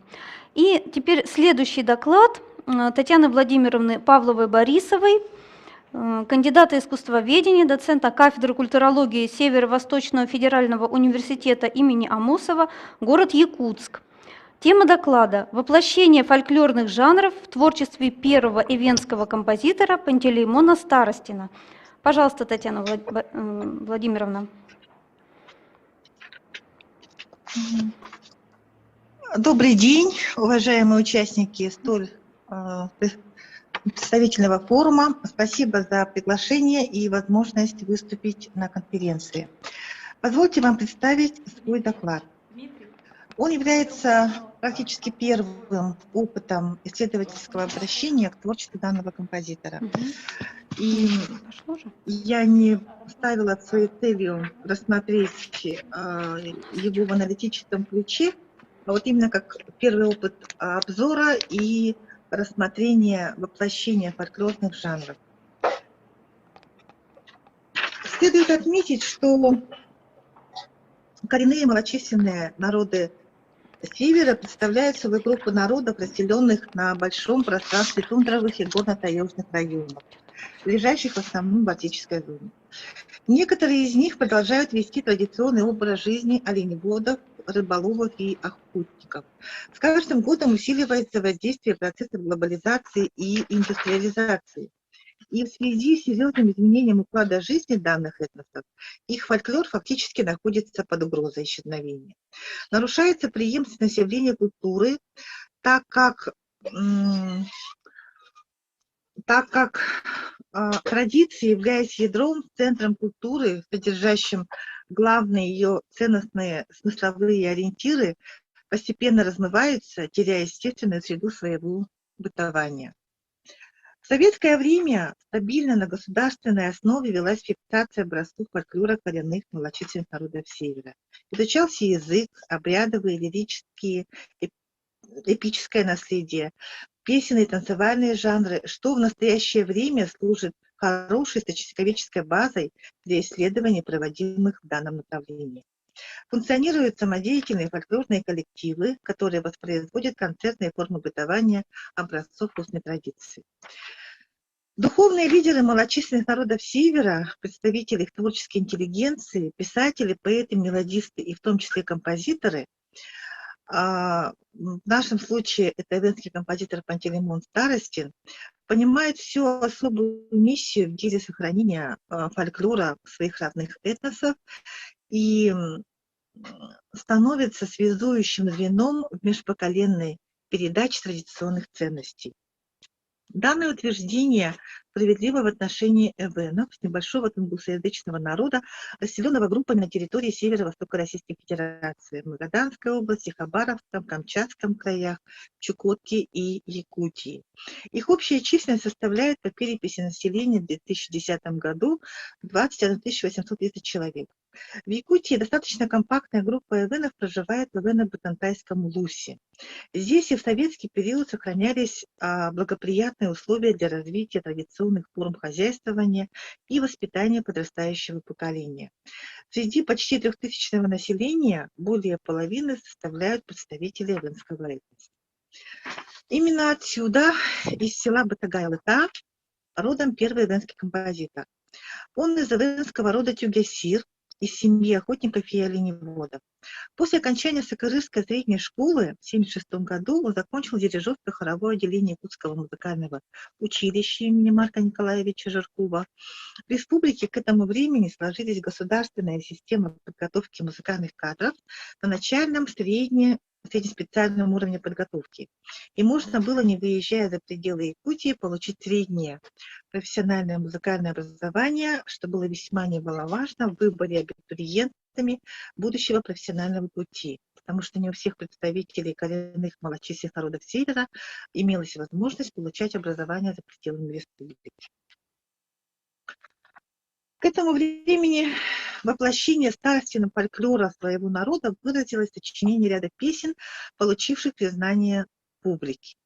В этот период шло формирование ведущих композиторов Якутской национальной композиторской школы среднего поколения: Алексея Сазонова, Владимира Ксенофонтова, Полины Ивановой, Кирилла Герасимова, которые обучались в Уфимском институте искусств. А у классика башкирской музыкальной культуры, народного артиста СССР, композитора Загира Исмагилова. Фактически это был целевой набор по направлению Министерства культуры Якутской СССР. Примеру своих старших товарищей последовал Пантелеймон Старостин. Он прошел хорошую подготовку у преподавателей, обучивших его работать с материалом народных песен и мелодий. Становление его как композитора укладывается в рамки характерных тенденций развития молодых национальных композиторских школ. Я сошлюсь на работу Марины Николаевны Дружиной в этом направлении. А в данном выступлении особенности творчества Пантелеймона Монтеловича Старостина рассматриваются на примерах его сочинений. Камерная опера «Сулкены», кантата «Под знаменем октября», симфоническая поэма «Тюгесирская», камерное инструментальное сочинение, фортепианные произведения разных лет показывают, что во многом композитор черпал основу для своего творчества из устной традиции и обычаев народов Севера. Уважение к заветам предков, обращение к традиционным песенным жанрам, таким как благопожелание Хиргечин, хороводным жанром хэди, сказанием, образом сакральных животных и птиц, ярко выраженное этническое начало, характерные черты лучших произведений Пантелеймона Старостина. Интересно, что эвенский композитор, опираясь на духовное богатство культур народов Севера, осуществил в своем творчестве их ретрансляцию в культурное пространство. Современное поколение слушателей, к сожалению, во многом воспринимает самобытность традиционных культур коренных народов Севера, прежде всего сквозь призму авторского восприятия композитора. Старостин является представителем эвенского народа, но его волновали судьбы культур народов Севера, за которые он чувствовал ответственность. В частности, есть у него чукотские мотивы, нанайские. В своем творчестве он обращается к фольклорному наследию данных народов. А наиболее крупным сочинением является его поэма «Тюгесирская». В ней повествуется о старинном эвенском роде Тюгесир, к которому причисляет себя сам композитор. В качестве основной темы выбран широко известный напев традиционного эвенского кругового танца с характерными запевными словами дёханди. О нем еще в своих первых заметках об эвенской народной музыке упоминал известный советский композитор, живший и работавший в Якутии в 60-х годах, Гарант Арамович Григорян. К сожалению, я не смогу вам включить запись его сочинений, потому что ноты находятся буквально в рукописном виде, и когда я в свое время общалась с Пантелеймоном Мартыновичем, будучи студенткой консерватории, честно говоря, занималась тогда сугубо фольклором эвеном, музыкальным, и в целом проблемами фольклористики, потому что сейчас у нас нет в Якутии по данной теме фольклористов. Я, может быть, не до конца понимала важность, значимость, но, тем не менее, мне как-то хватило тогда, простите за такое слово, ума, чтобы общаться с ним, разговаривать, и он мне подарил часть своих нот, которые я смогла где-то скопировать, где-то у меня рукописные образцы. И когда-то по истечении столько времени, его уже нет, он уехал в Улус. Это был такой сложный период, 90-е, 2000-е годы, когда композиторы у нас совершенно были не востребованы. Был закрыт хор, оркестр Гостелерадио, у нас еще не было тогда развитой системы музыкального образования. Вот, и он чувствовал какую-то такую свою неприкаянность, писал в стол, потом работал в Институте проблем народов Севера, он сейчас это ИГИ, Институт гуманитарных исследований, и занимался исследованием песен вот, народного творчества и в том числе песен мелодистов. Потом как-то наши пути разошлись, потому что я училась, работала, он был в Улусе, потом я узнала, что его не стало. Вот. И спасибо тогда тем нашим встречам, что вот мне удалось пообщаться, и сейчас уже спустя почти 20 лет я открыла эту папку, и вдруг у меня такая вот картина выстроилась, и поэтому у меня такая потребность донести его имя до широкого слушателя. Да, вот напев, который он использовал, да, я попробую спеть. Дёхонди, дёхонди, дёхон, дёхон, дёхонди. Вот, кстати, песня Гранта Григоряна вот из этого сборника «Эведл Джон Турекел Д» «Уямкан», которая также будет использована Пантелеймоном Мартыновичем Старостиным в его фортепианных вариациях. Я потом, мы к этому слайду вернемся, да. Вот по поводу его камерной оперы «Сулкена», 87 год, в переводе означает «безногий». Он написал сам либретто, и в нем показано противоборство чукотского охотника Суглягина стихии. Когда во время охоты его настигает пурга, то он сбивается с пути, заканчиваются запасы еды, он отмораживает себе ноги, но выстоять ему в борьбе со стихией помогает песня. Здесь я хочу отослать вас к тем докладам, которые прозвучали о личных песнях народов Севера, и вот в частности это вот этот случай. Он смог дождаться помощи, его нашли, и умирая, он спел родным и близким, тем будущим потомкам песню, завещал ее как наказ и напутственное слово. Следует отметить, что подобного рода практика действительно существует в культуре народов Севера, передача личной песни перед уходом человека из жизни. После смерти человека о нем помнят по оставшимся после него напевам, которые носят имя создателей, и перед тем, как исполнить их на родовых праздниках, обязательно говорят, чья это песня.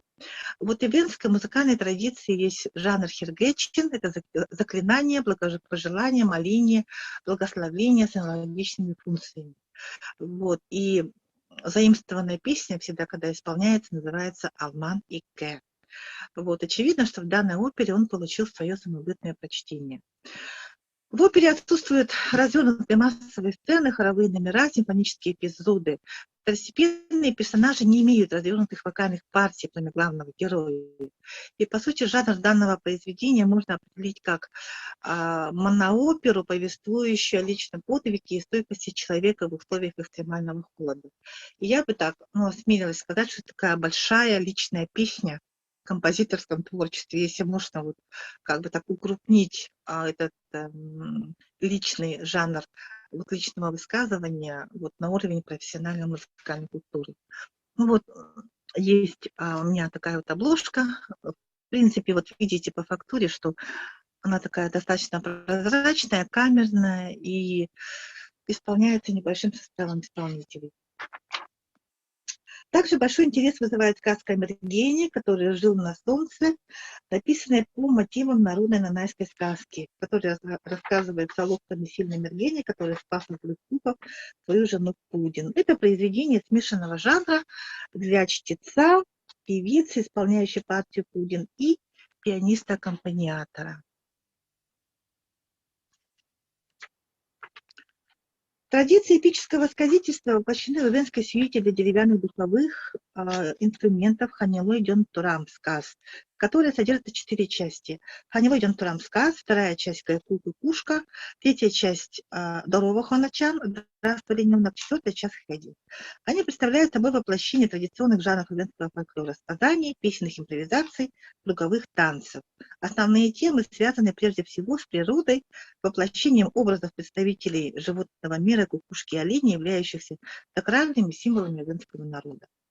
Ярко выраженное этническое начало присутствует в серии фортепианных сочинений композиторов, в частности, в вариациях на венскую народную тему. «Далеко на севере», в пьесе «Охотник» и других. Так, Авенская сюита, Ханилогиан Тура. Вот ее тоже автограф композитора. Таким образом, во многих произведениях Старостина представлены особенности традиционной культуры. Средствами профессиональной музыки он сумел передать обаяние и своеобразие обычаев и культуры народов Севера. Творчество первого венского композитора Старостина является собой пример того, как в современных условиях может происходить ретрансляция духовной культуры малочисленных народов Севера, подвергшейся ассимиляции и утратившей многие свои традиционные черты.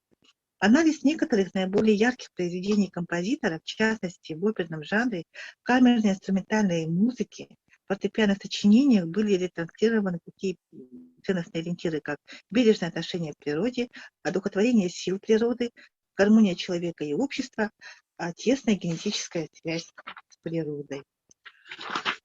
Ну и вот песни Вена. Здесь, в принципе, воплощено возгласное интонирование Хэдди, в припеве особенно, да? И на этом позвольте мне закончить мое выступление. Да, вот, кстати, та вот песня «Вариация на венскую народную тему», да?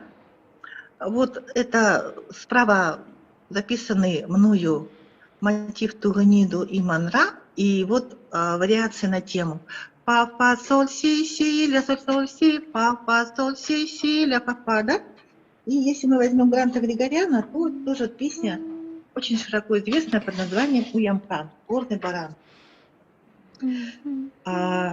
Вот «Тирипамдас коелкен уямкани гендеку», да? И потом впоследствии в этих вариациях идет разработка этой темы, такими вполне известными инструментальными фигурациями и так далее. То есть все в русле такого начального этапа формирования национальной композиторской школы. Вот. Ну, у меня все. Если есть вопросы, я с удовольствием отвечу на них. Спасибо за внимание. Да, хорошо. Татьяна Владимировна, благодарим за интересный доклад. Пожалуйста, есть ли вопросы?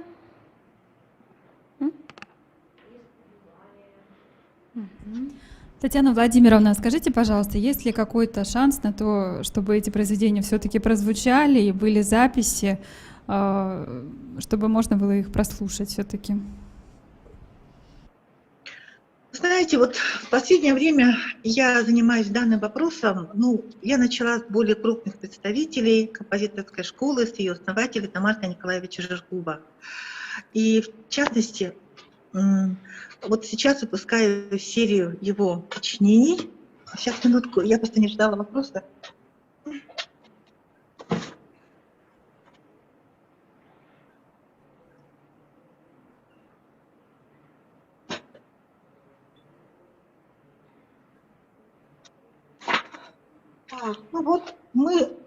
Я в частности занимаюсь, то есть помимо венского музыкального фольклора, сейчас я занимаюсь выпуском серии собрания сочинений Марка Николаевича. Вот первый том — это его народные песни, из которых сегодня Анна Семеновна Ларионова рассказывала про вилюйскую традицию. Здесь у нас опера «Нюргенботтер», первая якутская опера. Впервые, обратите внимание, она издана была в этом году на якутском языке.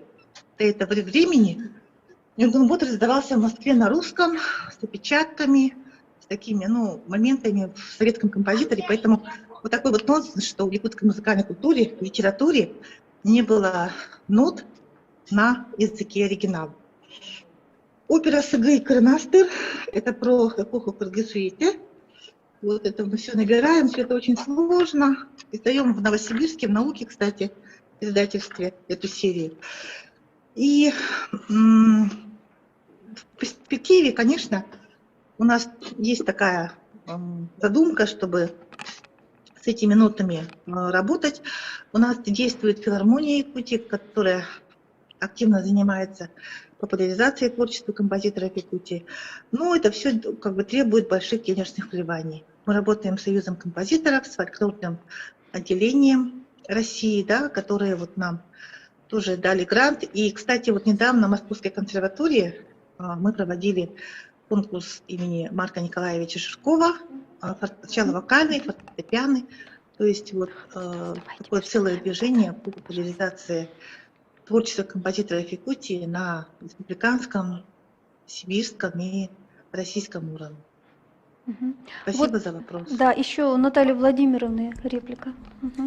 Здравствуйте, Да, Татьяна Владимировна. Персонально еще вам, значит, Да, очень рада видеть и слышать вас с музыкой, именно с рассказом о музыке венского композитора. Вот я присоединяюсь к тому, что надо бы все-таки как-то здорово, что будете издавать там ноты, но очень хотелось бы, чтобы еще вот услышать, да, это как звучит. Это будет очень, ну не знаю, ценный вклад, да, и просто вот в память об этом человеке и о культуре эвенской.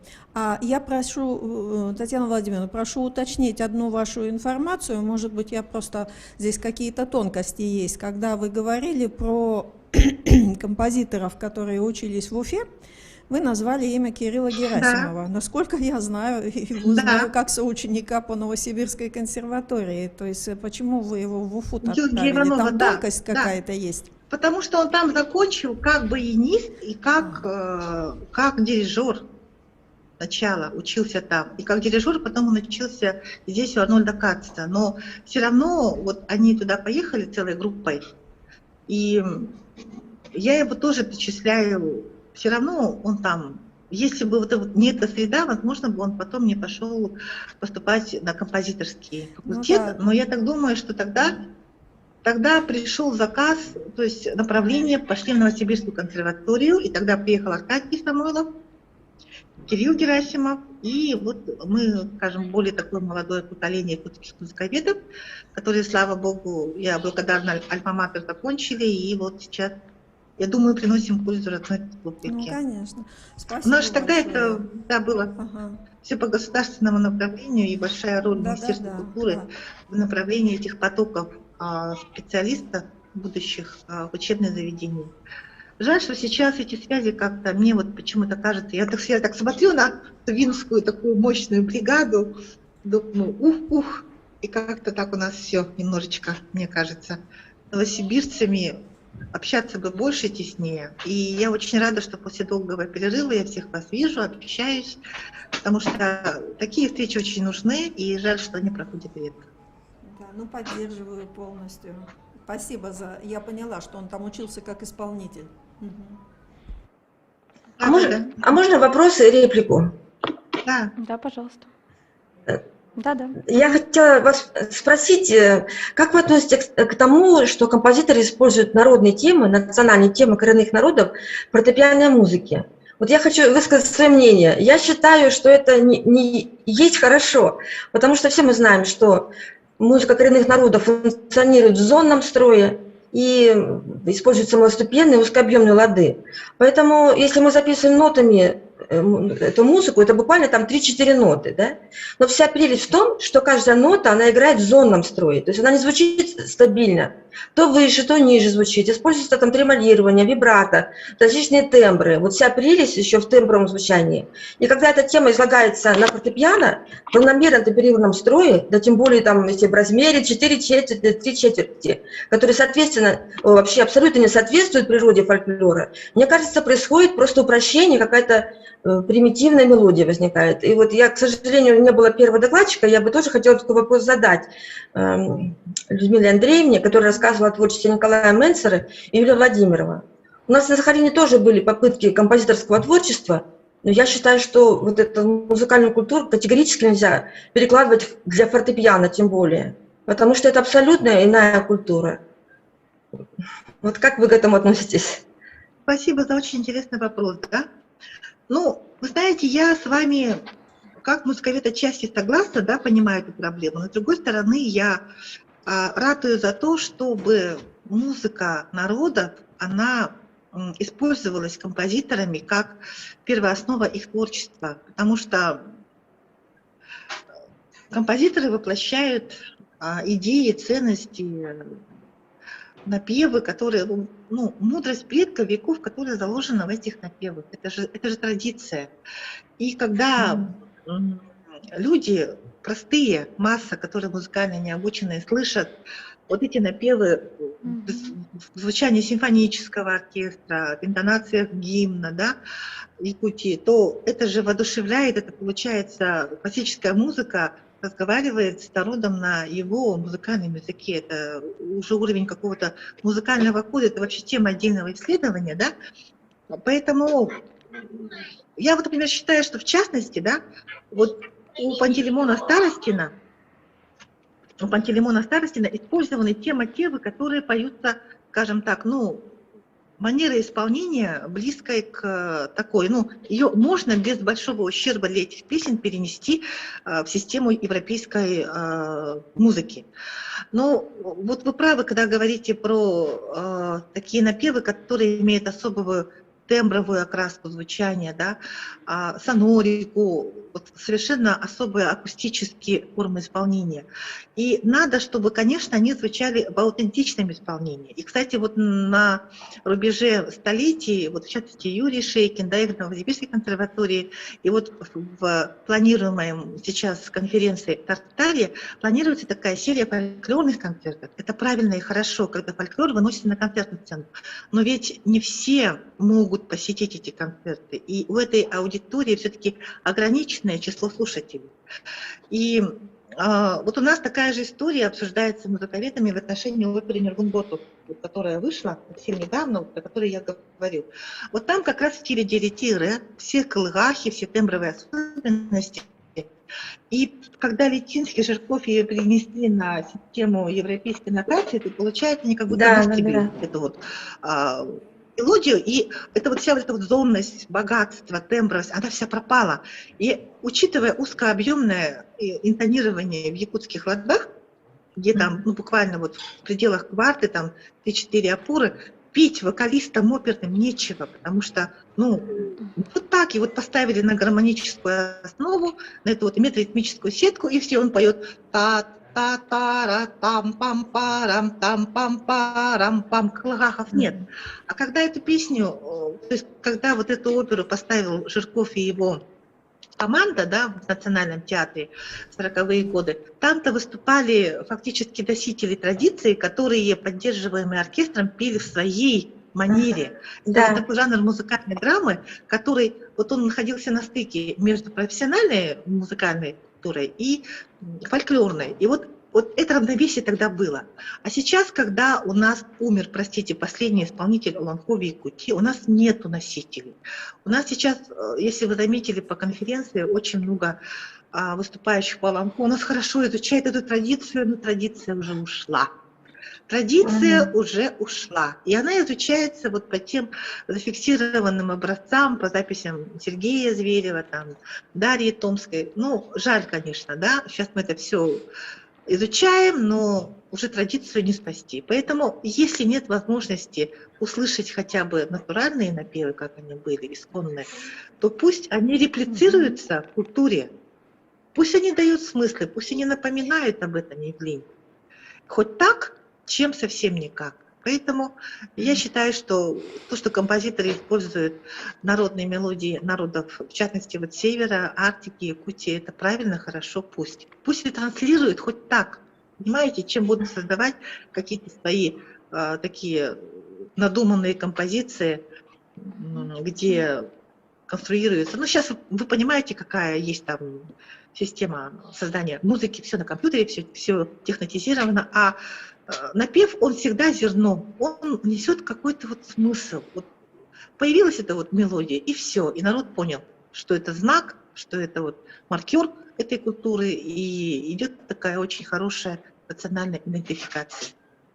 Ну, если можно, буквально еще чуть-чуть я скажу. Вот мы вчера слушали выступление Пии Сейрала, финской скрипачки, да, которая записывает чайковский фольклор. Вот я хочу сказать, ну я еще раз вчера уже говорила об этом, что она начинала свое творческое знакомство с музыкальной культурой коренных народов на Сахалине. И мне посчастливилось именно помогать ей, с ней в экспедиции ездить. И она настолько чутко проникла в какой-то короткий период, вот именно подлинностью национальной традиции нивской. И потом она написала у себя там, в Финляндии сюиту «Нивские мотивы». Это прекрасная сюита. Она была написана для струнного состава.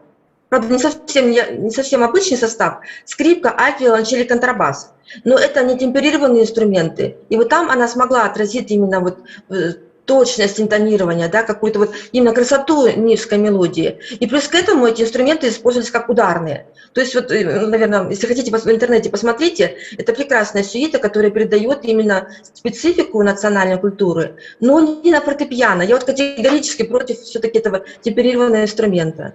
Вот даже скрипка, альт, они же не темперированные, поэтому здесь можно притворить традицию. И даже не знатоку фольклора, не мастеру, а именно музыканту, имеющему профессиональное образование, который понимает эту красоту музыки. Вот это мое такое мнение, что, конечно, надо это использовать в композиторском творчестве, но очень бережно, не упрощая вот это никаким образом. Иначе это очень жалко, что, как вы сказали, действительно, вся красота исчезает просто, да? Поэтому нужно находить способы, где это не утратится. Спасибо. Ну, мы благодарим. У нас, вот, в частности, вот, декоридеры, они исполняются вот совершенно вот такой же манере. И вот когда они становятся темой для вариаций, там, мне кажется, ничего не теряется, просто переходит из одной системы в другую, как элемент, и уже дает на новой почве совершенно другой рост, другое качество. Это вот как вот на яблоня дичка перебивается на такой, скажем так, садовой яблони, и тоже дает свои плоды. Да, это интересный момент. Наверное, мы поблагодарим сейчас и Наталью Александровну, и Татьяну Владимировну за такое интересное обсуждение, за развернувшуюся дискуссию. Тут, наверное, могут быть разные подходы и возможности в зависимости от задач, которые и от личности композитора, и от задач, которые он перед собой ставит. Ну, а нам нужно двигаться дальше. Мы переходим к блоку докладов, посвященных фольклорным традициям сибирских переселенцев. И сейчас я предоставляю слово Павлу Сергеевичу Шахову, кандидату искусствоведения, старшему научному сотруднику сектора фольклора народов Сибири и лаборатории вербальных культур Сибири и Дальнего Востока Института филологии СОРАН. Значит, тема доклада – проблемы изучения обрядовых мордовских традиций сибирского бытования. Пожалуйста. Да, Павел Сергеевич у нас присутствует здесь в зале очно.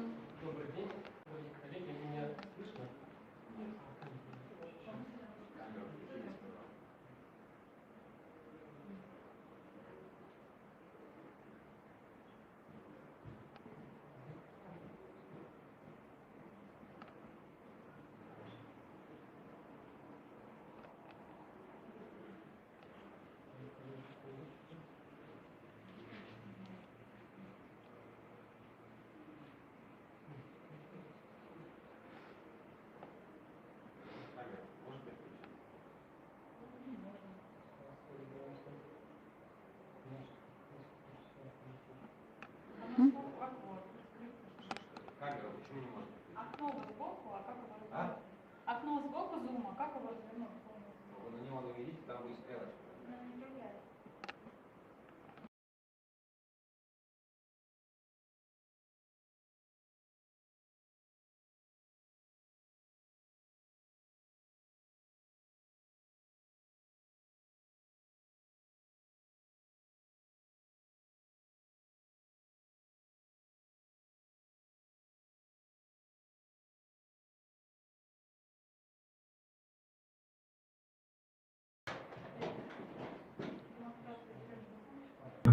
Ага, да. Угу. Мы входим. И это я сейчас уберу. Вот так. Да. Все, меня хорошо слышно и презентацию видно, да? Так. Еще раз добрый день. Да, я немножечко изменил название своего доклада, но немножко, я бы сказал, его упростил. Теперь это звучит как «Мордовские музыкально-обрядовые традиции сибирского бытования». Основной ареал проживания мордовского населения выходит далеко за пределы административных границ Республики Мордовия. Уже к началу 20 века Мордва стала одним из самых дисперсно расселенных народов России. В национальной республике проживает от 30 до 40% российской Мордвы. Карта расселения этнических групп Мордвы только на территории Поволжья и Заволжья демонстрирует результат бурных миграционных процессов. И вот это хорошо видно на этой представленной карте в 1981 году, опубликованной в этой книжке «Историографические очерки».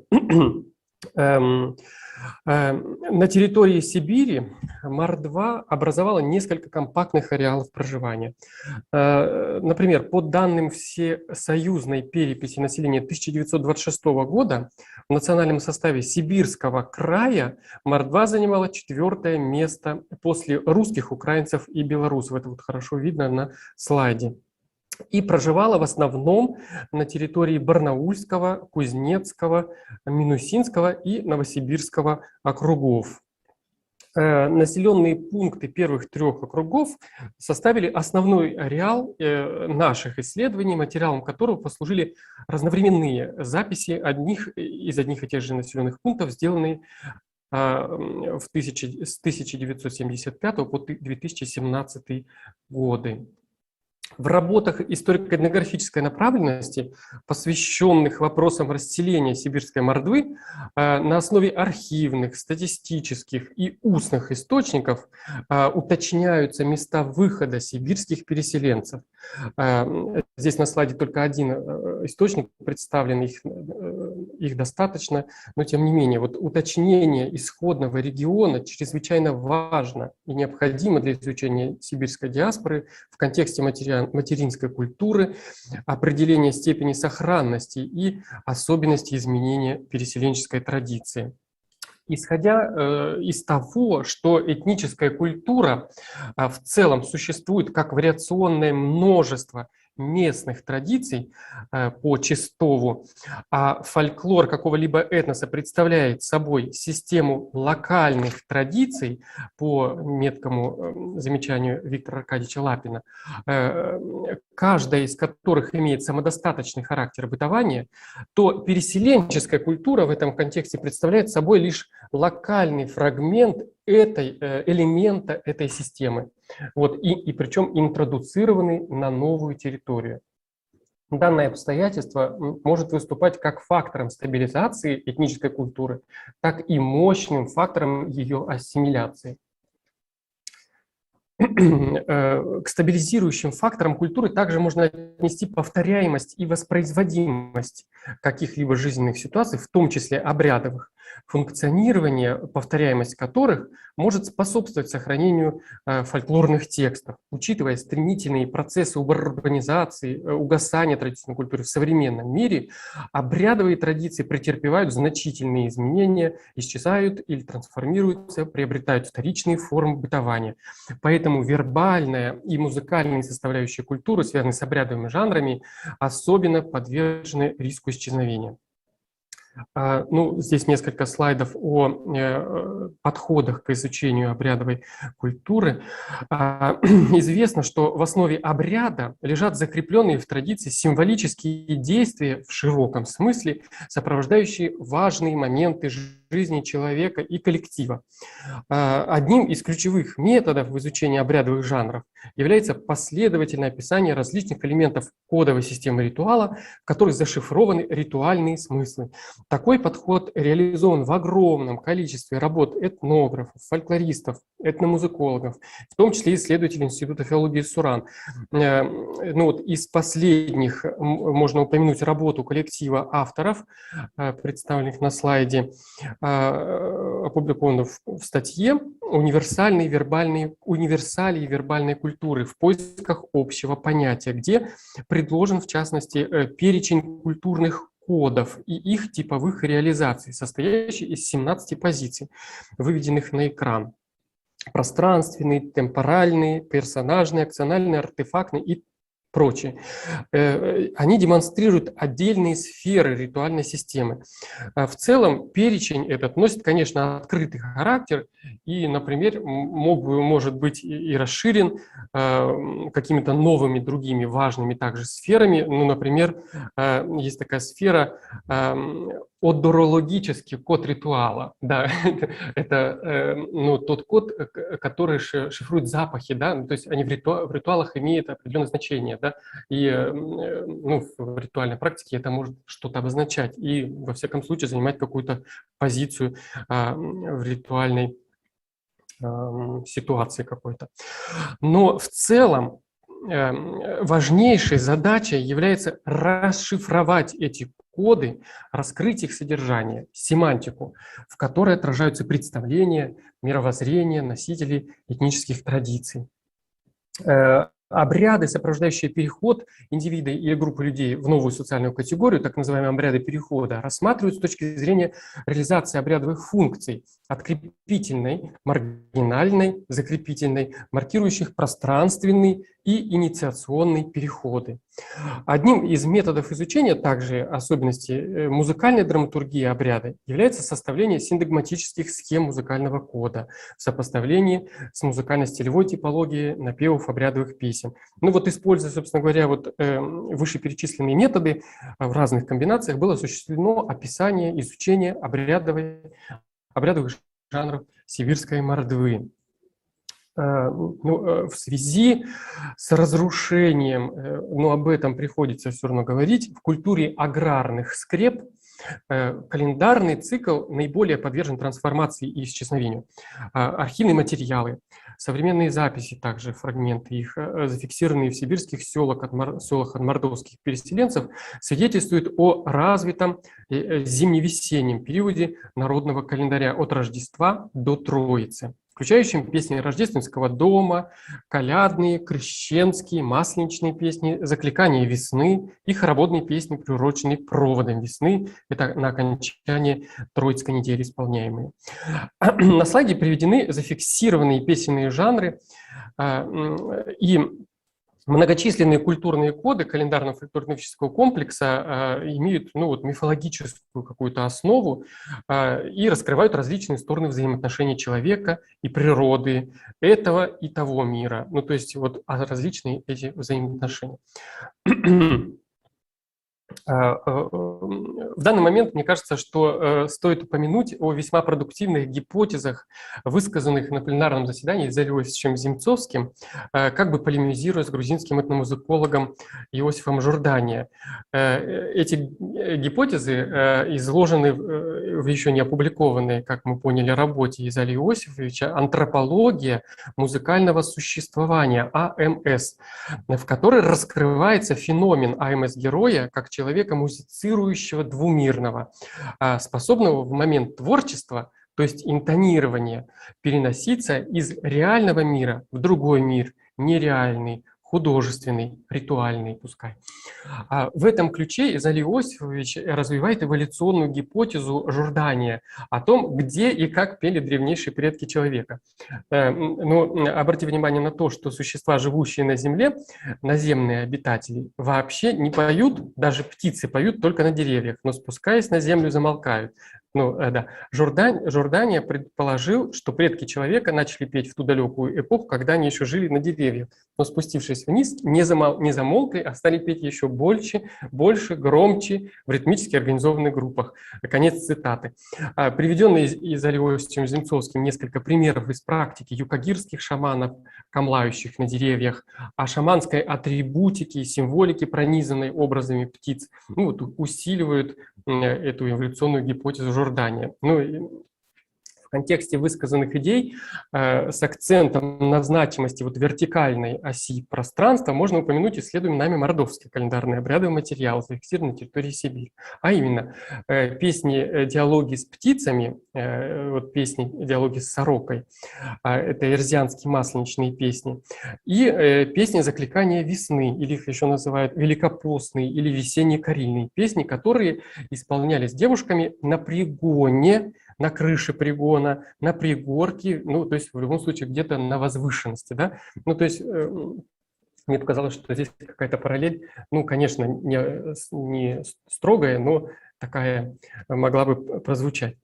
Кроме того, в большинстве исследуемых нами календарных песнях имеются возгласы. Это начальные возгласы в колядных песнях: коляда, ай коляда, коляда, тауси, тауси, уси, тавуси. В крещенских песнях возглас «Ося» или дважды повторяемый «Ося, Ося». В весенних карильных песнях это возглас «Позера» или «Позера, Позера». Это непереводимые возгласы. И также есть конечные возгласы, относящиеся к масленичным карельным песням макшанской традиции с конечным припевом «кивась», связывающие календарь со свадебным обрядом. Многообразие песенных форм с возгласами, включая возгласы и рефрены, позволяет прийти к выводу об особом типе композиционного строения календарных песен, маркирующих важнейший этап природного цикла от зимнего солнцестояния до весеннего равноденствия. В качестве предположения также можно упомянуть и об особом типе интонирования этих песен, связанных со скандированным громким пением, что вовсю. Так характеризовали макшане исполнение колядных песен, например. Но, тем не менее, в записях это можно услышать только в непосредственном процессе бытования. Ну, вот я несколько образцов позволю включить.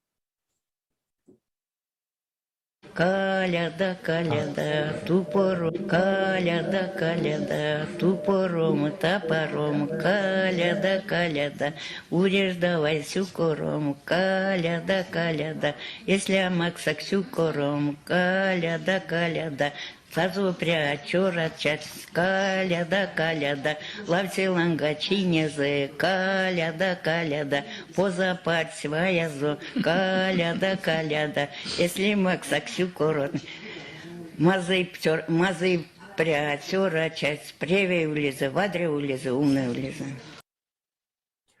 Это была колядная песня, записана в Кемеровской области. Вот крещенская песня с возгласом «Ося». Ося, крещение седзе, Ося, сивый гониланса, Ося, монее тандадин, Ося, аунялы зовень, Ося, аунялы сея, Ося, пиликсынды стуке, Ося, рогасынды гро. Я не знаю, как их остановить. Эта песня была из Алтайского края. И также из Алтайского края, соседнего села, вот вариант «Позера» весенней карельной песни.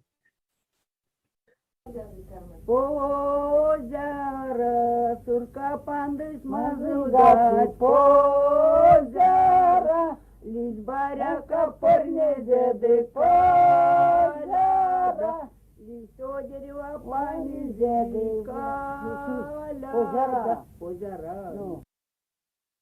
Ну ладно.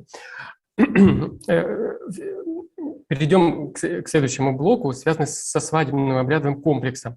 В сибирских вариантах свадебных ритуалов Мордвы Эрзи и Мордвы Мокши сохранилась логика обряда перехода. При описании обрядов были выявлены обрядовые функции культурных кодов на двух уровнях – инициационном и территориальном. При этом синтагматические схемы музыкального кода макшанского и эрзианского обряда демонстрируют существенные различия. В макшанском свадебном обряде действуют два напева, которые имеют строгую исполнительскую и пространственную дифференциацию. Один напев прикреплен к партии рода невесты, другой – к партии рода жениха. Один исполняется непосредственно в доме невесты, другой в доме жениха, каждый из которых преимущественно закреплен за конкретными обрядовыми функциями. Первый – территориальный функция, контакт двух родов, карельные песни при встрече паижан, и второй напев за инициационной функцией – это корение невесты в чулане. Ну, также предлагаю прослушать два образца. Некуда не костасай, некуда не костасай, лодкова пандова, кавта панда йоткова, кивась, некуда не чудать не, некуда не чудать не, эльдин бадан губать не, кивась. Да, это карельные песни, поэтому там смех слышен. Да, вот карельная песня невесты.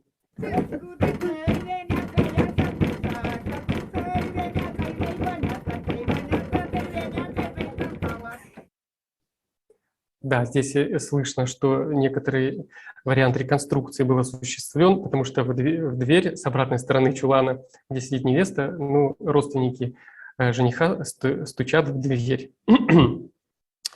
Так. Эрзианской свадьбе действует 3 напева. Вот паряхнимат карильный, морсимат и аваркшнимат. Один напев паряхнимат реализует одну территориальную функцию, и его используют обе исполнительские партии, жениха и невесты. Другой напев аваркшнимат относится только к партии невесты и обеспечивает исключительно инициационную функцию. Песенный напев морсимат наделен обеими функциями и присущ 2 родовым партиям, родовым партиям. Также предлагаю послушать эти образцы. Кстати, вот именно этот напев морсимат, ну, чрезвычайно всем знаком и наиболее распространен при первом запросе какой-то свадебной песни, возникает именно ассоциация с этой песней. Паряхнимат, корень невесты. Таня, кадалица, Таня, Атик сука, тон зарня, нярды бора, тон бляднать. Эти Таня, тонет, эти сука, тонет. Да, почему-то все время фонит. Да, здесь просто изображено процесс выпекания свадебного пирога лукша, да, и поскольку он был связан также с этим напевом, ну, вот здесь в обрядовых ситуациях это продемонстрировано. Вот второй песенный напев морсимат. Он, видите, здесь широкое представление обрядовых ситуаций. Вот один из вариантов.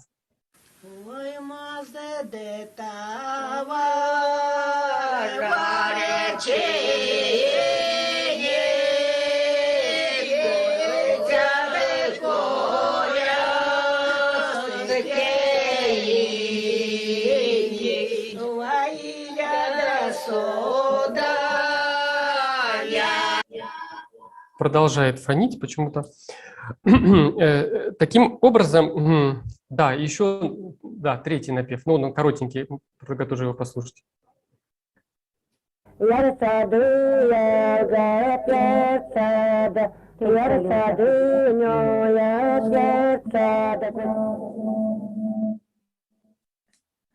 Ладно. Таким образом, различия в области обрядовой драматургии определяют специфику мордовских субэтнических свадебных традиций в Сибири. Что касается похоронно-поминального обрядового комплекса, то в нем существенную роль играет аспект межкультурного взаимодействия, проявляющийся, с одной стороны, в совмещении христианско-православных и традиционных этнических элементов, с другой стороны, в объединении в рамках ритуального цикла текстов разной природы, устных и письменных. Речь идет о живой обрядовой практике домашних отпеваний и поминовений умершего. Это происходит следующим образом.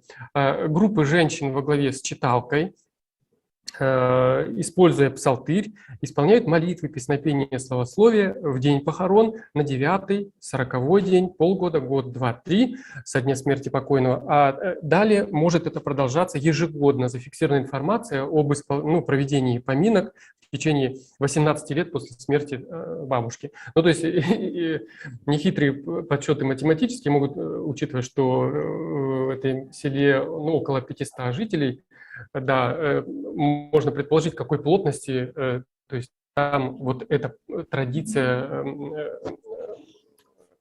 распространена и бытует. Кроме этого, в определенный момент в день похорон, а также на 40-й день поминок, женщина, нередко сама читалка, исполняет традиционное причитание с типовым напевом на эрзианском языке. Вот я фрагмент предлагаю послушать.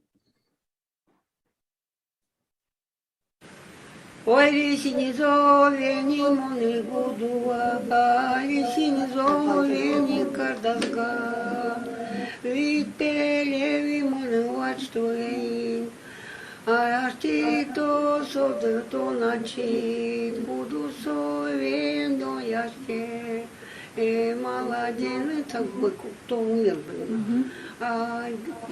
Галя или как там. Ох, моляна, боказы, бойка, мона зыргавли. Не джаджур, младенца, ты годяви. И что бойка, молевли. У богойка, река, сколенка, замудок. Да, в общем, причитание тоже оказалось. Да. Текст причитания представляет собой обращение к умершему в виде наставления о том, как быть ему на том свете, куда пойдешь по тропинке, что встретишь, крапиву, ягодные листья и иголки боярышника, ну, то есть тут несколько вариантов есть, как переплыть реку, как потушить огонь, как подняться по лестнице. Ну, то есть такой вот текст наставительный. В тексте упоминается полотенце, с помощью которого можно преодолеть эти преграды. Полотенце действительно выполняет особую ритуальную функцию предметную. В день смерти полотенце укладывают на покойного, а в день похорон причитальщица снимает его и передает родственнице во время исполнения причитания. И само причитание называется «лайшема нардамум» – «плач полотенца». После этого продолжается пение молитв, а также духовных стихов. «Ой, вы голуби, ой, вы белые, часы прощальные подходят, ой, вы братья, мои сестры». Таким образом, похоронный ритуал представляет собой цельный многослойный текст, в котором органично сочетаются и взаимодействуют разные типы культурных моделей – архаических, народных и христианских, устных и письменных. А благодаря живой, постоянно воспроизводимой ритуальной практике, основанной на чтении и пении канонических молитв с опорой на псалтырь, сохранился до настоящего времени и функционирует жанр традиционных христианских похоронных и поминальных причитаний. Можно предположить, что отголоски культа предков, развитого у мордвы, а также книжная, письменная культура выступили фактором сохранения устных фольклорных текстов похоронных причитаний, чего нельзя, например, сказать о свадебных причитаниях аваркшнимат, исполнявшихся невестой, ее родственницами на всем протяжении в различных местах обряда, которые в настоящее время уже зафиксировать не удается. И подводя итог, обозначим некоторые проблемы, задачи все-таки в изучении мордовских музыкально-обрядовых традиций сибирских переселенцев. И первое – это, конечно, поиск сопоставительного материала по материнской исходной традиции, о чем я уже упоминал, как особо важной части исследовательской программы. В этом отношении нами ведется работа в регионах выхода сибирских переселенцев. С 2019 года проводятся полевые исследования эрзианских сел, это Качкуровский и Большеберезняковский районы Мордовии, и макшанских традиций в Зуб-Полянском районе и Ковылкинском районе Республики Мордовия, что позволит провести адекватные сопоставительные исследования в синхронном срезе. Это исследование мы проводим в рамках проекта РНФ. Второй момент, о котором я хотел сказать, это необходимо подробно фиксировать контекстные сведения с описанием многочисленных кодовых акционалий, реалий, персоналий и далее по списку для объяснения содержательных аспектов. И также нужно сказать о необходимости стремиться к фиксации ритуала в момент их проведения, потому что они вносят, конечно, свои коррективы и в структуру ритуала, и само становление этого текста ритуального, и в его интонирование, ну и так далее. Ну и также можно упомянуть последнее, это поиск каких-то новых мультимедийных форм предоставления результатов описания и изучения обрядовых традиций. Ну, с целью возрождения, ревитализации какой-то этих традиций.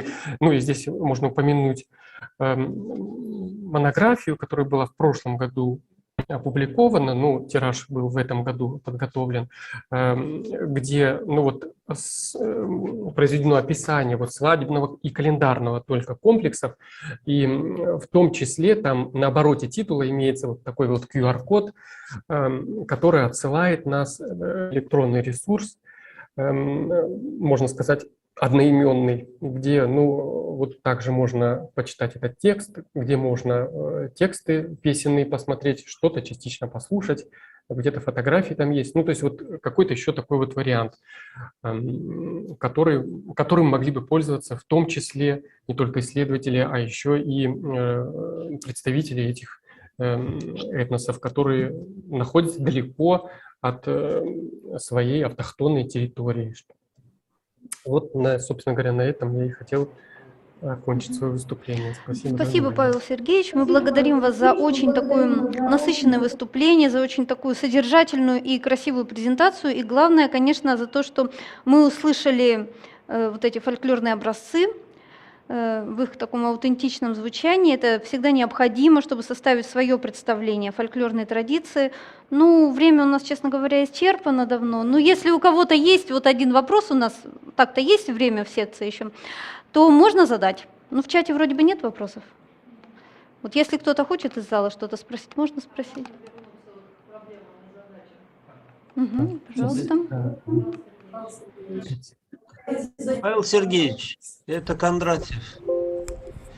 Какая Спасибо из этих проблем за- вот вами отмеченных там как, ну, перспективные, наверное, да, проблемы и задачи изучения? Вот. Какое из этих самое нереальное для решения? Так, я хотел задать вопрос. У меня не включается. Звук, но я, конечно, не могу это сделать. Так, можно все-таки отвечать? Да. Да, можно? Слышно его? Я потому что не знаю, С где микрофоном. нажать, что. Угу. Вот. Давай с микрофоном. Какая из этих задач наименее трудная к исполнению? Ну, Наоборот, самое нереальное. самое нереальное. Да. самое нереальное. Ой. Самое трудное. Ну, наверное, фиксация ритуалов в момент их проведения, конечно. Да, это безусловно. Просто, конечно, нам иногда удается это сделать, ну вот, что называется, случайно. Вот когда мы попали, будучи в 2008 году в экспедиции на поминальную службу, потом еще попали на другую поминальную службу, на 40-дневную.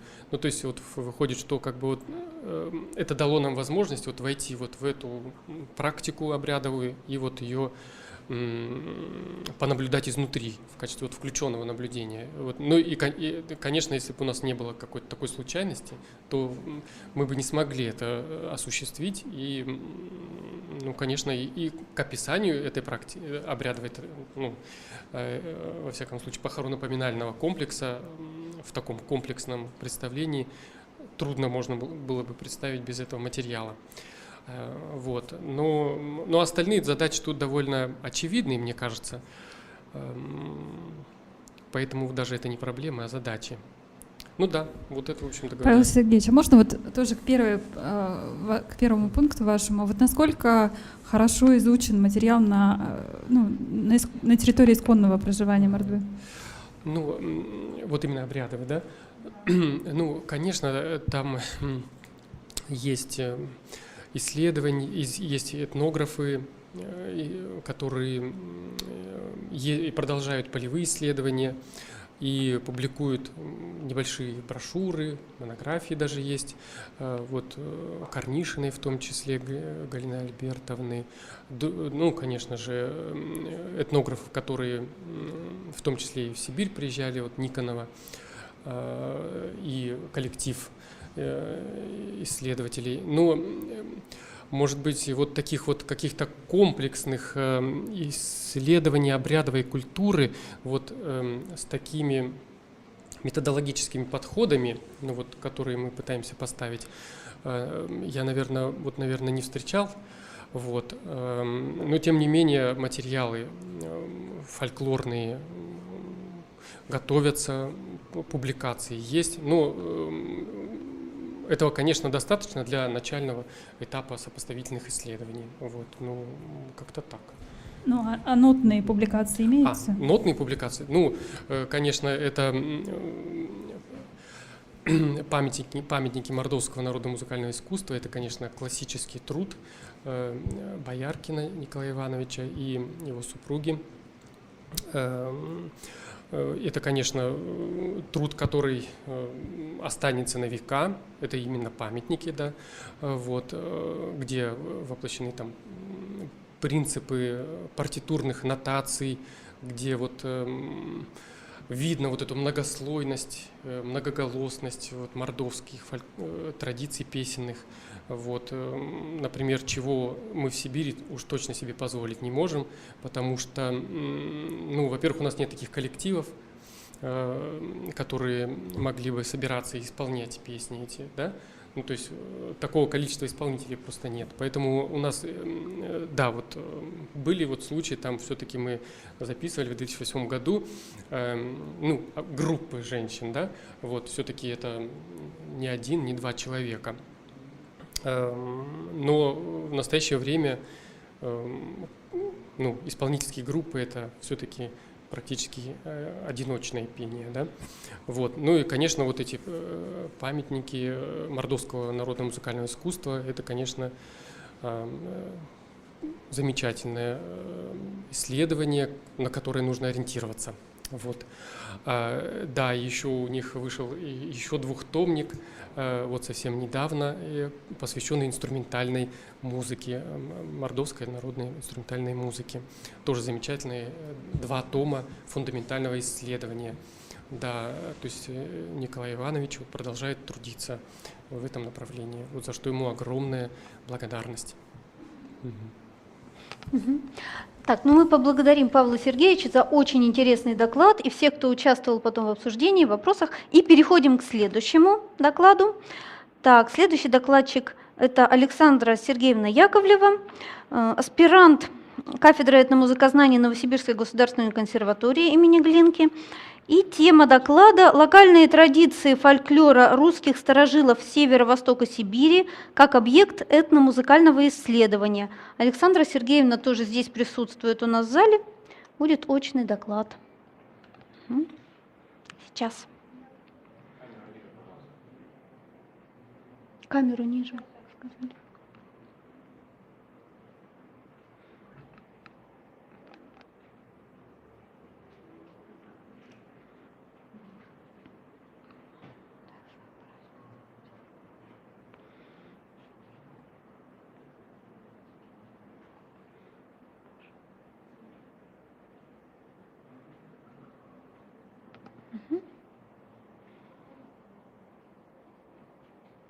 Так. Презентация уже. Добрый день. Настоящий доклад посвящен проблеме изучения русской песенной традиции северо-востока Сибири с точки зрения музыковедения. Исследование музыкального компонента фольклора базируется на материале звукозаписи, нотных расшифровок и научных источников. Обзор и анализ этой коллекции позволяет выяснить степень изученности традиции в сфере этномузыкознания и оценить перспективность дальнейшего исследования русского музыкального фольклора данного региона. Население русскими северо-востока Сибири, Якутии и Чукотки началось в первой половине XVII века. Местами их обоснования стали берега рек Индигирка, Колыма и Анадырь. В XVIII веке окончательно сформировались 3 локальные группы русских старожилов: русско-устинская на Индигирке, походская на Колыме и марковская на Анадыре. Первые записи фольклора от русских старожилов региона относятся ко второй половине XIX века. Начало собирательской деятельности было положено ссыльными и местными жителями. Дальнейший путь фиксации фольклорных образцов был продолжен специалистами разных областей – этнографами, краеведами, лингвистами, филологами и музыковедами.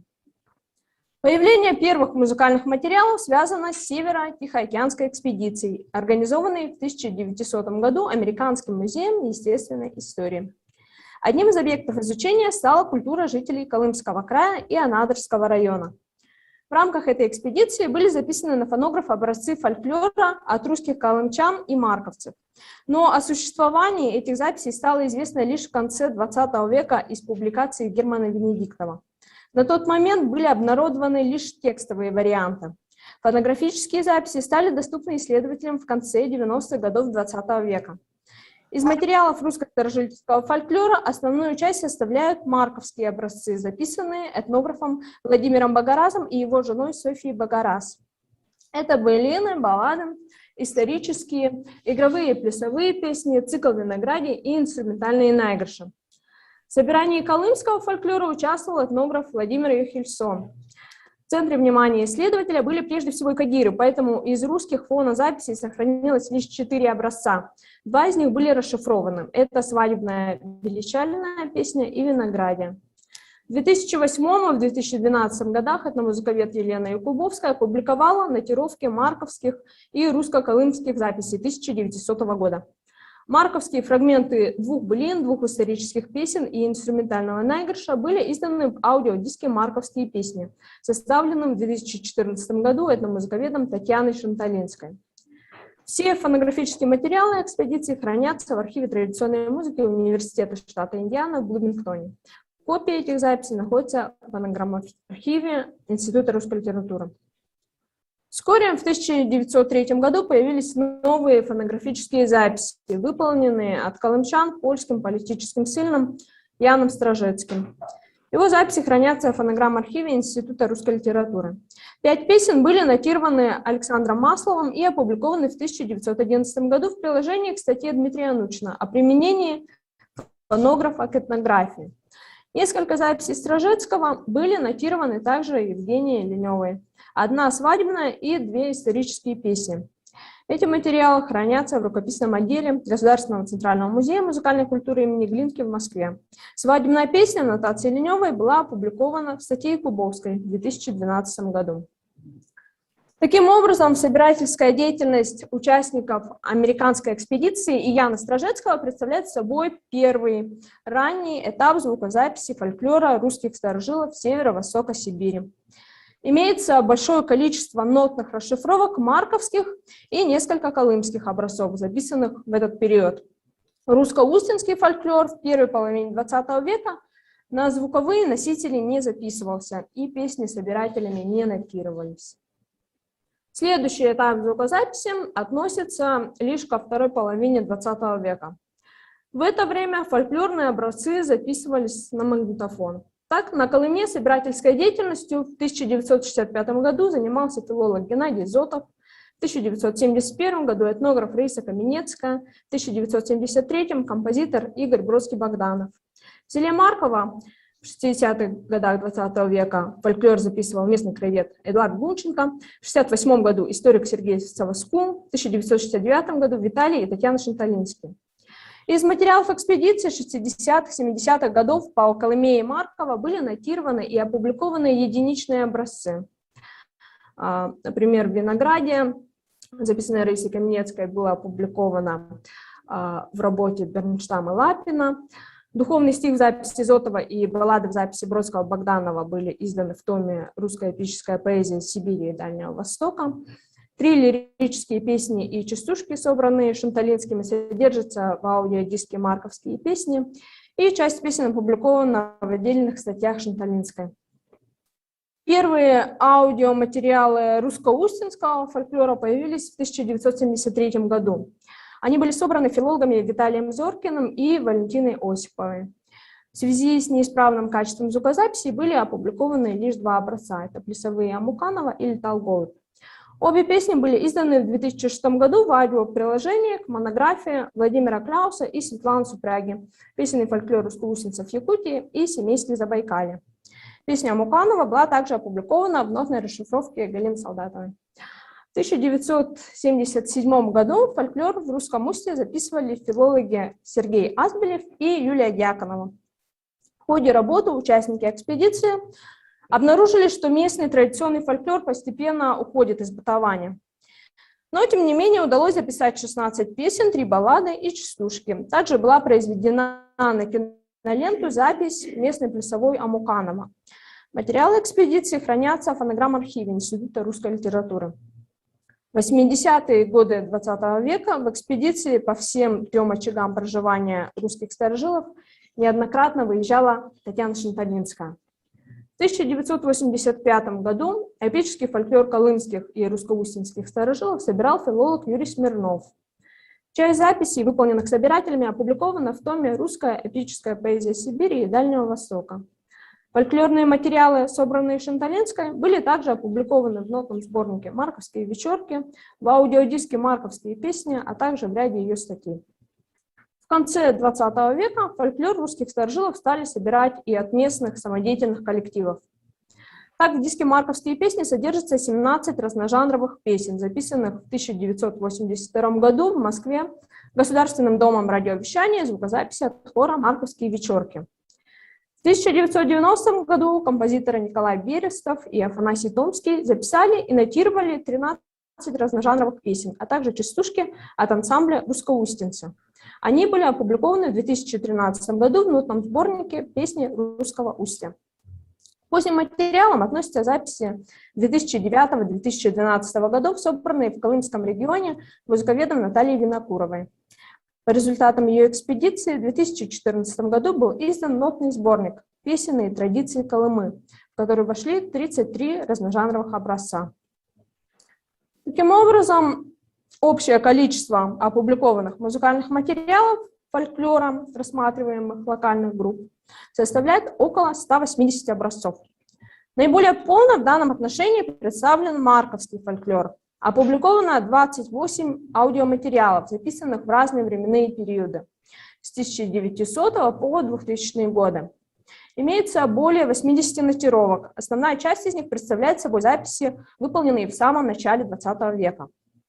По колымскому фольклору опубликовано 2 аудиозаписи 1982 года уникальных вариантов песенных образцов. Это баллада «Теща в плену у зятя» и «Виноградия» на исторический сюжет «Отравление Скопина». Нотировано 45 русско-колымских песен, большинство из которых записаны в 2000-х годах. Из музыкальных материалов русско-устинского фольклора в настоящее время опубликовано 5 аудиозаписей 70-х, 80-х годов XX века, плясовых и эпических образцов, а также 23 нотные расшифровки. В основном это песни, записанные в 1990 году от местного ансамбля.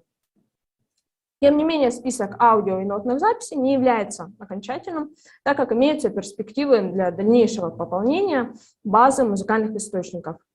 Например, еще не обнародованные нотировки марковских образцов, выполненные Ириной Ладудько, также в перечне пока не учтены выполненные мной некоторые нотные расшифровки и прочие еще не опубликованные материалы, нотные и аудиозаписи. Исследование фольклора русских старожилов северо-востока Сибири проводится филологами, этнографами, музыковедами и другими специалистами. Ценными материалами для выявления более целостного представления о песенной традиции являются соавторские труды исследователей, выполненные путем междисциплинарного подхода к изучению проблемы. Так, по отношению к русско-старожильческому фольклору Якутии и Чукотки можно выделить 2 работы, затрагивающие исследование музыкального текста совместно с иными составляющими песенного фольклора. Такой работой является труд этнографа Татьяны Бернштам и музыковеда Виктора Лапина «Виноградие, песня и обряд». Материалом для изучения жанра виноградия и его локальных разновидностей послужили 60 разнорегиональных нотных образцов, в число которых вошел колымский напев песни «Отравление Скопина». Еще одним значимым междисциплинарным исследованием стал том «Русская эпическая поэзия Сибири и Дальнего Востока» филолога Юрия Смирнова и музыковеда Татьяны Шанталинской.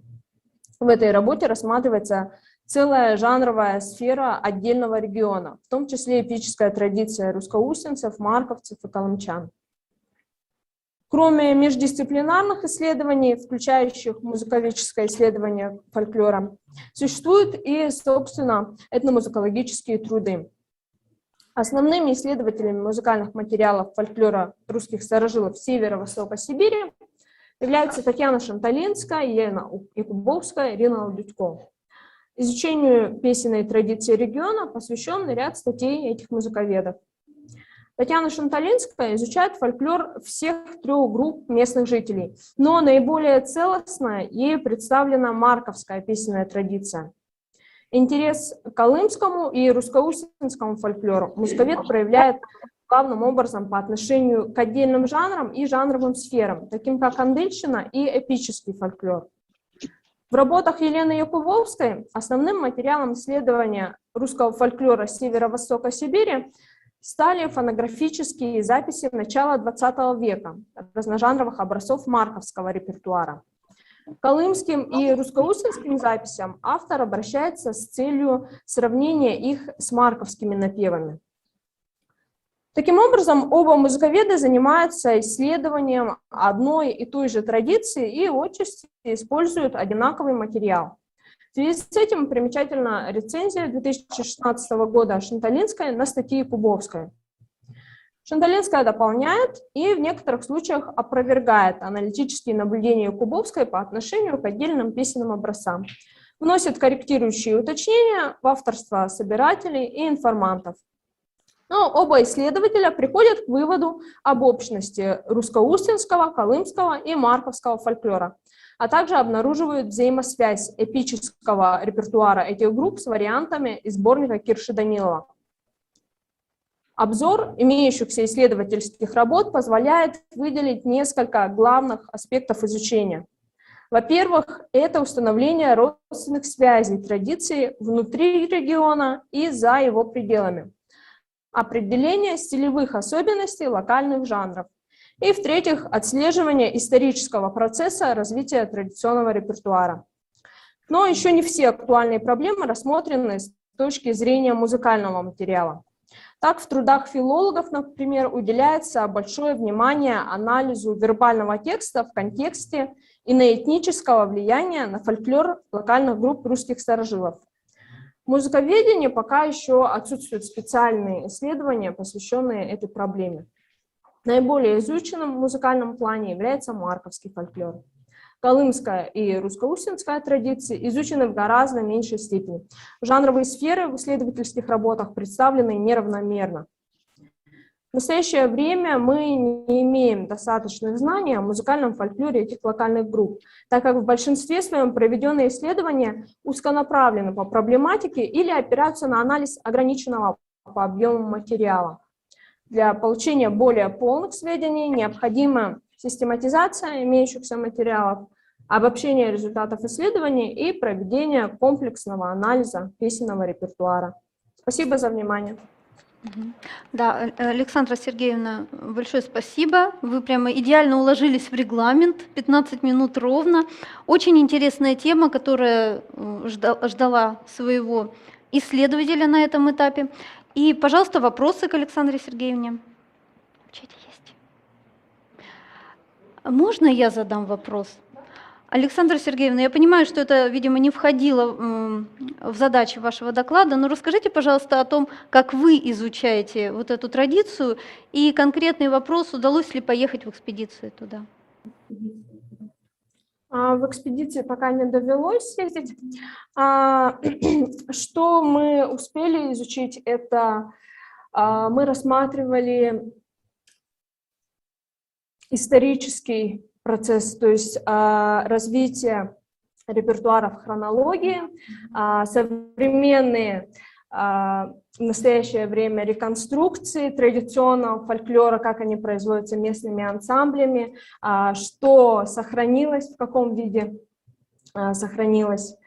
И сейчас мы систематизируем этот материал весь, который имеется, для того, чтобы уже сравнивать вот эти образцы с материалами, с образцами из европейской части России, с русским севером. Ну и вот как вы считаете, традиция живет, вот эта старожильческая, она живая?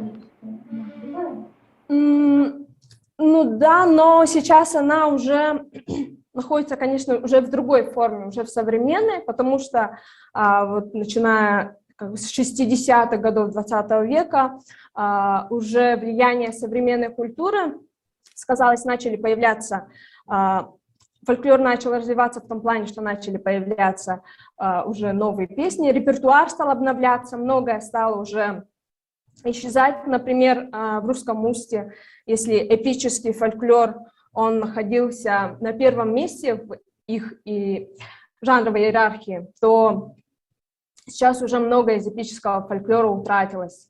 а также из свадебного репертуара во всех 3 традициях. Свадебные песни тоже исчезли, свадебный цикл. Но что-то все равно, конечно, осталось, сохранилось.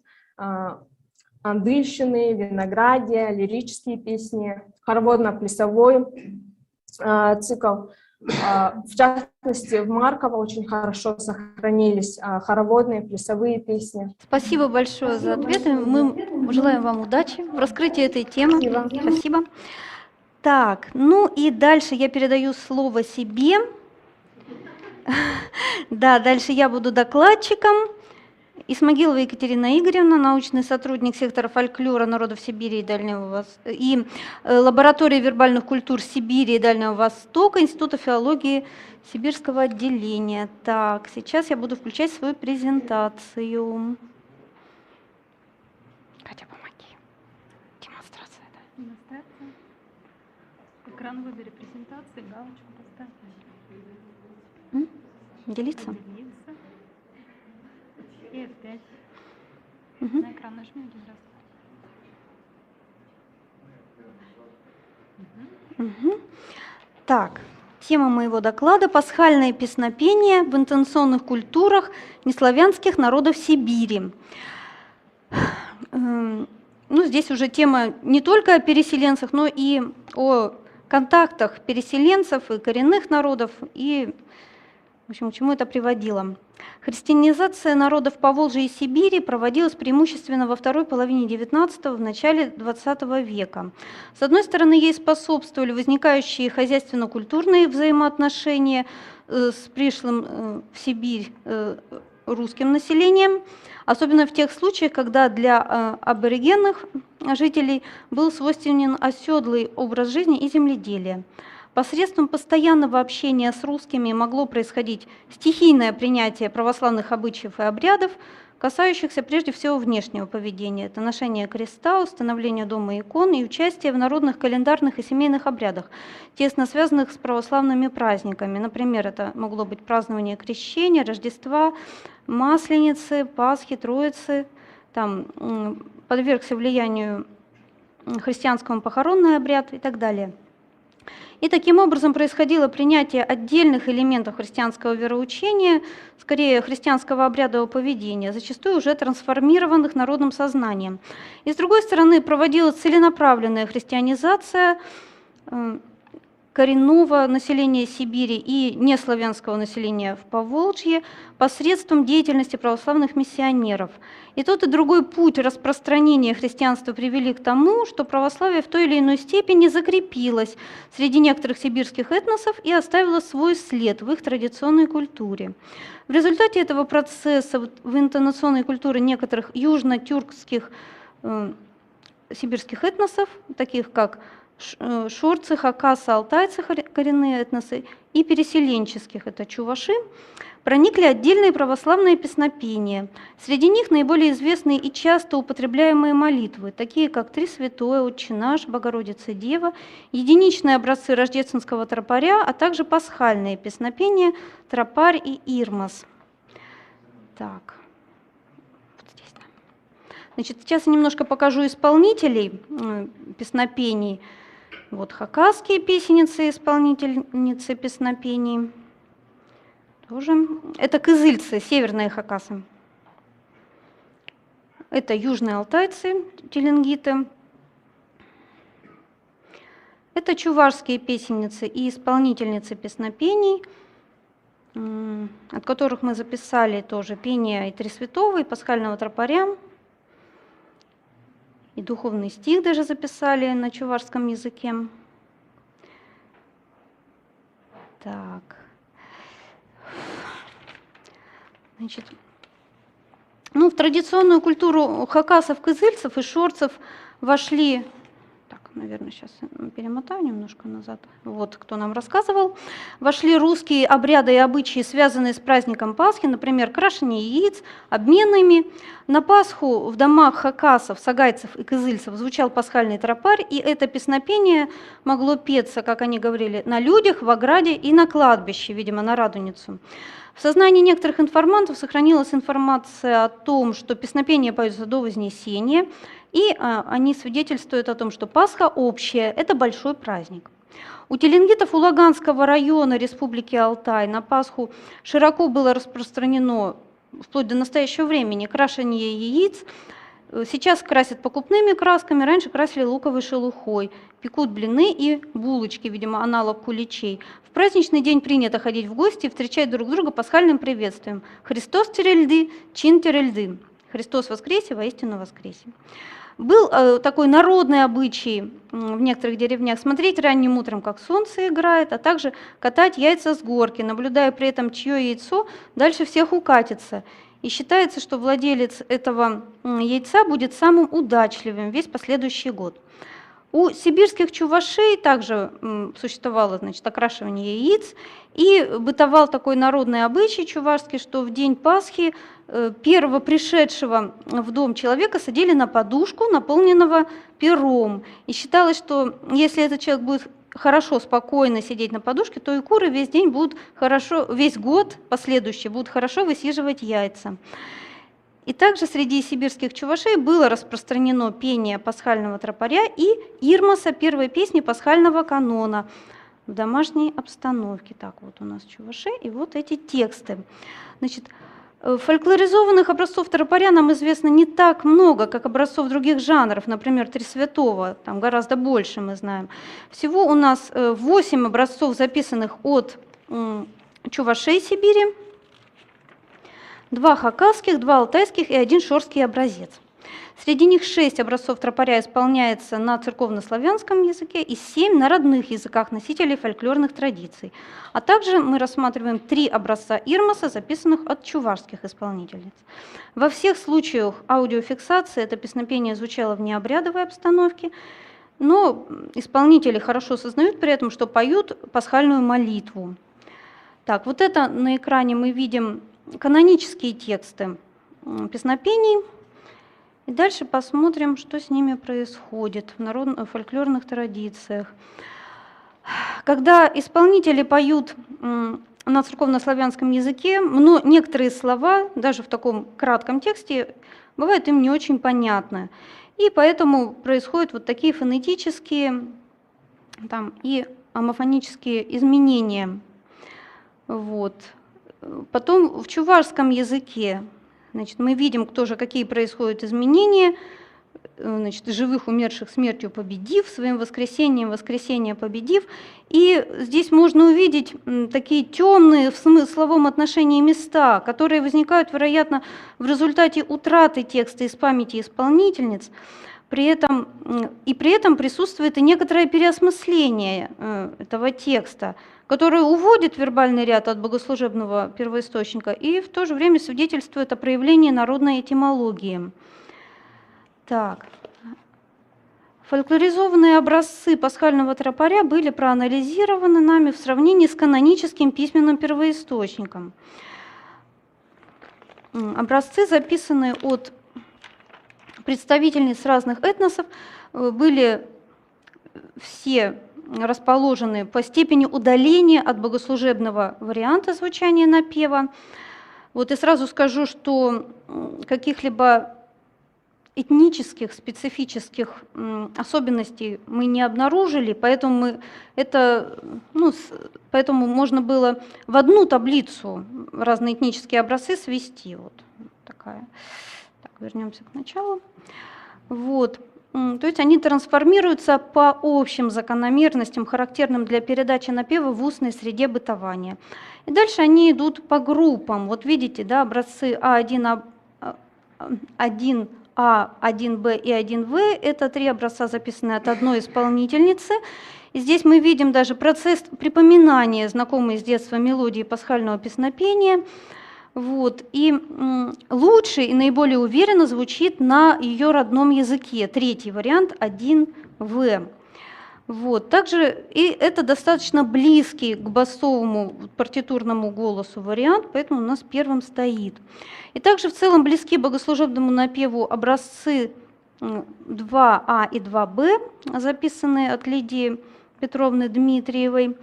Вот. Но здесь уже больше отклонений, и в заключительном обороте третьего сегмента появляются интонации там, малой терции ми бемоль ре до за заполнением, и формируется уже какой-то мелодический здесь контур. Вот. Значит, еще одна группа чувашских вариантов состоит из двух образцов, звучащих на родном языке носителей традиции. Это 4А и 4Б. Так. Угу. Оба варианта очень схожи между собой, и уже в них можно тоже заметить некоторые отличия от первоисточника. Вот. То есть каждый из тактов, из строк стихотворных завершается на звуке «до». Да, я должна была сказать, что все напевы приведены к одному высотному уровню, для того, чтобы их можно было сравнивать. Но они, в принципе, в очень близкой тесситурии звучат. То есть там буквально может быть полтона, тон выше или ниже. Они примерно в этом регистре и поются. Вот. И основное различие с церковным напевом заключается в замкнутости каждой строки на звуке «до», и в результате чего меняется логика развития напева. Движение мелодии сосредоточено на многократном повторе опорного тона, интонациях опевания, в результате чего исчезает противопоставление двух опор си бемоль и до. О больше секундовом сопоставлении напоминает лишь интонация до, ре, присутствующая в каждой строке. Вот. И эти изменения связаны уже с чисто устной, конечно, передачей церковного напева и отчасти, может быть, с утратой его из памяти исполнительницы. Вариант номер 5 поется жительницей Красноярского края, тоже чувашка, она поет на чувашском языке, и мы его потом даже послушаем. Звучит уже тоже своеобразно, вот, хотя, как мне кажется, присутствующие в нем изменения еще находятся в рамках вариантных. Вот индивидуальность ему особенную придает большесекундовое задержание в самом начале. Вот это соль, ре, до. Вот. Очень ярко звучит этот ход.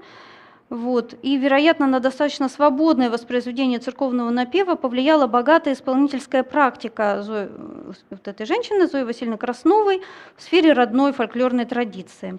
Значит, фольклорный вариант 3 записан от алтайской исполнительницы и очень близок к образцам, то, что мы от русских записывали, из устной богослужебной традиции. То есть там не очень много расхождений с ними. А вот от нее же записан еще один образец на алтайском языке. Это фольклорная версия уже, номер 6. Здесь мы видим больше отклонений. Среди них мелодизация бывшего басового голоса, четырехголосной фактуры песнопения, а также совмещение в одной мелодической линии интонации из разных голосов баса и сопрано, четырехголосной партитуры песнопения. И описанные особенности мелодики песнопения свидетельствуют о том, что это переинтонирующая версия, которая бытует в фольклорной традиции у лаганских теленгитов. Так, ну мы сейчас послушаем, попробуем.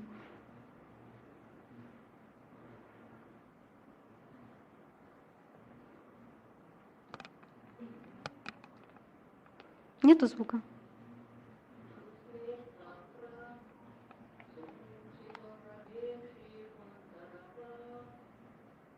Можно еще раз.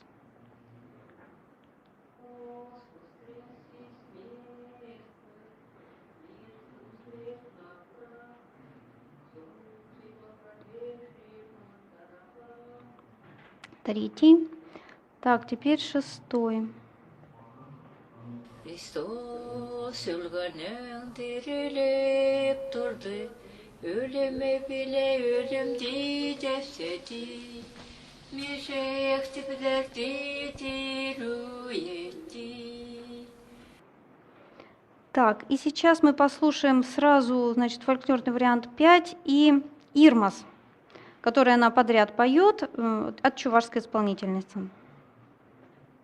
Христос вилеменчен черене, вилеме бе вилемне шендерсе, вилисе те черелех пана. 3 раза пел эту. Паян Христос черелсе танакун, и буртихе бертер, пасха шитре, туран паски киче, мухта юре юрла kansen şerşinçen şüle kuşarçe. Да, вот это ирмос на чувашском языке. Так, ну и... Пардон. Так, ну, у меня еще был один слайд про версии. Давайте я про них, наверное, просто расскажу. Я его что-то не вижу. Еще 3 версии есть, 7, 8, 9. Сначала это хакасские образцы, и хотя они записаны в разное время и в разных районах Хакасии, на разных, получается, все-таки языках, по своему интонационному наполнению они очень сходны между собой. В них сочетаются интонации, близкие первоисточнику, и совершенно новые, на первый взгляд, мелодические образования. Вот. И тоже присутствует суммирование как бы разных голосов, получается, фактуры, то есть значительная мелодизация идет, и столь яркое переосмысление исходного напева позволяет отнести описанные образцы к переинтонирующим версиям. И завершает, значит, таблицу у меня шорская версия, в которой еще больше отступления от первоисточника, чем в хакасских образцах, и она звучит тоже, соответственно, на родном языке носительной традиции, и выходит за пределы, радикально выходит за пределы канонического напева, тоже свидетельствует о том, что это переинтонирующая версия. Но отдельные тонации, они, в общем-то, сохраняются, их можно аналитическим путем там найти. Вот. В ирмосах тоже мы видим, так, значит, вот богослужебный первоисточник ирмосов, а вот один у меня есть образец, то, что мы слышали, но мы слышали это на квинту выше. Там тоже были к единому высотному уровню приведены 3 ирмоса. Вот. Здесь звучит от ноты соль с устоем на до. Вот. Тоже можно заметить суммирование разных голосов фактуры в первых 2 ирмосов. А вот в третьем сначала в нем прослеживается опора на мелодию верхнего голоса первоисточника, а затем исполнительница объединяет 5 и 7 строки песнопения, 6-я строка при этом опускается. Вот. Интонационную линию, скомбинированную таким образом строки, представляет собой быстрая речитация на одном звуке и мелодический рельефный заключительный оборот. Можно ярко выраженная какая-либо тембровая манера в этих песнопениях, зафиксированных от представителей коренного населения Сибири, не ощущается. То есть если там и есть какой-то специфический тембр, это, в общем-то, такого главного значения не несет. Вот. Иногда эти образцы несут в себе отпечаток индивидуальной яркой певческой манеры каждой исполнительницы. Ну вот тот последний образец мы слышали, там это, в общем, заметно. Вот. И можно сказать, что рассмотренные фольклоризованные образцы пасхальных песнопений показывают определенное в то же время разнообразие преломления напева, в них проявляются общие закономерности. Но это тоже существование их в виде большого количества вариантов и версий. Вариантов больше, чем версий. Вот. Но в версиях переинтонируются элементы канонического напева. Мелодика развивается при помощи мелодизации, скачки чаще всего заполняются, вот, развиваются с помощью терцовых замен и суммирования звуков из разных голосов многоголосной фактуры первоисточника. Ну и можно обнаружить зависимость от языка, на котором звучит песнопение. То, что звучит на их родном языке, это звучит всегда более уверенно, и вот эти мелодические отклонения, они более заметны. Вот. Все у меня. Пожалуйста, вопросы. В чате нет. Нет вопросов. Ну хорошо, тогда мы, наверное, движемся дальше. Теперь слово предоставляем Татьяне Владимировне Дайнеко, младший научный сотрудник сектора фольклора народов Сибири и лаборатории вербальных культур Сибири и Дальнего Востока Института филологии Сибирского отделения. Вот. Татьяна Владимировна будет тоже делать доклад очно. Тема доклада – календарные песни белорусов Сибири и Дальнего Востока, структурно-ритмическая типология.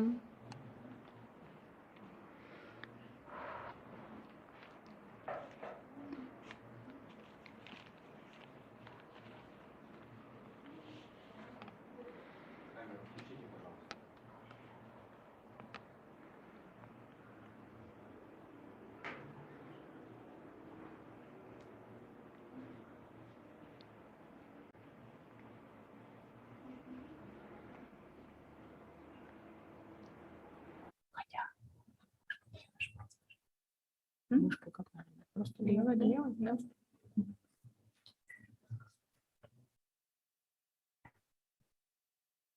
Добрый день, дорогие коллеги.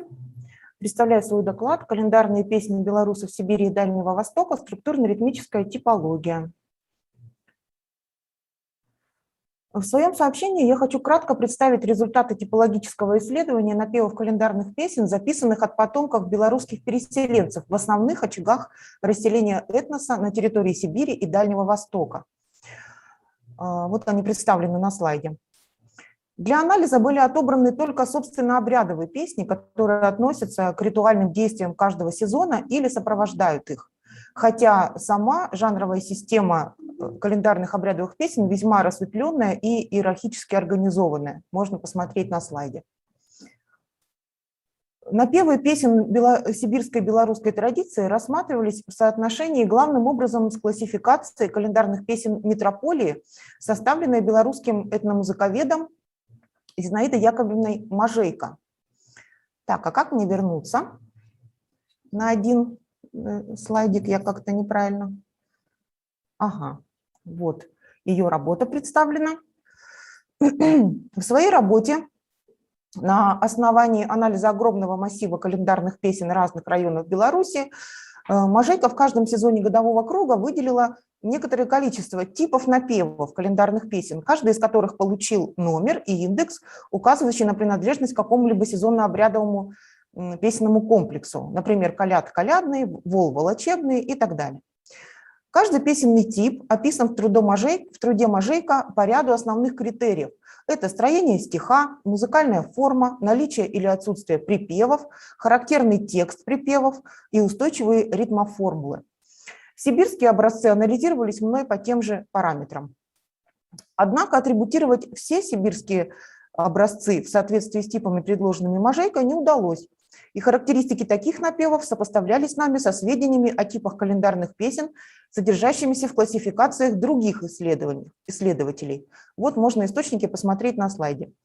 Для установления типов напевов масленичных песен сибирского бытования применялась классификация белорусских масленичных песен Василины Прибыловой. Соответствие напевам сибирских купальских образцов были найдены не только в классификации Можейко, но также и в типологии Галины Тавлай, которая отличается большой дифференцированностью и вниманием к региональным и локальным особенностям напевов белорусских купальских песен. Результаты, проведенные таким образом работы, позволяют констатировать, что напевы песен сибирского бытования имеют как типовое, так и нетиповое строение. Обрядовыми песнями с типовыми напевами являются такие сибирские песни, организация напевов которых может быть соотнесена с тем или иным типом ритмической классификации календарных белорусских песен Можейко, но это в первую очередь, или классификации других исследователей. В зависимости от степени соответствия какому-либо из типов, обрядовые песни сибирских белорусов, имеющие типовые напевы, в свою очередь делятся на 3 подгруппы. Первую из них предлагаем называть, собственно, песнями с типовыми напевами. Их логоритмическое строение либо в точности совпадает с характеристиками одного из типов белорусских классификаций, либо имеет вариативные отличия от него. Варьирование может проявляться в основном как дробление, ритмическая аугментация, редукция, словообрыв и так далее. Подгруппу песен с типовыми модифицированными напевами составляют образцы с логоритмическое строение, каждого из которых в целом находится в рамках одного из типов белорусских, но имеет более значительные по сравнению с первой подгруппой отличия от него. Эти отличия или модификации могут проявляться на 2 уровнях – смысловой строки и рефрена, и касаются, как правило, структуры указанных разделов. Наконец, к 3-й подгруппе относятся песни с типовыми комбинированными напевами. В их строении наблюдается зачастую на разных уровнях – вербальном, ритмическом, структурном – сочетание отдельных элементов, принадлежащих к нескольким разным типам по белорусским классификациям. Вторую большую группу белорусских песен сибирского бытования составляют песни с нетиповыми напевами. Организация напевов таких песен либо не находит соответствия в белорусских классификациях календарных песен, опять-таки прежде всего имеем в виду Можейко, либо лишь намечена без подробного освещения ее особенностей.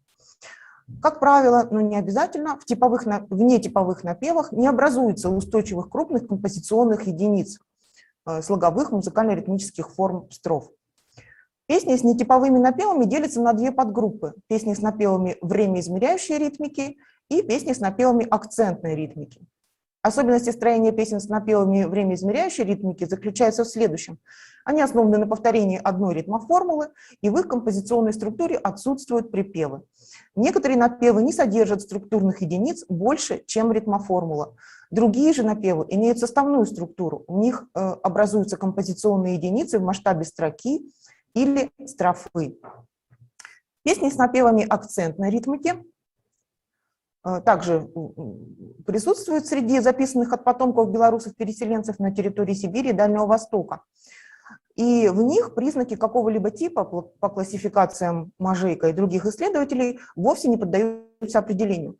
Логарифмическая композиция таких песен подчиняется другим законам. Она опирается не на формульность, а на акцентность. Здесь ритм следует за текстом, поэтому в смысловых строках нет устойчивых и повторяющихся логарифмических ячеек. Структура песни держится на акцентах.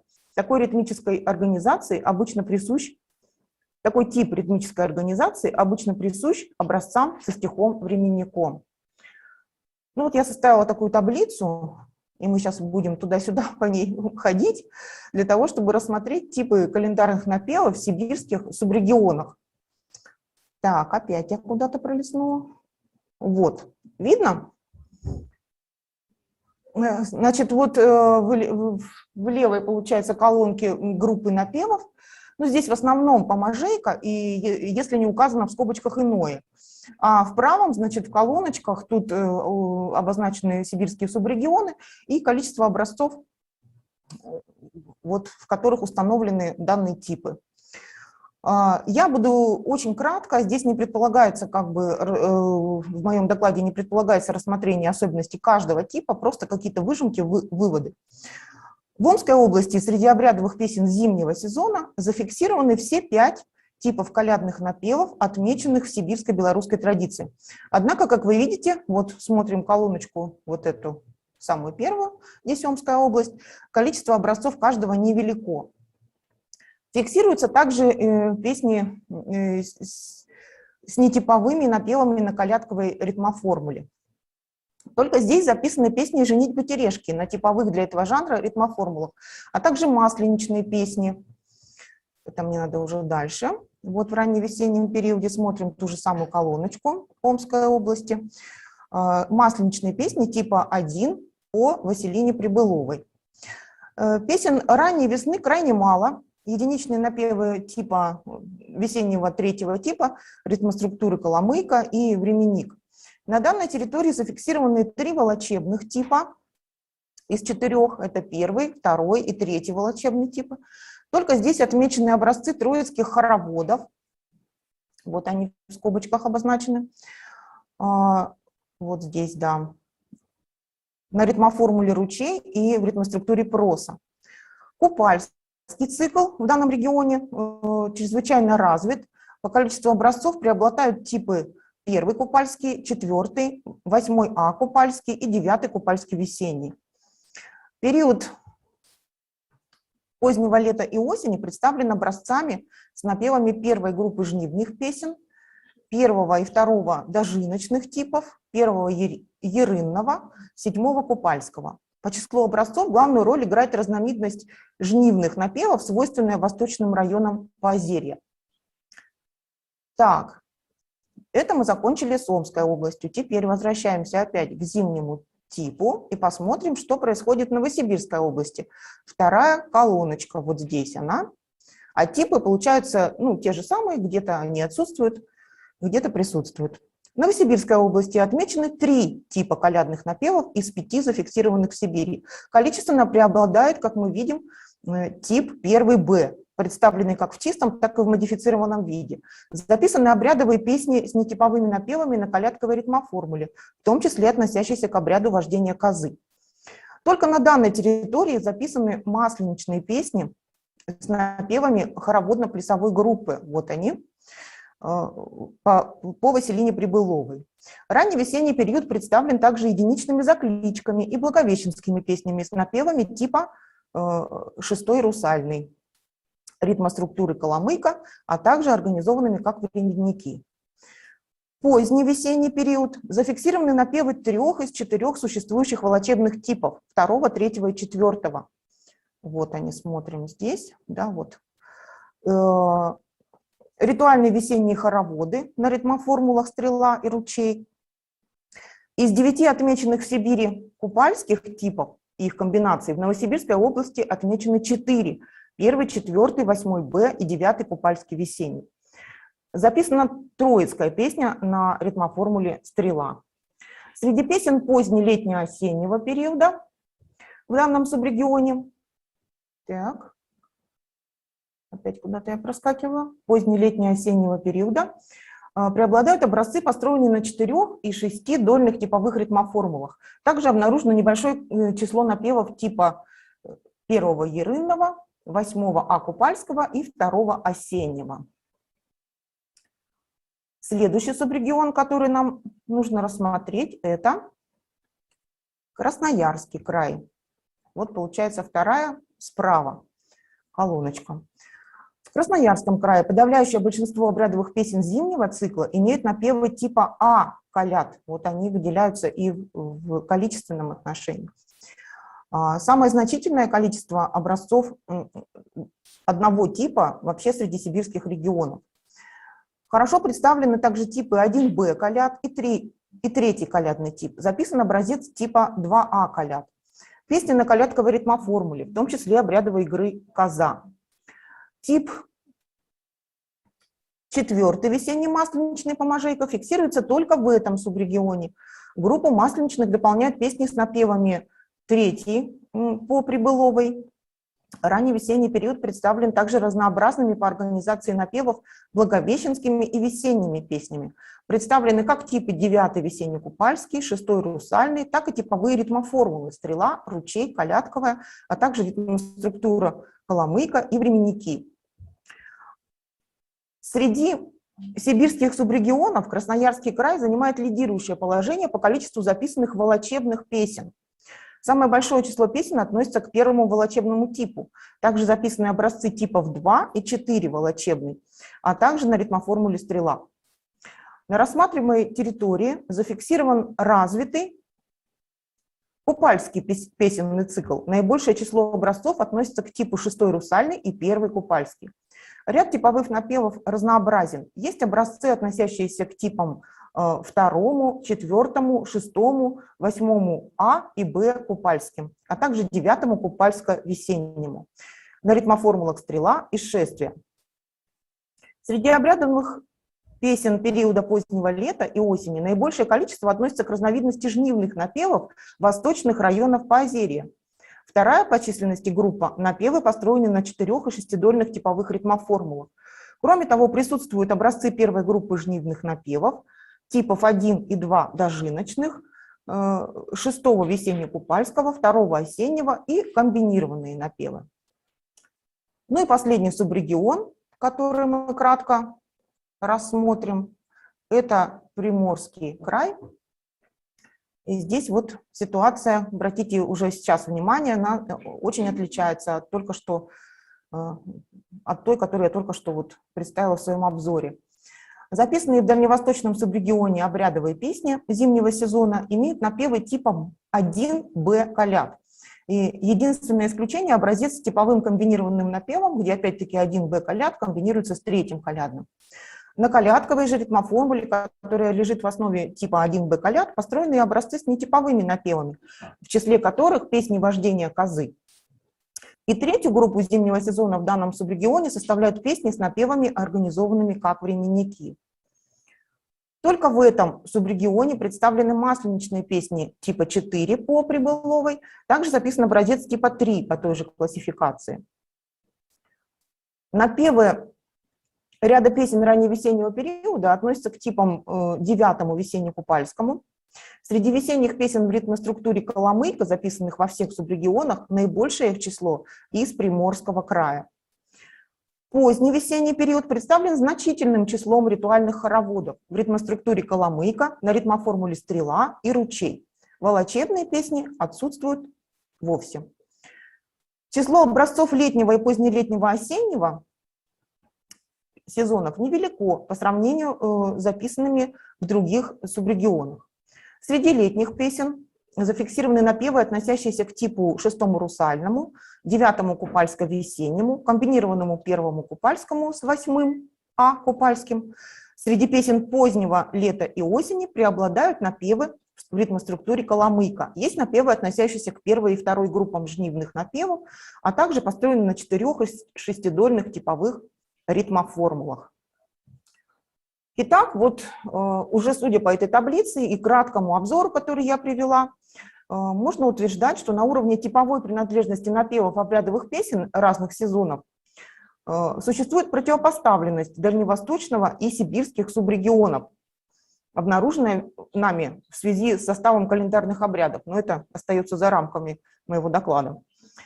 Приморская традиция, где проживают в основном черниговские переселенцы, то есть она моноэтническая, выглядит компактной и логичной по составу типов напевов.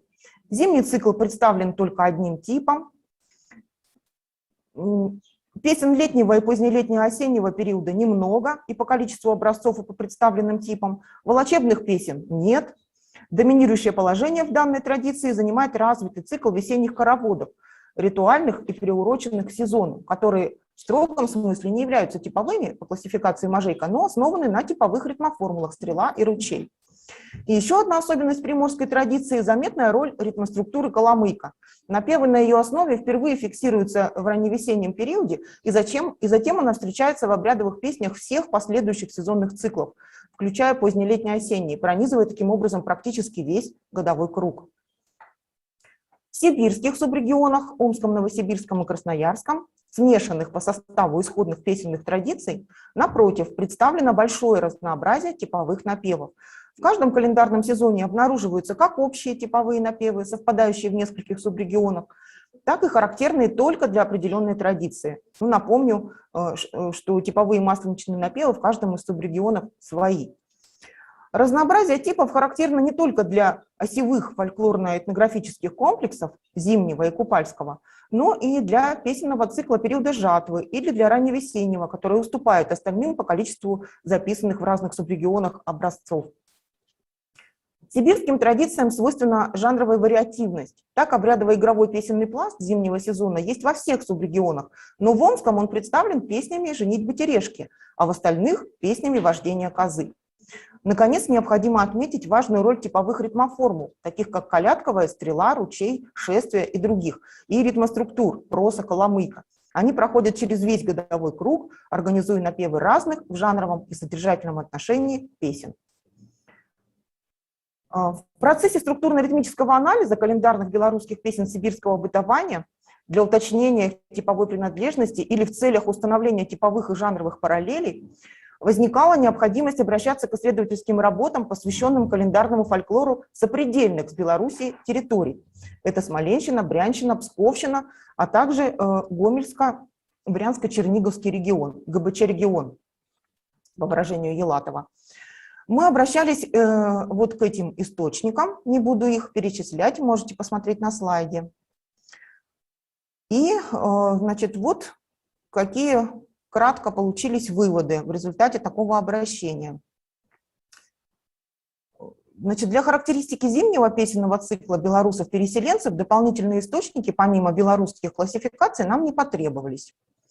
Точечные совпадения с брянскими образцами были обнаружены в весеннем и летнем песенных циклах сибирских белорусов.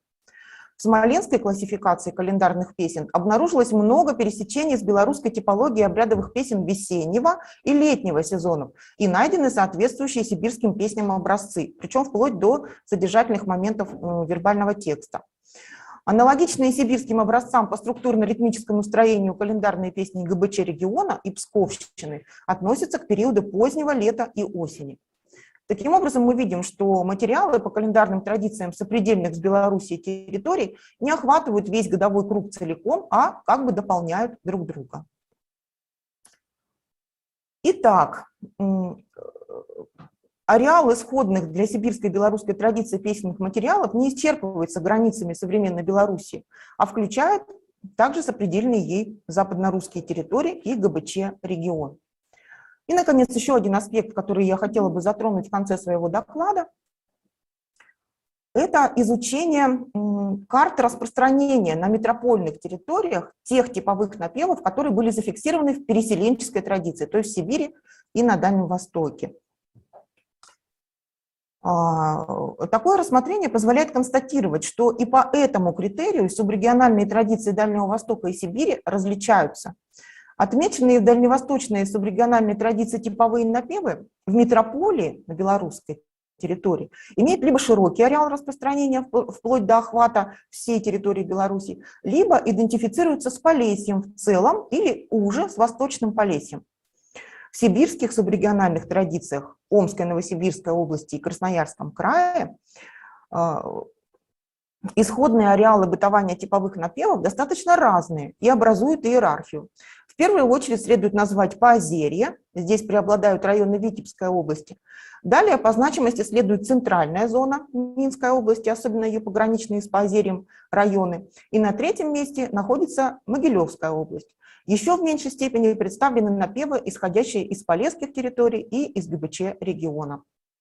Таким образом, мы видим, что полученные в ходе проведенного исследования типологического результаты не только подтверждают, но и расширяют сведения о составе исходных для сибирско-дальневосточных белорусов территорий, содержащиеся в материалах экспедиций и опубликованных исторических работах. Большое спасибо за внимание. Спасибо Татьяне Владимировне за такой очень серьезный аналитический доклад. Пожалуйста, вопросы. Может быть, в чате есть вопросы?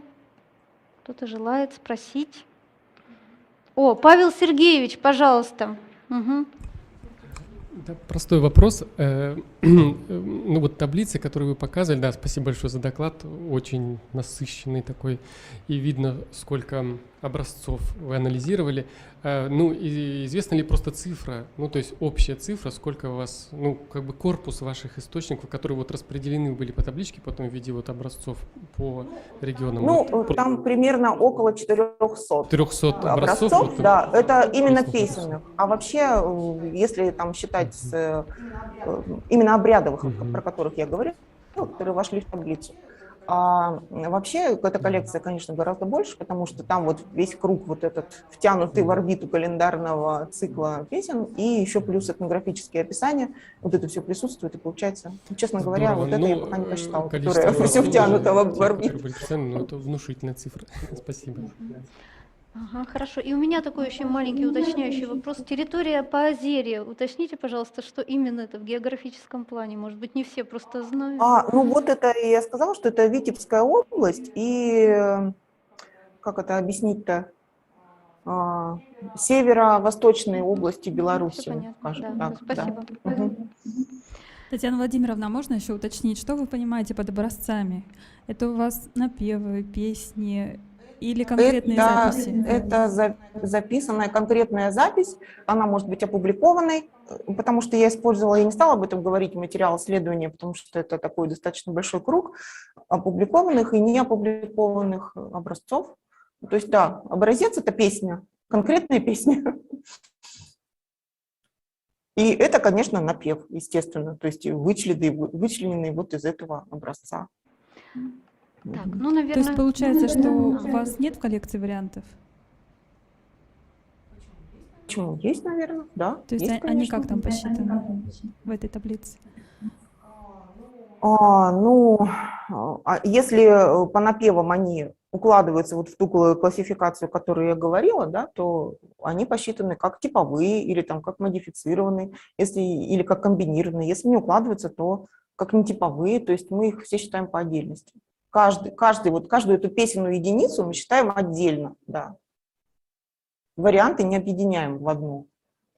То есть одна и та же песня может относиться к разным классификационным единицам, да, по ритму? Ну да, в зависимости от того, как она исполнена. То есть в какой-то традиции она исполнена как типовая, в какой-то, например, она уже модифицированная, в какой-то она комбинированная. Вот так получается.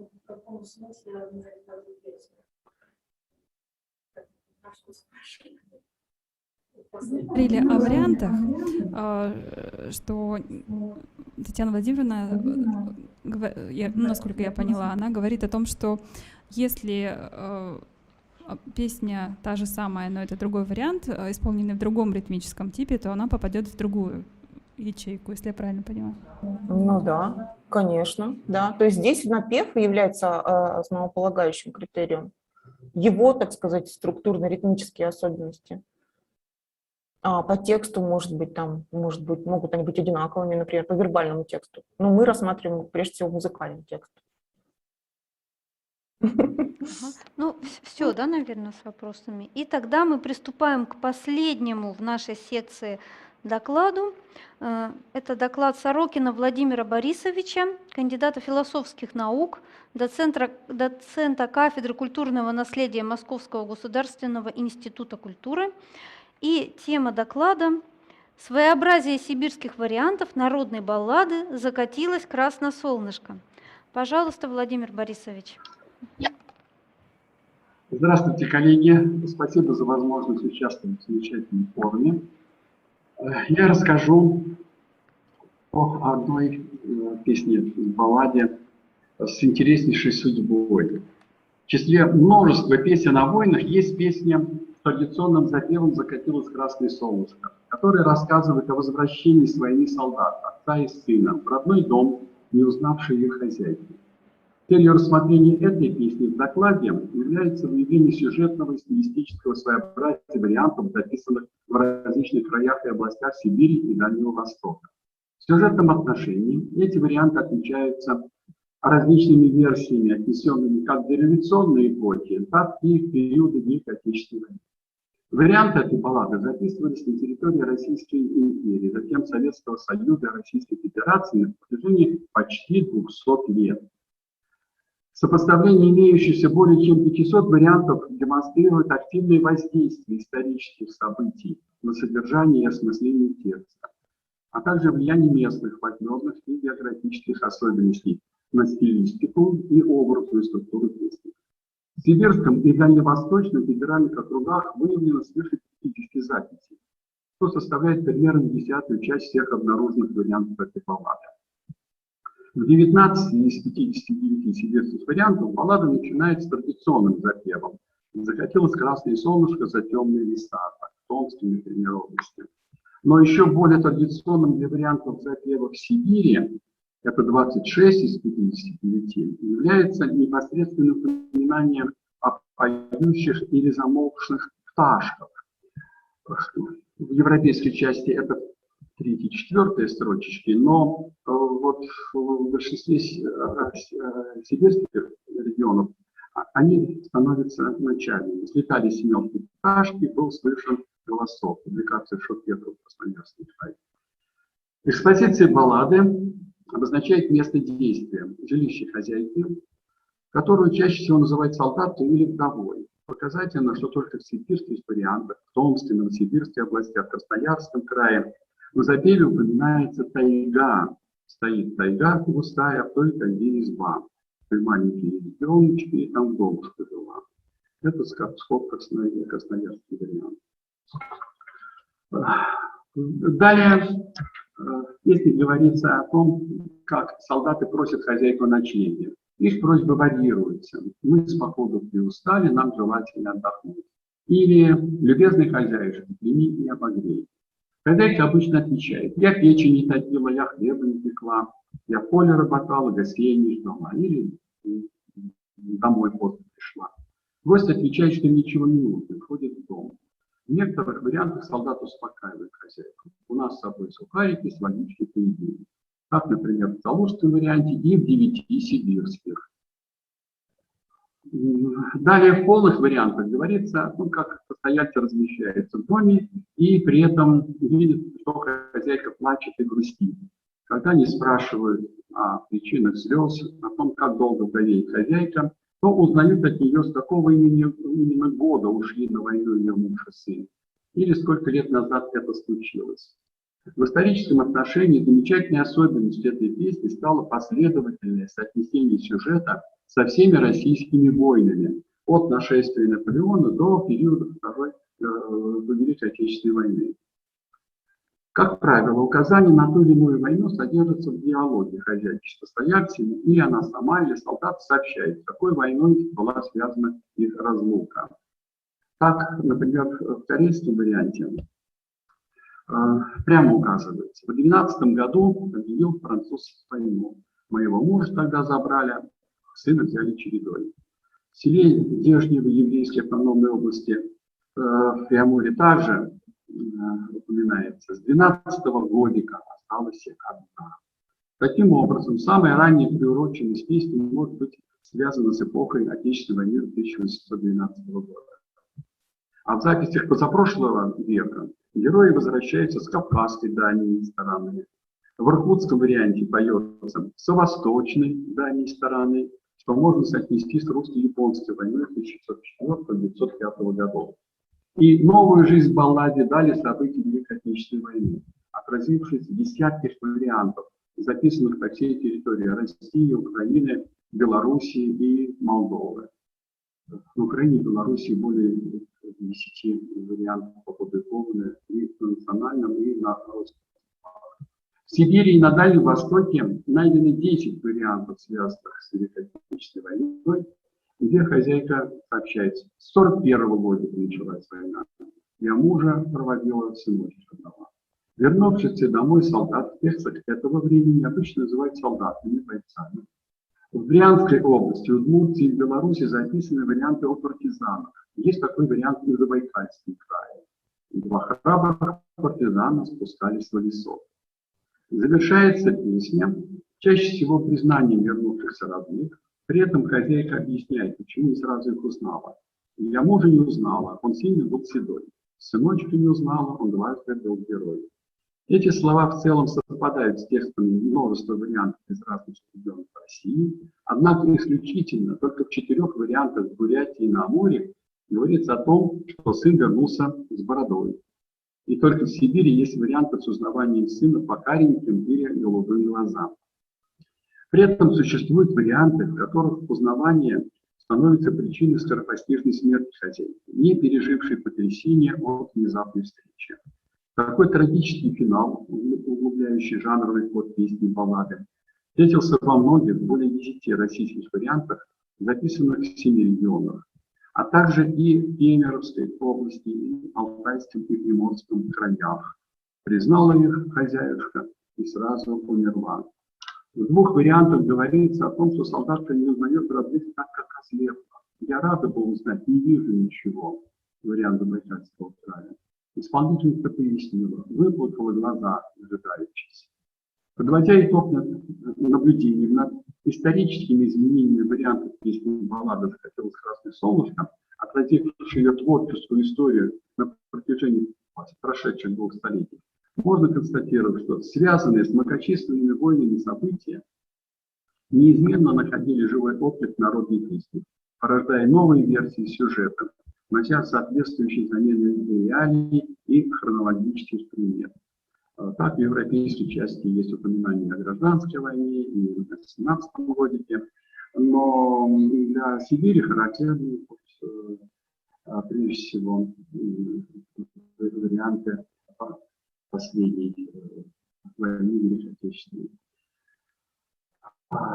Но с исторической приуроченностью связано и изображение внешности и экипировки персонажей баллады. В ранних вариантах говорится,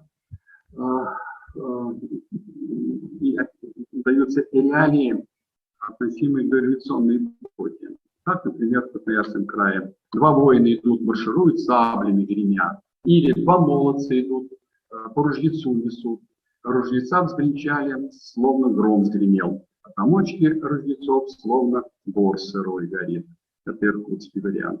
И уникально совершенно на фоне всех более чем около 1000 вариантов упоминание о том, что солдаты вернулись на вороных конях в варианте из русского устья. Во всех остальных случаях они возвращаются пешими. Ну, я думаю, территориально понятно. Самый удаленный регион, где зафиксирован этот сюжет. Закономерно изменялось и само наименование героев, обычно связано с исторической эпохой. Это изначально гренадеры, гвардейцы, но вместе с тем широко употреблялись и нейтральные наименования. Прохожие, родные, иногда соколики. казачьих вариантах это только казаки и служивые. Однако чаще всего просто солдаты. Или еще традиционно два героя, два храбрых героя.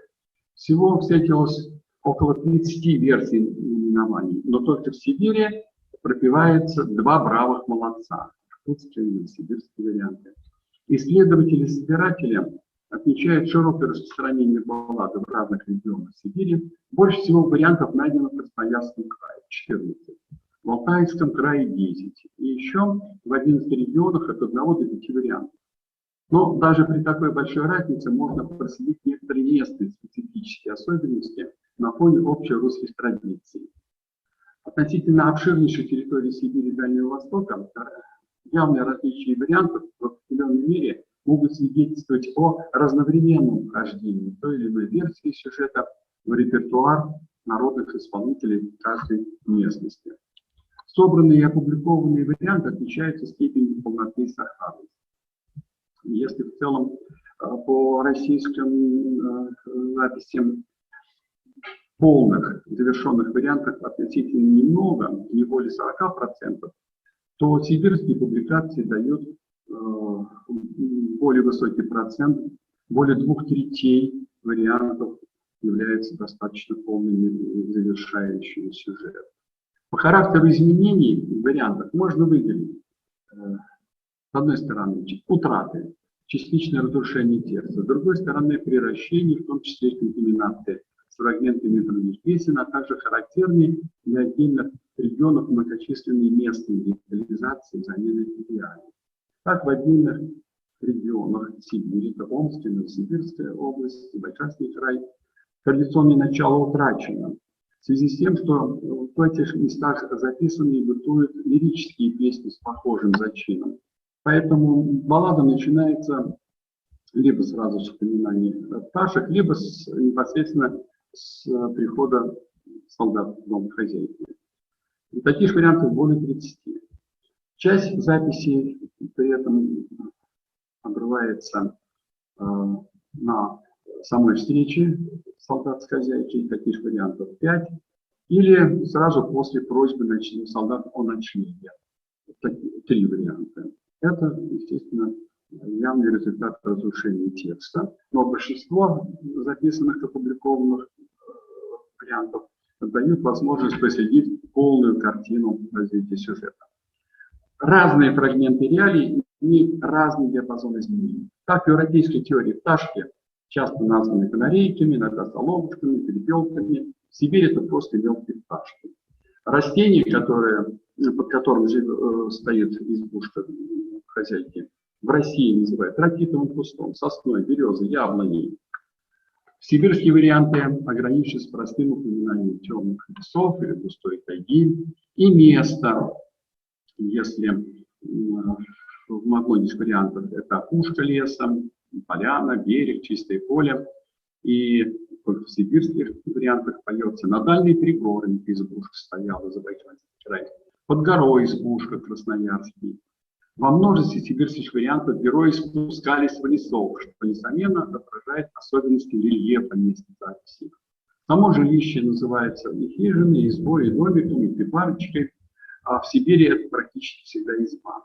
И солдат он чаще всего называют вдовой, иногда солдатской женой, и только сибирские варианты имеют наименование домовая хозяйка, русское устье, или домохозяюшка, Красноярский край. Важно отметить эпитеты формы обращения хозяйки: бедная, любезная, расфартовая. В Сибири встречаем еще и почтенная Иркутская область, прелестный Алтайский край.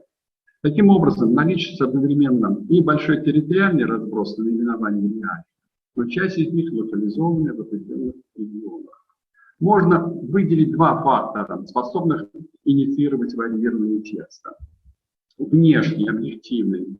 Это исторические и природно-географические соответствия варианта, времени и места исполнения.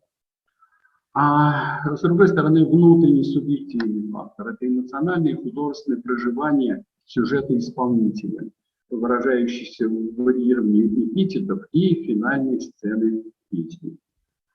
Таким образом, анализ сибирских вариантов песни «Баллада захотелось красное солнышко» позволяет утверждать, что и старожильческое население, и поздние переселенцы активно осваивали общероссийский репертуар, творчески перерабатывая исходные версии, сохраняя существенные изначальные черты произведения и вместе с тем привносили характерные приметы сибирского быта и ландшафта. Спасибо за внимание. Рад буду ответить на ваши вопросы. Спасибо большое, Владимир Борисович. Действительно, это очень актуальная тема, особенно вот для Сибири, потому что эта песня широко распространена в Сибири, ее народные исполнители с большой любовью поют. И, пожалуйста, вопросы к Владимиру Борисовичу. О, у меня тоже есть. Ну, попутно я могу заметить, что в Поволжье, в частности в Пензенской области, эту песню поют и в мордовских селах на русском языке, то есть она вот сильно интернациональном таком распространении. Ага, вот у Натальи Владимировны Леоновой вопрос. Да, пожалуйста. Владимир Борисович, с удовольствием послушала ваше сообщение. Действительно, мы тоже неоднократно писали, значит, где я тут могу появиться-то? Вот. Все, сейчас я вижу, что я появилась, да? Давай я к тебе чуть-чуть пересяду. Давайте. Вот. Мы ее неоднократно записывали. В основном я ее записывала с зачинами «Все пташки» громко пели. И с зачином стоит «Тайга густая». Действительно, вот эти два зачина как-то вот примерно на равных они использованы. А вопрос у меня к вам вот такой. Вот не знаете ли вы точно, или есть у вас какие-то соображения по этому поводу? Не может ли быть какой-то первоисточник стихотворный у этой песни? Потому что она очень похожа на те песни, у которых вот есть какой-то первоисточник, и вот они как-то даже вот модифицируются вот в таких очень разнообразных формах. Скорее, нежели песни, которые не имеют литературного первоисточника. Спасибо за вопрос. Я вообще первоначально хотел включить эту информацию в сообщение, но не укладывался в рекламе. Теперь вы мне дали возможность поделиться своей находкой. Да, это изначально стихотворение Михаила Олешева, впервые прочитанное в 1802 году, в 1803 году опубликованное. Называлась она «Встреча». Там ни о какой войне конкретно не сказано. Сам текст стихотворения в 2 раза превышает традиционный вариант народного исполнения. Если там 64 строки, то обычно народные укладываются в пределах 30-36. Но источник, да, непосредственный. Автор дает сыну имя Ванюша. В 5 сибирских вариантах это имя прозвучало. Можно говорить о том, что, может быть, это ранняя волна распространения этого сюжета, ну, в частности, и в русском устье есть Ванюша. А позднее, ну, вот, это стало неактуальным. Несколько вариантов и поздних дают имя и самой вдове. Стаси иногда называют, но это случайно. А так, спасибо. Действительно, такой есть. Я стараюсь такое вот сообщение где-нибудь, может, опубликовать, но это уже из серии исследований, которые Рената Розанов и Анна Михайловна Нойтова проводила, из книги «В народ». Вот составление книги показателей. Спасибо. Да. Спасибо большое, Владимир Борисович. Вы нас просто просветили, теперь будем знать. Пожалуйста, еще есть вопросы? Так. Да, в интернете можно набрать имя вот, Михаил Олешев, и этот текст авторский высвечивается. Очень хорошо. Сделаем, наберем. Угу. Так, ну у нас на сегодня, получается, докладчики исчерпаны, темы, да? И сейчас у нас заканчивается наша этномузыковедческая секция. Сейчас у нас что, концерт будет? Пожалуйста. Да, дорогие друзья, у нас еще с вами по программе будет закрытие форума, которое состоится в 6 часов как это и указано в программе. А сейчас, чтобы заполнить нашу паузу, мы включим концерт, который вы уже видели. Вот. И мы ждем еще окончания работы второй секции, которая идет параллельно, поэтому передвинуть нам пока не удается время. Поэтому встречаемся в 6 часов на первом зуме, вот где мы сейчас находимся.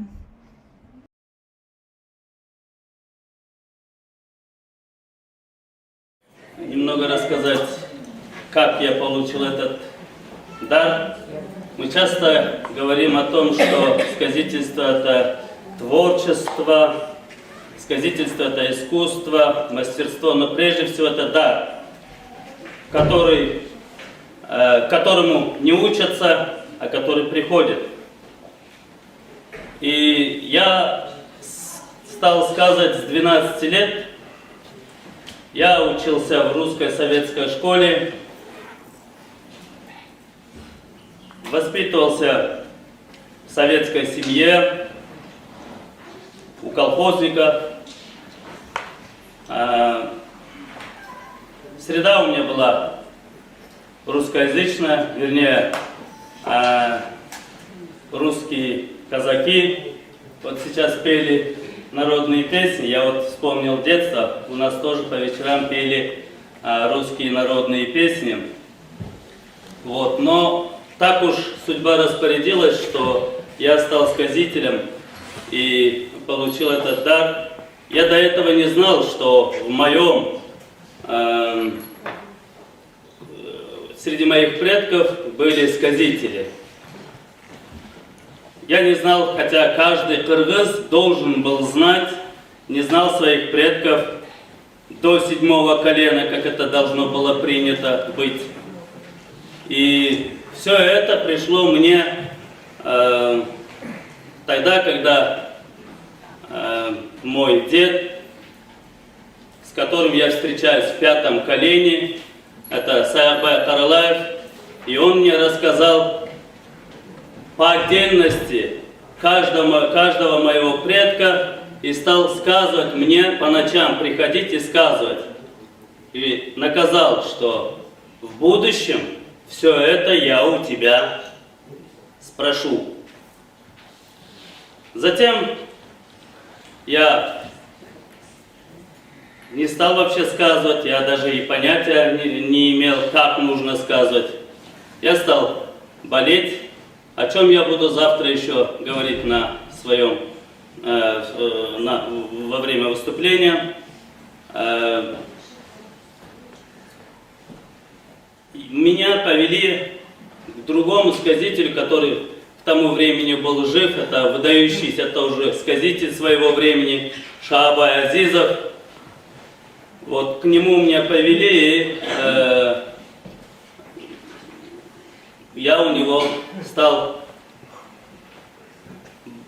воспитываться. Оказалось так, что этот человек, к которому меня повели, моему духовному сказителю, наставнику, оказался первым мужем моей бабушки в прошлом, ну, еще в молодости. И он об этом не знал. После второй встречи я рассказал, чей я сын, мое колено, моих предков. И тогда он сказал, что он является первым мужем моей бабушки. И моя бабушка была первой женой этого сказителя. Ну вот видите, поэтому я думаю, что совпадений или случайностей не бывает. Все, что складывается в жизни, оно, значит, так должно быть. И сказитель мой, предок Саякбай Каралаев, которого я не видел никогда в жизни, который умер в тот год, когда я родился, или я родился в тот год, когда он умер. И второй сказитель, это мой наставник духовный, это Шаабай Азизов. Это вот два моих покровителя, два моих учителя, от которого я получил во сне дар, и второй, который меня поставил на ноги и открыл мои глаза. советские. Я хочу рассказать эпизод рождения Манаса, ибо вот в этих местах родился Манас, а точнее на Алтае, сейчас это Республика Алтай, и в местечке, как же этот район называется? Где, Чемальский район, и до этого родители Манаса ходили поклоняться священному месту, которое находится в Улаганском районе, Манджлата. Это я потом уже понял, для себя выяснил, потом уже я видел это и во сне, когда я первый раз прибыл в 2010 году на Алтай.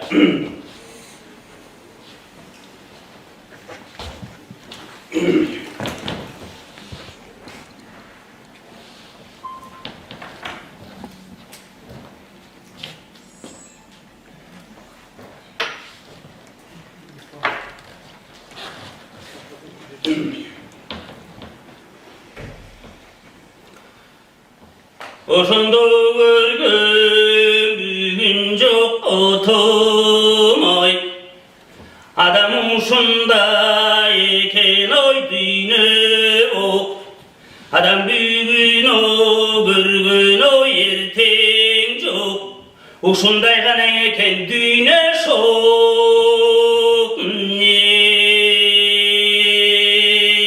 Жараттан билет ким билет, Kulday billet kim billet, Jaratkandın belgeni, Cazbay aytıp geteyin.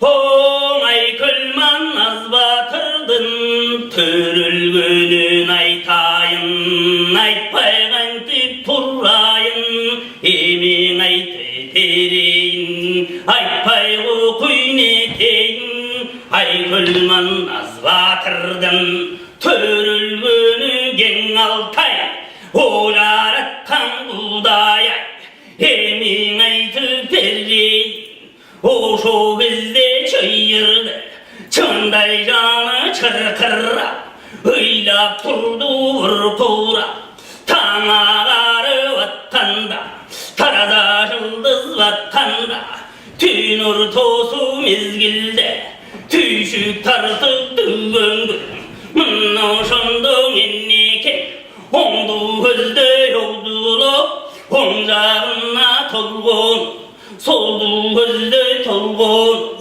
solcağına mobdulu.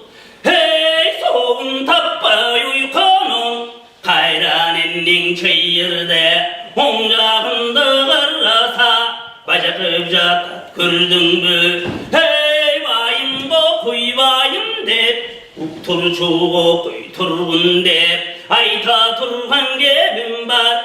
Hazır jatıp tuş gördüm, tüşübö sallar iş gördüm. Tündö jatıp tuş gördüm, olar attan buğdayay. Adam görgüs iş gördüm, tangama tuş gördüm. Tangada turgan iş gördüm, bu evin ne buldu çoğu, bul tüşümdö joru çoğu.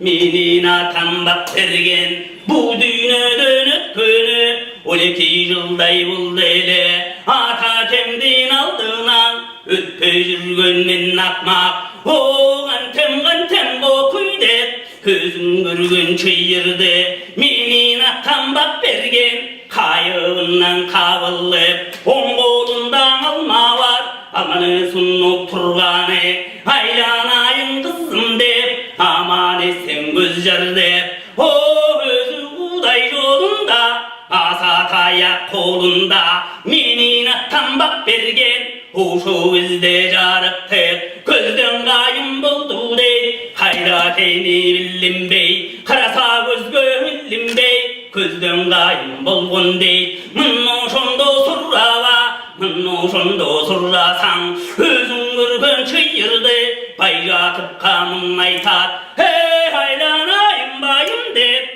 o kara kırdın oyunda Karaladan kança var Saraladan sandan var Gögaladan göptüm var Sancılkıdan kança var Kurmandı kaçalluğa Ata kendin aldından Emin ötü alluğa Tatağanna tünnüye Deo şenti vaykanda O şoğuzde vaycak hep Bang bang bang bang bang bas hep Bağarek çang bas hep Üydün çığı algan dey Odeki ganat tengürgü Akbalta dep çakar hep Bağda keytin Allah'ın Kağıllahın karaldım Balta okuy balta dep Katınımdı cinurdu Cinurganda dinurdu O kağıllahın akbalta Kara kırdın oyunda O karaların kança var Aylanayın akbalta O kurmandı kaçaluğa O cılkıran emin al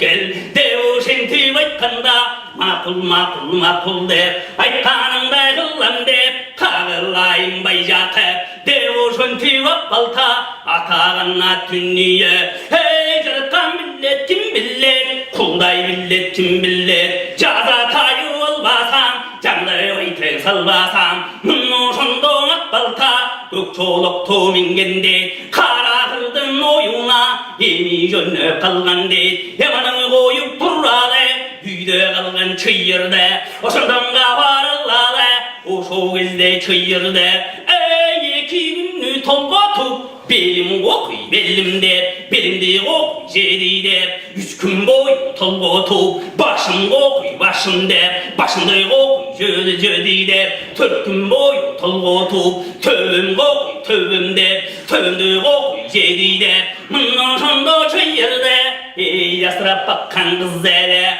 Kara kızdı çakırıp Karılayın karaldım O balaketin dıgının alır Aylanayın gına oy ardağım O kaysele gına birin aytın Teginde gördün be O bülbül gına bolup bölüngün Calçul tetip körüngün Calgız gına özgün Çınar var O şu çınar tüvüne gına barıp gelli Al çınardın tüvünde Calgız gına çıkkan bulak var Kırık çırpıttığına kıyıp gel Bulaktın gana susun alıp kelli Devu şenti vaykanda Ey o şovizde kara kız O soğun çoku tak etip O haylan oyun bulur et Mağyuru kaşak etip O sol basıp cügünüp Sol teyze sebep gülüp Ol basıp cügünüp Hon teyze sebep gülüp Haylana inneneke Neke bizim bereke Bakkanında hıllandı Kerege değillingen Çom torpoktun çom çanaç Çanaçtayın aldı koluna Çom torpoktun ingende Haylanayın buğday dep Arkın dersin özü dep Carat kanım calga dep Buğday karım doldu dep Mınno şondo yaratkan Özün görgün kara kız Olboy solboygan çorup Hey on tetiri temini O şovizde yaratı Oy calgız özgün çınarga Hemi varıp kalgan dek O çom torpoktun çom çanaç Toltura sunu koygan dek Mınno şondo yaratı Kır çırpık tegaygan dek Hemi kaytıp gelgen dek Hayran enen çayırdı Oy çımday cabi çırkırrap Hıylap durdu bir kurrap Oy kantem kokuy kantem dep Belim kokuy belim dep Belimde kokuy jedi dep Bağlan emmes pale dep Mınno şondo yaratı Carat kanga jalene Ummayene mulla dep Kuday özüm koldu dep Gökö kengir koldu dep Mınno şente turganda O şo gezler örük dep Kaydan geldi bilmeymin Özüm görgön akbalta Alıp geldi tuyaka Ay tuyaka çaluğa Hajarat kanunu dep Ayana yungu dep Koldoy görgün bullu dep Mınno şondo baycak hep Atadan kalgan aktinte Kol kettirip koydular Bosunlar bay boynunan Aktinteni kolları Kurmandı kaçalluğa Ay tuyaka alluğa Mınno şondo yaratı Oy dikir teke murgan dey Mınno şondo ayağı Kurmandı kaçalganı oldu gördün mü? Cerge tamdan kanı yok, uçup ketken canı yok. Kaltemge koygan tende, mınno şonda bayjak hep. Barmak düştep baş çayqap, olar kandayay. Hey martın besin bir rösü, devuşin tip kurganda. Oşo gözde çayırdı, aydan ayın bulur et. Koldoy hürgün bulur et, devuşonda olar tep. Özün görgen gana ay eneken. Tolboğuna tartıp turgan deyne. Tolboğusu tozgun bolup, o tolgot kanganamınday kim bolup. Kayran gana nenen çıyırdı, aydan ayın gana budoy deyne. Kakanak susur şarettik, balanın önünü var ettik. Mınno şando surra, o şu gözde surrasa, özün görgün bayyana. Bakırığı başarıp, kıykırığı taş çağırıp, ayağımından dik düştü, bay bir çembük düştü. Mınno şando bayyana, özün görgün çıyırdı. Akılesten tanganda, kaşına durgan kara kız, asrap bakkan ballare. Kara kız jayın surrava, kara kız jayın surrasan, oşondan gavar allalı, o şu gezde kara kız. Kalmaktardın kız eken, canın Altay gelgende, Altay çıldık kezinde, asrap bakkan kız eken. Oğun Altay'na şaşka gelgende, o şu gözde kara kız. Büyülüğü görünüp, bir yerine turalbay, havlarattan buldayay, ödü tömen yürüp, çindekeli görünüp, mınna şanda kara kız, atandan görüldün niye, oy yenem kokuygan tep, adine sapar saldı de, umma yenem ulla de, carattanım jalga de, doğulga sangalar hep, ödü tömen yürüp, carattanга jarrenep, özün görgün kara kız. Nendin canın saktay gör, deoşen tepakara. Alandı çabılgan yok, o şu bizde çıyıldı. Maçtay gözün aşkande, songan batın turtkande. Mınno şondo yoruptı, balam kokuyğayda de. Balam ballam de, balam üçün men jagudayga. Kulday kurmandı kaçallam de, mınno şondo çıyıldı. Oğlundan algana, mınno şondo surrava. Atadan algan dayaga. Atağana tünüye, kuştan uygan o eken. Tiştegeri ok bolsun, tiktegeri yok bolsun. Karmağanı ok bolsun, katılganı yok bolsun. Jalağanı ok bolsun, jandağanı yok bolsun. Devo şondo çayırla, o çumuşan uygan aktur de. Allı vallı olluna, ozan baka salganda. O şu gözde bu valla, bakırıgın tıngayday. Otağana tünüye, namın çeyin salgan dey, korkusun tatkanda, o yugan karagan çeğe, mınno şondo jorrasan, baybi çeğen can çeğe, aydan ayın kudayay, o jarat kara şunjalga ay, devoşun te turganda, evanagana koyup turun, özün görgün ganagay bağlanın, kolda konu gana 49, kolda baldı gana gördün mü, çöle gönü gana 49, çöle baldı gana gördün ne? 40 çilten Kızır İlyas, koldop cüret gana ardayım ne? Karaçar kavlan, o kap tadında gana kamıngan, göze kuyruk gögarstan, göt çağında gana çamıngan. Töbe canın garasan, töbesinden gana buğdayım ne? Çengelin gana sungan arbaytep, kanatın gana caygan kaldaytım ne? O jaratkan gana kudayım, kırgızdın gana işim oldu dep ne? Jaratkan gajalınıp, umayenem gana ula dep vay vay, jakıp gana turdu jalınıp ne? Kayranının çığırdı, jalgay gör gana kuday jalgay gör ne? Atabavam armaga, bugün bir gana meni oldu.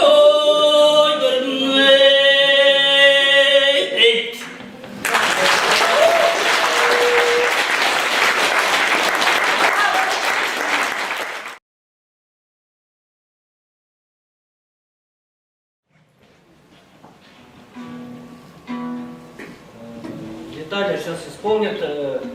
Ну, у нас из древности вот героический эпос исполняли великий исказители, когда начинали исполнять эпос, сперва благословляли свой музыкальный инструмент. Потом хозяев Алтая, гор и так далее, а потом слушатели, обращаясь к слушателю, потом уже начинали эпос, сам эпос, повествование благодаря. Сейчас Виталий вам исполнит благопожелание душу.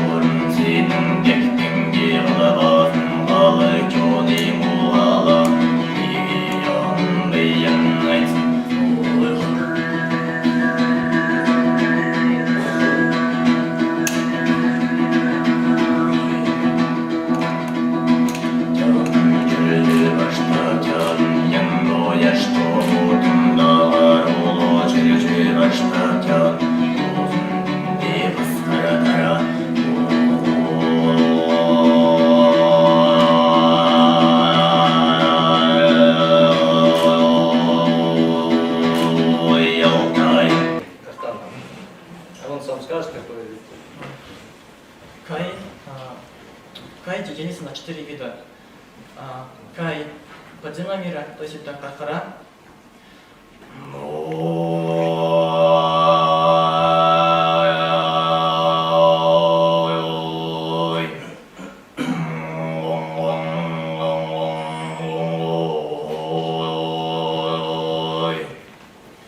Кай среднего мира, Пенвей.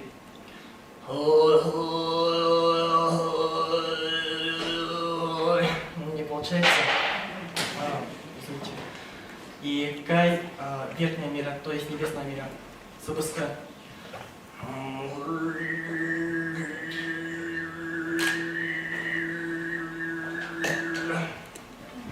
И Кай четвертого вида это Карха Субуска, то есть это тоже средний мир, сочетание Субуска и Кархара.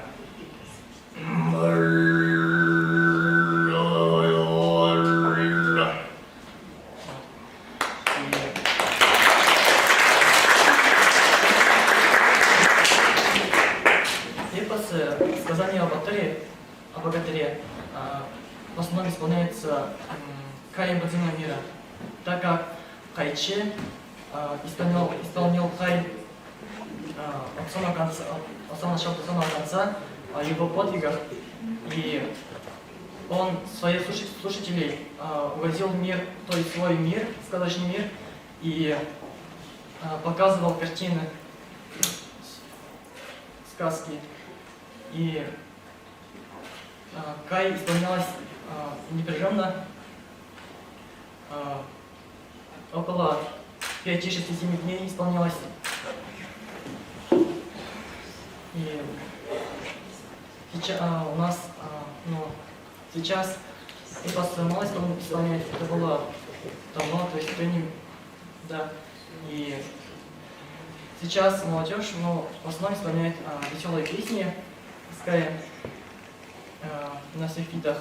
И я не исполнил песню Алтай. То есть Иричуй, это значит переводится о родине, песни о родине. У нас основные песни делятся на песни о любви, во-первых, песни о родине, о Алтае, песня о матери, да.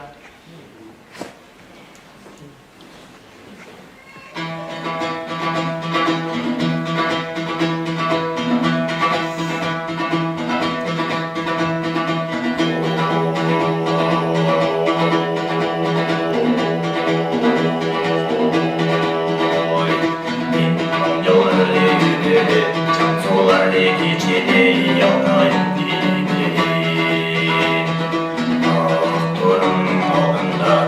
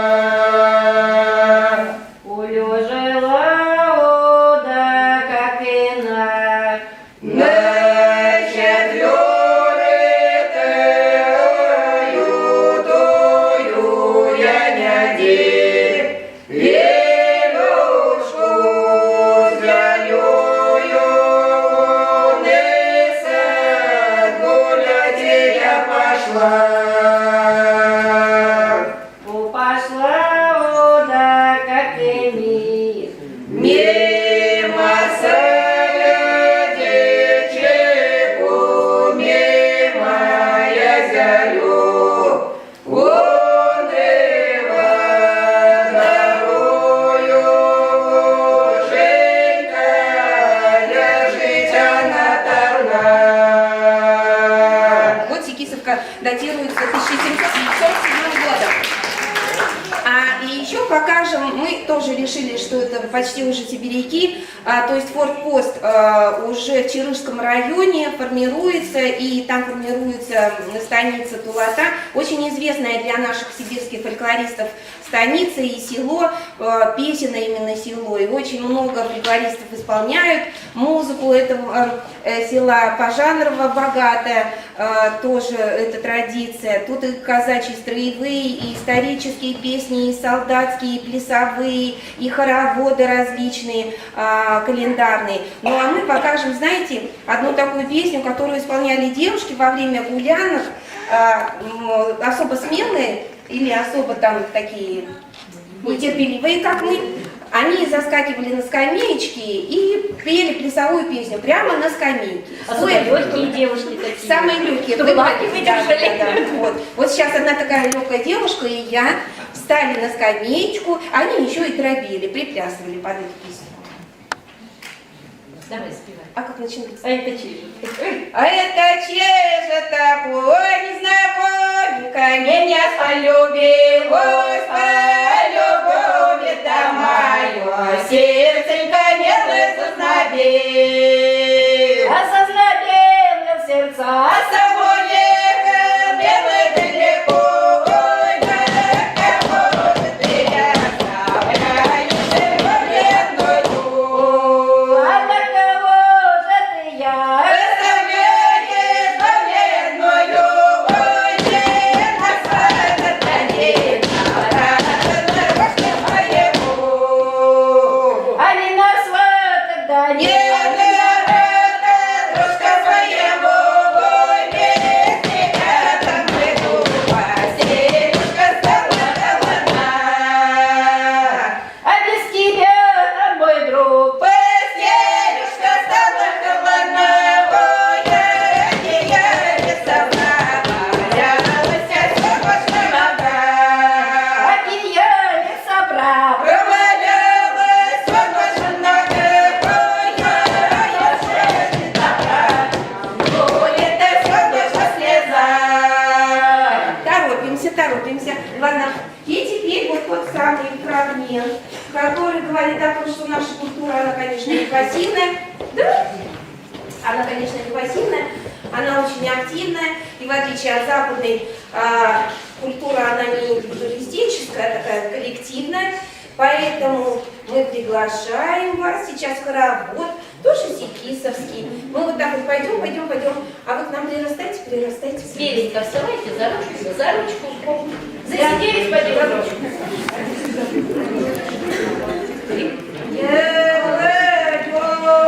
Девушка, поверишь, я серый, гуси загонивала, я серый, гуси загонивала, да мои гуси не согонятся, да мои гуси не согонятся.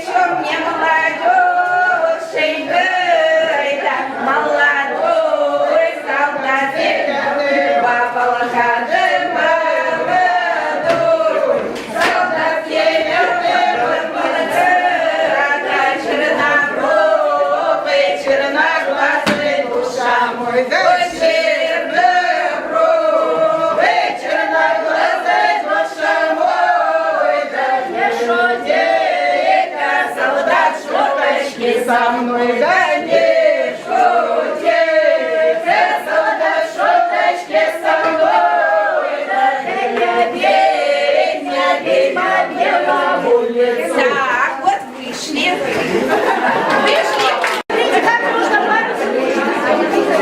Надо, чтобы, да, юноши в одну сторону, а девушки в другую, если есть. Мы сейчас меняться будем. Теперь самое главное, делайте вот середину водочку, вот такую водочку, да, вторую водочку. Нужно оставить водочкой, чтобы одна рука в центр направлялась. Чтобы одна рука в центр направлялась. И мы сейчас будем вместе все делать. Сначала научимся, я вам буду песенку петь, что нужно делать. А потом уже просто будем частушки подпевать. Вставайте красиво. Мы сейчас будем меняться нашими парами. Да? В ту сторону и пойдет, поменяет партнера, да? Я смотрю туда, по ходу, да. А мы посмотрим, и мы меняем партнеров своих, хорошо? Итак, русский народный танец «Светит месяц». Давайте сначала Серединочку. пошли по шагу. Раз, и два, назад, раз. Еще.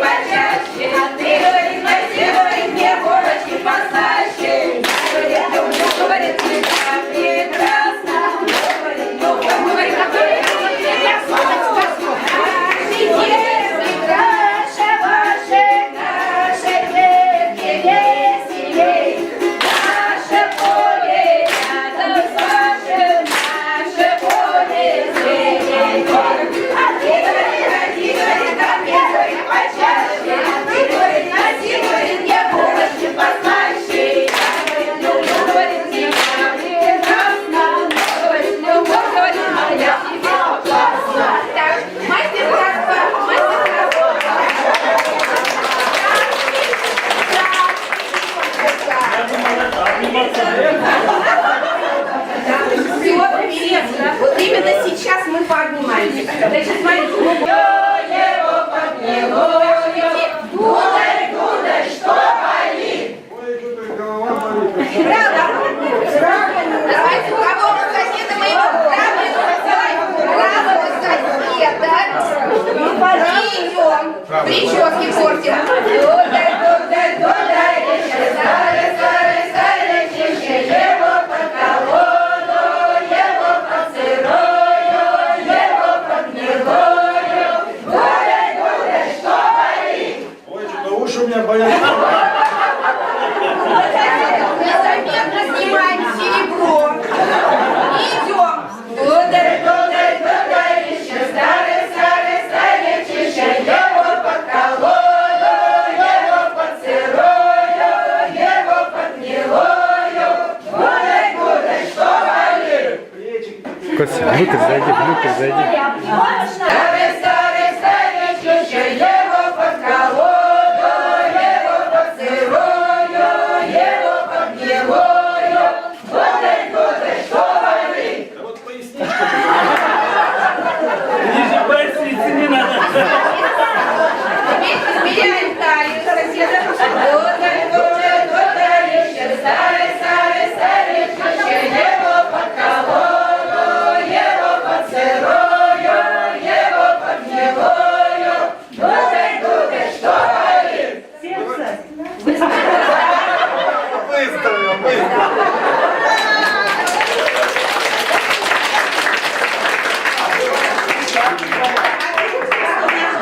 А потом наш Гударь решил попрощаться со всем народом, потому что живет он далеко, в соседней волости, и запел он песню прощальную и расхожую.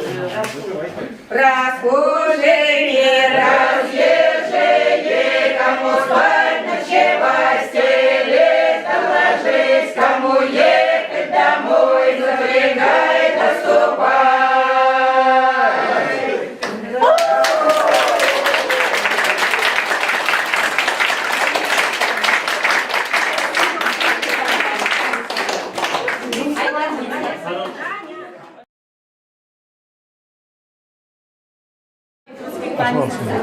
Итак, я хочу вам представить еще раз замечательную исполнительницу из Якутии, Айдарину Лайдамонову. Она признанная импровизатор и запевала якутского традиционного кругового танца под названием «Осокой».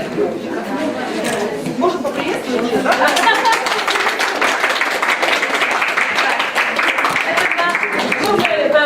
Рассказывали, да? Якутский танец «Осока». И это мастер-классы мы будем практику показывать, да? Вот «Осока». Левая рука вот у соседей, да? Вот канат называется, да? Ага.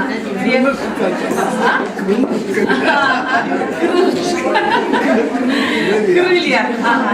Я запевала «Осока», да? Вот если я запевала, да, я импровизатор. Вот «Осока», как мы там сказали, да? 3 вида. С правой стороны дна, я вот и по кругу, по часовой стрелке, по кругу солнца должны мы сделать хороший круг. Красивый, хороший круг. Идите сюда. Круг хороший должен сделать.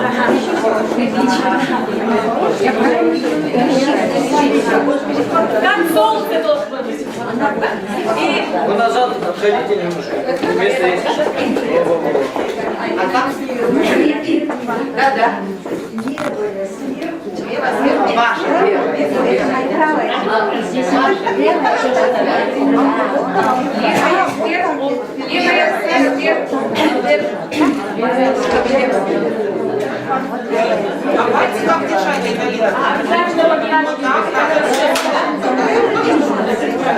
И этим мы поклоняемся солнцу, верхним божествам. И если мы держим руки вот так, значит, это мы кисло соединяем энергию, улучшаем энергию. Так, и левая нога, правая нога. И ходим, да? Чуть-чуть, не вот так. Раз. Не вот, нет, это не хоровод, да?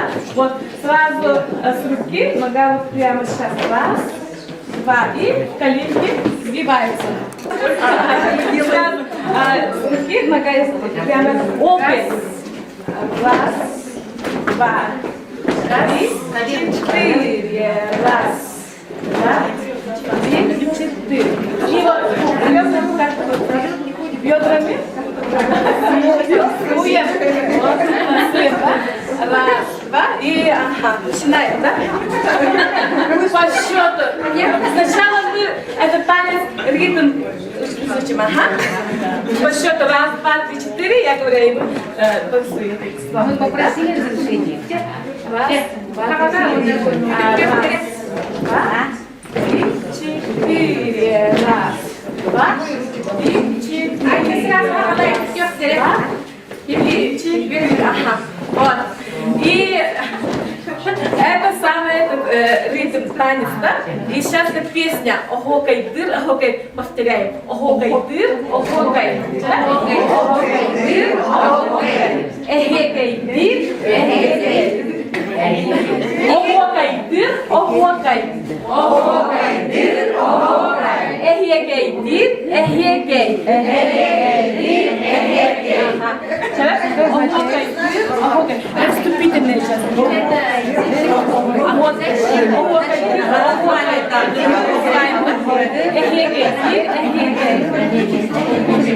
Огокай дыр, огокай. И я запевала, да, значит, я пою, и вы повторяете. Слушай. Огокай дыр, огокай, огокай дыр, огокай.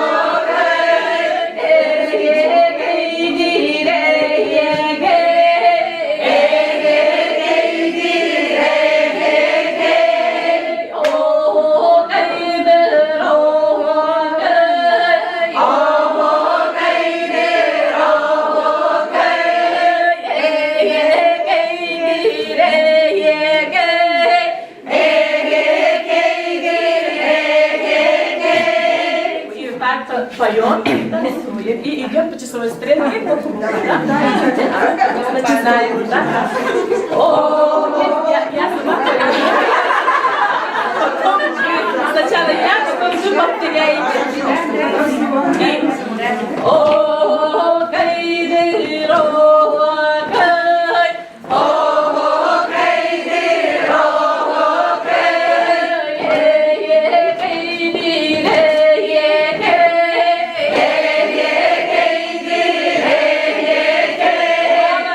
профессиональными стали, да?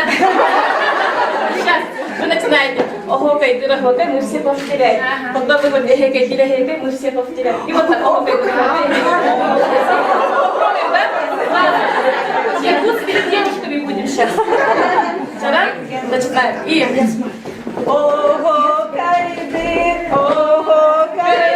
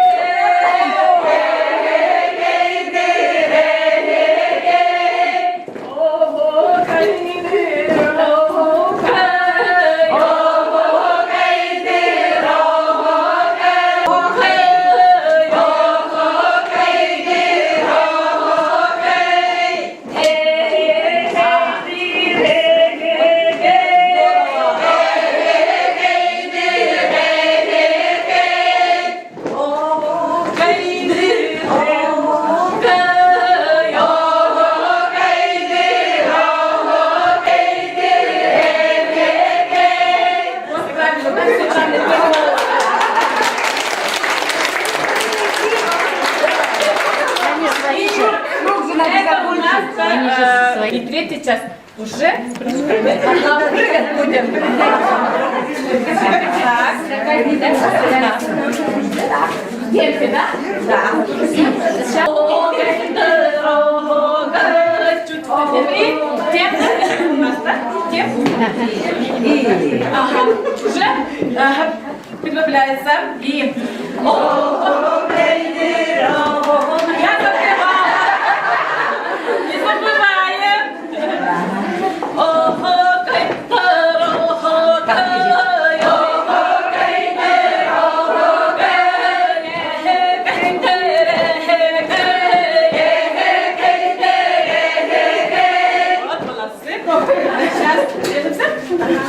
Чуть-чуть прибавляем темп, да? Раз, два, три.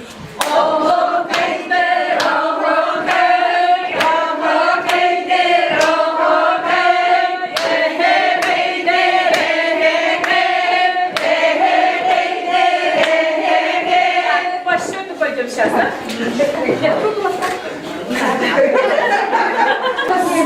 Что мужчина впереди? Руки вверх-вниз. Вверх-вниз. Вперед.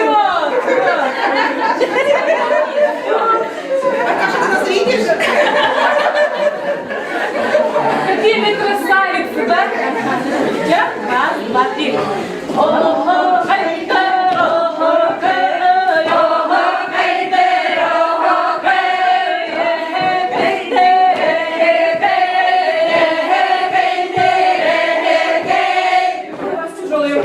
Идите к нам.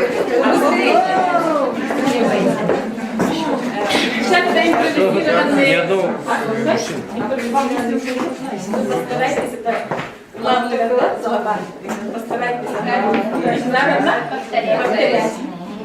И вот так. Не упадет? Нормально.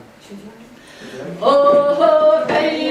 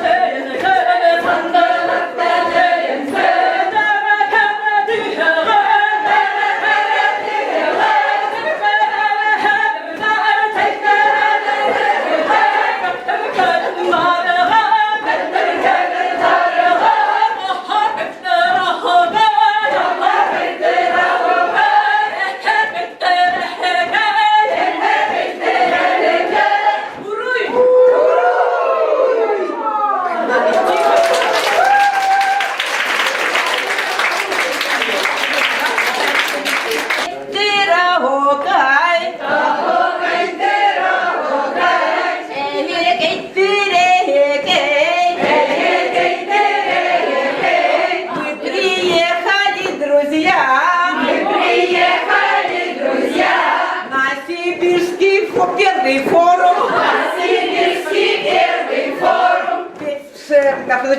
Ведь сподвижники мы все. Ведь сподвижники мы все. Собираем мы фольклор. Собираем мы фольклор. Расшифровываем тексты. Расшифровываем тексты. Переводим все на русский. Переводим все на русский. Нотировки делаем. Нотировки делаем. И пластинки прилагаем. И пластинки прилагаем. А вокай ты равокай. А вокай ты равокай. Эй-эй-эй ты эй-эй-эй. Эй-эй-эй ты эй-эй-эй. А придумал наш проект. А придумал наш проект. Александр Бадмаевич Сактоев. Александр Бадмаевич Сактоев. Материалов он собрал. Материалов он собрал. По единым требованиям. По единым требованиям. На 600 томов вперед. На 600 томов вперед. Эй-эй-эй, эй-эй-эй. Эй-эй-эй, эй-эй-эй. Теперь Евгения Николаевна. Евгения Николаевна. Всем процессом управляет. Всем процессом управляет. Сектор весь как на подбор. Сектор весь как на подбор. Александр Бадмаевич был бы рад. Александр Бадмаевич был рад. Ну-ка сдвинем темп быстрее. Ну-ка сдвинем темп быстрее. Ведь пришли уже на видео. Пришли уже на видео. Будут и фильмы, кроме аудио. Загалаев Константин. Загалаев Константин. Постарается об этом. Постарается об этом. А вчера библиотека. А вчера библиотека. Нас порадовала очень. Нас порадовала очень. Ведь отныне все тома. Ведь отныне все тома. Будем читать мы на экране. Будем читать мы на экране. За 30 лет, подожди, за 30 лет наш первый съезд. За 30 лет наш первый съезд. Когда же будет следующий? Когда же будет следующий? Ведь на 40 лет нельзя. Ведь на 40 лет нельзя. Неужели на 50-летие? Пожелаем встреч, пожелаем встреч почаще, пожелаем встреч почаще, счастья в доме и здоровья, счастья в доме и здоровья. Ого-кай ты рогокай, ого-кай ты рогокай, эй-эй-кай ты эй-эй-кай, эй-эй-кай ты эй-эй-кай. Уруй айхал исследователя. Уруй айхал исследователя. Уруй айхал. Уруй айхал. Уруй айхал.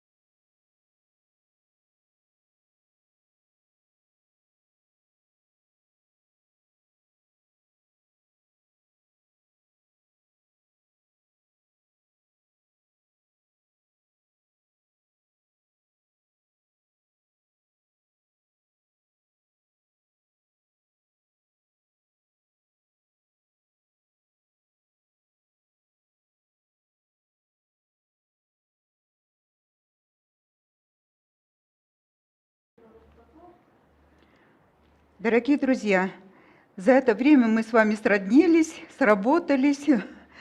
Ну, сегодня последний еще рывок, и мы на этом закончим наш большой форум. Дорогие друзья, вот из работы секции, в ходе работы секции прозвучало несколько предложений. Докладчики говорили о наболевшем, что-то мы попытались суммировать, и сегодня будем принимать резолюцию. Вы послушайте внимательно, если что-то в ходе вы или после того, как я ознакомлю вас с резолюцией, вы что-то добавите. Итак, наша резолюция Второго Сибирского форума фольклористов. Пока проект. Второй Сибирский форум фольклористов, состоявшийся в Новосибирском научном центре с 18 по 20 октября 2021 года, прошел в дистанционном формате. По своим масштабам охвата исследователей из разных регионов России и зарубежья форум стал международным научным мероприятием. Стала очевидной консолидирующая роль форума, в рамках которого проходит более тесное научное общение исследователей, обмен идеями и опытом, апробация результатов исследовательской работы. Регулярное проведение форума становится значимым событием в развитии отечественной и зарубежной фольклористики. Форум посвящен 90-летию со дня рождения Александра Бадмаевича Сактоева, основателя уникальной серии «Памятники фольклора народов Сибири и Дальнего Востока», которая объединила усилия фольклористов Сибирско-Дальневосточного региона, поспособствовала созданию школы сибирской фольклористики и обеспечила ее высокий научный уровень. Форум собрал фольклористов, этномузыковедов, этнологов, лингвистов, культурологов, историков из России и зарубежья. Представлено 160 докладов ученых из регионов Сибири и Дальнего Востока, Республики Алтай, Бурятия, Тува, Хакасия, Якутия, Ханты-Мансийский автономный округ Югра, Камчатский, Красноярский, Хабаровский, Приморский края, Кемеровская, Новосибирская, Омская, Сахалинская, Томская, Тюменская области, Урала и Поволжья, Республики Башкортостан, Коми, Мордовия, Татарстан, Удмуртия, Чувашия, Свердловская область, европейской части России, Москва, Санкт-Петербург, Республика Калмыкия, Ростовская область, а также иностранных исследователей из Абхазии, Азербайджана, Белоруссии, Италии, Казахстана, Киргизии, Китая внутри Монголии, США, Туркменистана, Эстонии и Японии. Также была организована прямая трансляция форума. Число зрителей на YouTube-канале Института филологии Сибирского отделения Российской академии наук составило свыше 600 человек. Форум отмечает высокий уровень представленных докладов, посвященных вопросам систематизации и архивации фольклора, его текстологии, развития информационных технологий фольклористики, изучения фольклорных жанров, связи их с обрядом, мировоззренческими представлениями, социально-историческим контекстом, исследований языка фольклорных произведений и музыкальной составляющей фольклора. Все доклады были распределены по 7 секциям, которые были сформированы в 3 направления, которые функционировали на 3 платформах Zoom. В ходе дискуссии выявилась важность научной и публикационной работы в сохранении и развитии нематериального культурного наследия народов России в современных условиях. Отмечено, что научно-исследовательская работа способствует сохранению национальных культур, развитию народного творчества. Поэтому сегодня резко возросла ответственность ученых за достоверность материала и аутентичность публикуемых образцов. Форум положительно оценивает опыт создания электронных ресурсов по фольклору. С момента проведения первого Сибирского форума фольклористов, состоявшегося в 2016 году, наблюдается развитие проектов по созданию электронных ресурсов в разных учреждениях Сибири и Дальнего Востока. Так началась планомерная работа по разработке баз данных по региональному фольклору во Владивостоке, текстов сибирских дальневосточных народов в Новосибирске, по песенным собраниям Вилюйской экспедиции в Республике Саха-Якутии, фольклора сарт-калмыков в Республике Калмыкия. Большую популярность приобретают новые мультимедийные формы представления фольклорных материалов. Форум считает необходимым: первое – распространять опыт создания информационных систем по фольклору, развивать сотрудничество научных учреждений в этой сфере. Второе – обратить внимание исследователей на сохранность как архивных, так и личных коллекций и активизацию работы по переводу их в цифровой формат. Третье – активизировать сотрудничество с фольклористами ближнего и дальнего зарубежья в форме совместных конференций, семинаров, публикаций научных работ и их рецензирования. Четвертое – исследователям Сибири активизировать дальнейшее изучение, систематизацию и популяризацию сибирского и дальневосточного фольклора. Пятое – обратить внимание ученых на ответственность и научную добросовестность в издании фольклорных материалов, верификацию архивных источников. Шестое – акцентировать внимание на фактах административного ограничения доступа специалистов к архивным хранилищам, влекущих за собой невозможность включить материалы архивов в активный научный оборот и тем самым способствовать сохранению уникальных образцов народного творчества. Участники форума предлагают: первое. Рекомендовать сектору фольклора народов Сибири Института филологии Сибирского отделения Российской академии наук фиксировать факты отказов сибирским исследователям, руководителями научных учреждений, владеющих фондами фольклорных коллекций, в том числе при подготовке томов серии «Памятники фольклора народов Сибири и Дальнего Востока», в доступе к материалам и на этой основе обратиться в соответствующие инстанции. Второе.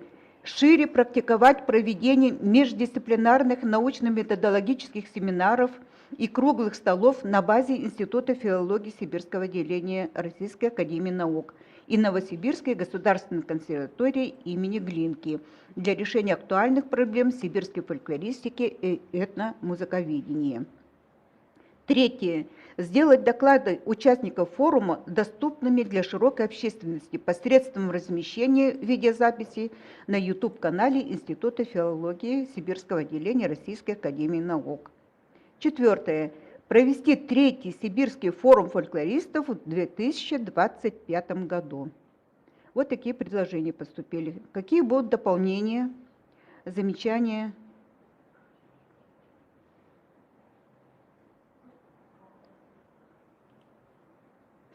Пожалуйста, желающие из присутствующих, у нас, в общем-то, солидное число подключилось. Так, видимо, воспринимать таким образом сложновато.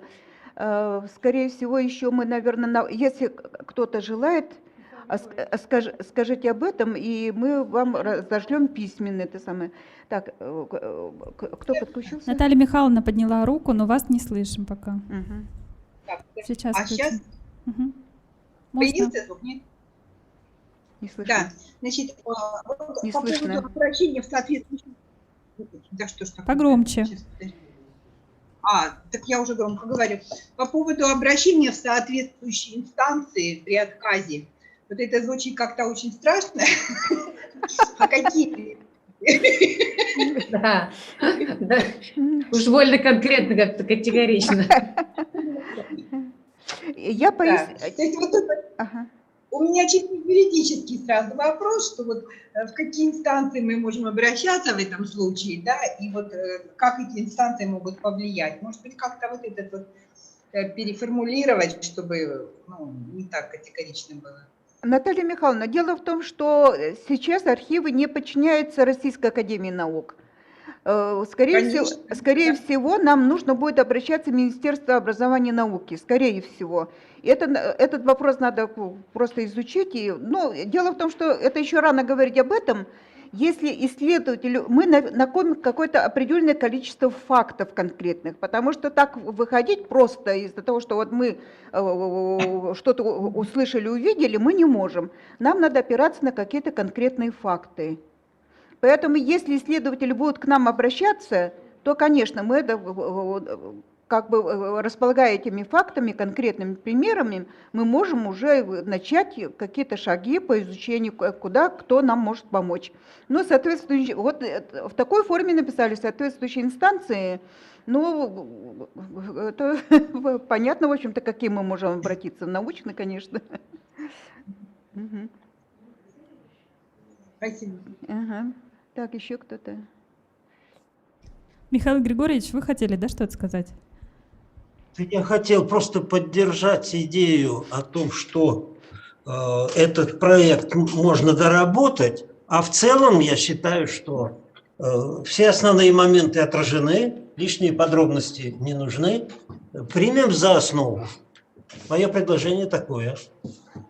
Так, Да, правильно. Ага. Ну, голосовать, наверное, невозможно. Примем за... Да, примем за основу. Да, пожалуйста, Розалия Спандияровна, у вас замечание какое-то? Слышно, да? Да, слышно. Хорошо. Прежде всего, действительно, я не буду оригинальной, если отмечу, что на высочайшем уровне прошел форум и в организаторском плане, и в научно-теоретическом концептуальном плане, и в отражении очень многих граней фольклора и традиционной культуры. Так что мы вас благодарим за такую масштабную работу, за такой высокий организационный уровень и очень академичное и благожелательное ведение секций. Я постаралась участвовать на некоторых, посмотреть и этномузыкологию, и обряд и сказки, и потом возвращалась к матрице своей, эпосоведению.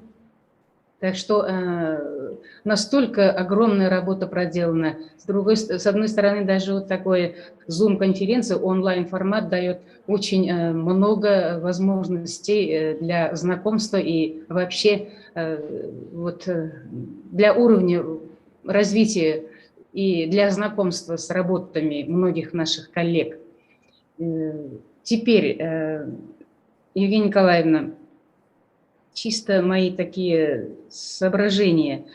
Поскольку сейчас многие заняты аудиовизуальной фиксацией, многие, мне кажется, в следующих работах нужно будет особую, может быть, даже секцию сделать для такой работы, и для методологии, и для улучшения работы с этими записями.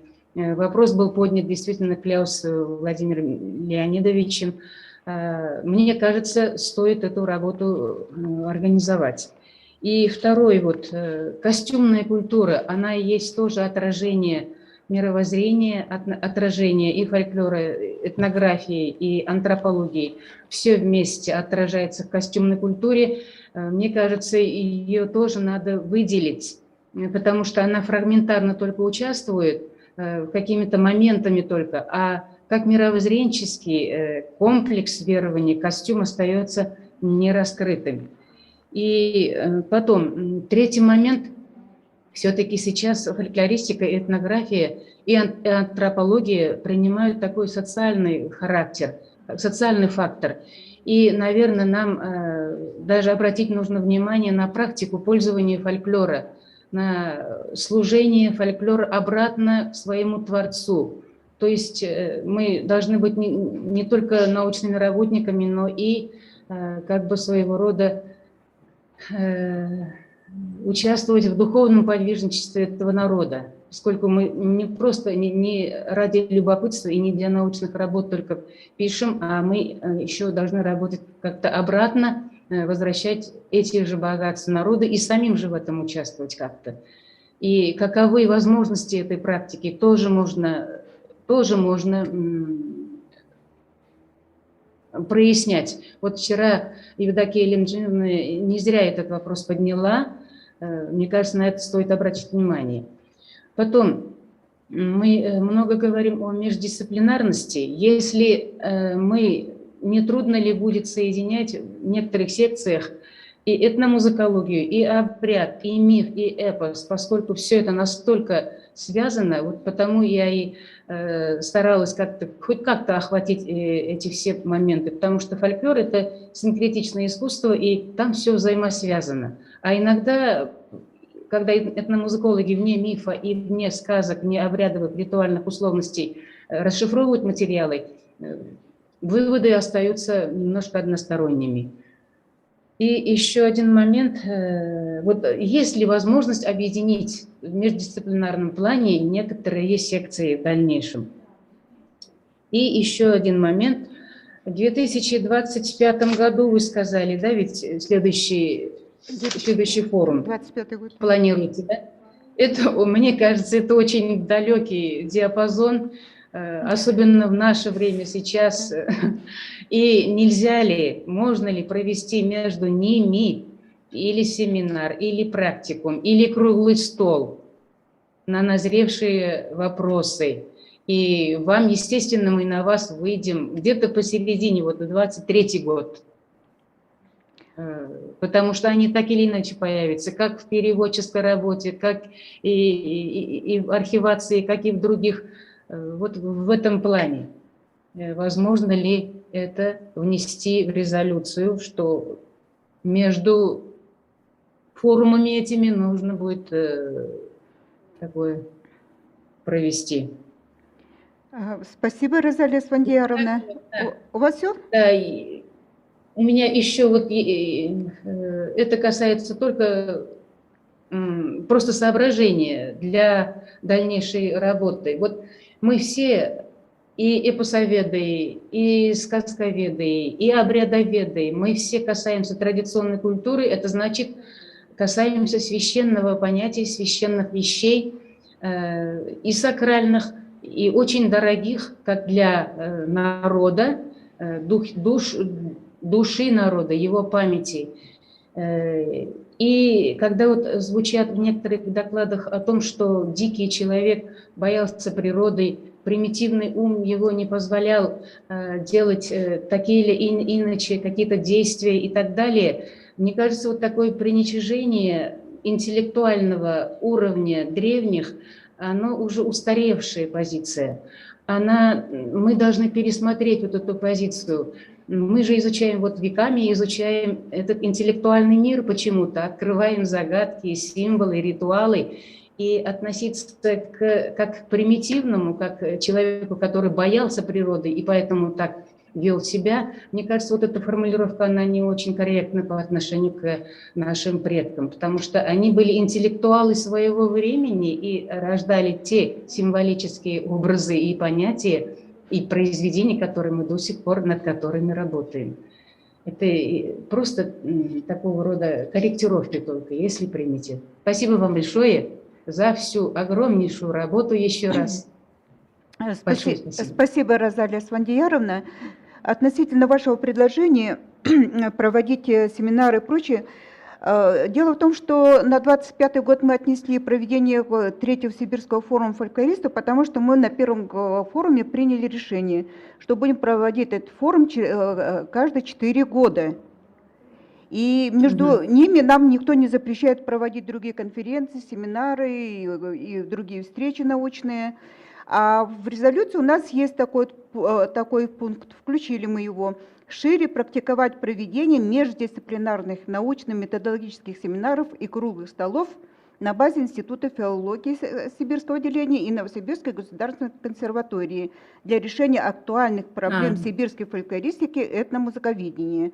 Вот есть у нас такой пункт, и в порядке, поскольку это уже стало актуальным, так сказать, мы держим руку на пульсе и организовали секцию, которая у нас называется, вот в работе этого форума есть у нас такая секция «Фиксация, сохранение и публикация фольклора», которая целый день тоже работала, вот 20-го сегодня. И там, да, вот звучали все доклады, и звучали потребности, вопросы и прочее. Вот поэтому мы написали такое. А здесь у нас в чате появилась тоже одна рекомендация. Катерина Леонидовна сейчас прочтет вам. Да, давайте я зачитаю. Степан Калинин пишет: можно, если будет возможность, выделить секцию с тематикой количественные и компьютерные методы исследования фольклора. Название ориентировочно, только что придумал примерно так. Так можно и про оцифровку данных, и звукозаписи, и обработку звука поговорить. Ну, вот, вы знаете, вот это проведение семинаров как раз дает возможность вам предлагать тематику. Каждый, кто вот испытывает потребности в разработке тех или иных тем, пожалуйста, пишите нам в Институт филологии. Все адреса есть у нас в программе, обозначено это все. И будем собирать, и, конечно, это даже и хорошо, мы составим такую программу на какой-то период времени, будем проводить. Кстати, якутяне, проводя вот свою научную конференцию еще вот в начале этого года, в январе, они тоже выразили желание сотрудничать вместе с нами и провести вот такой семинар по информационным технологиям фольклористики. И я думаю, что это очень здравый такой подход. Можно я еще добавлю?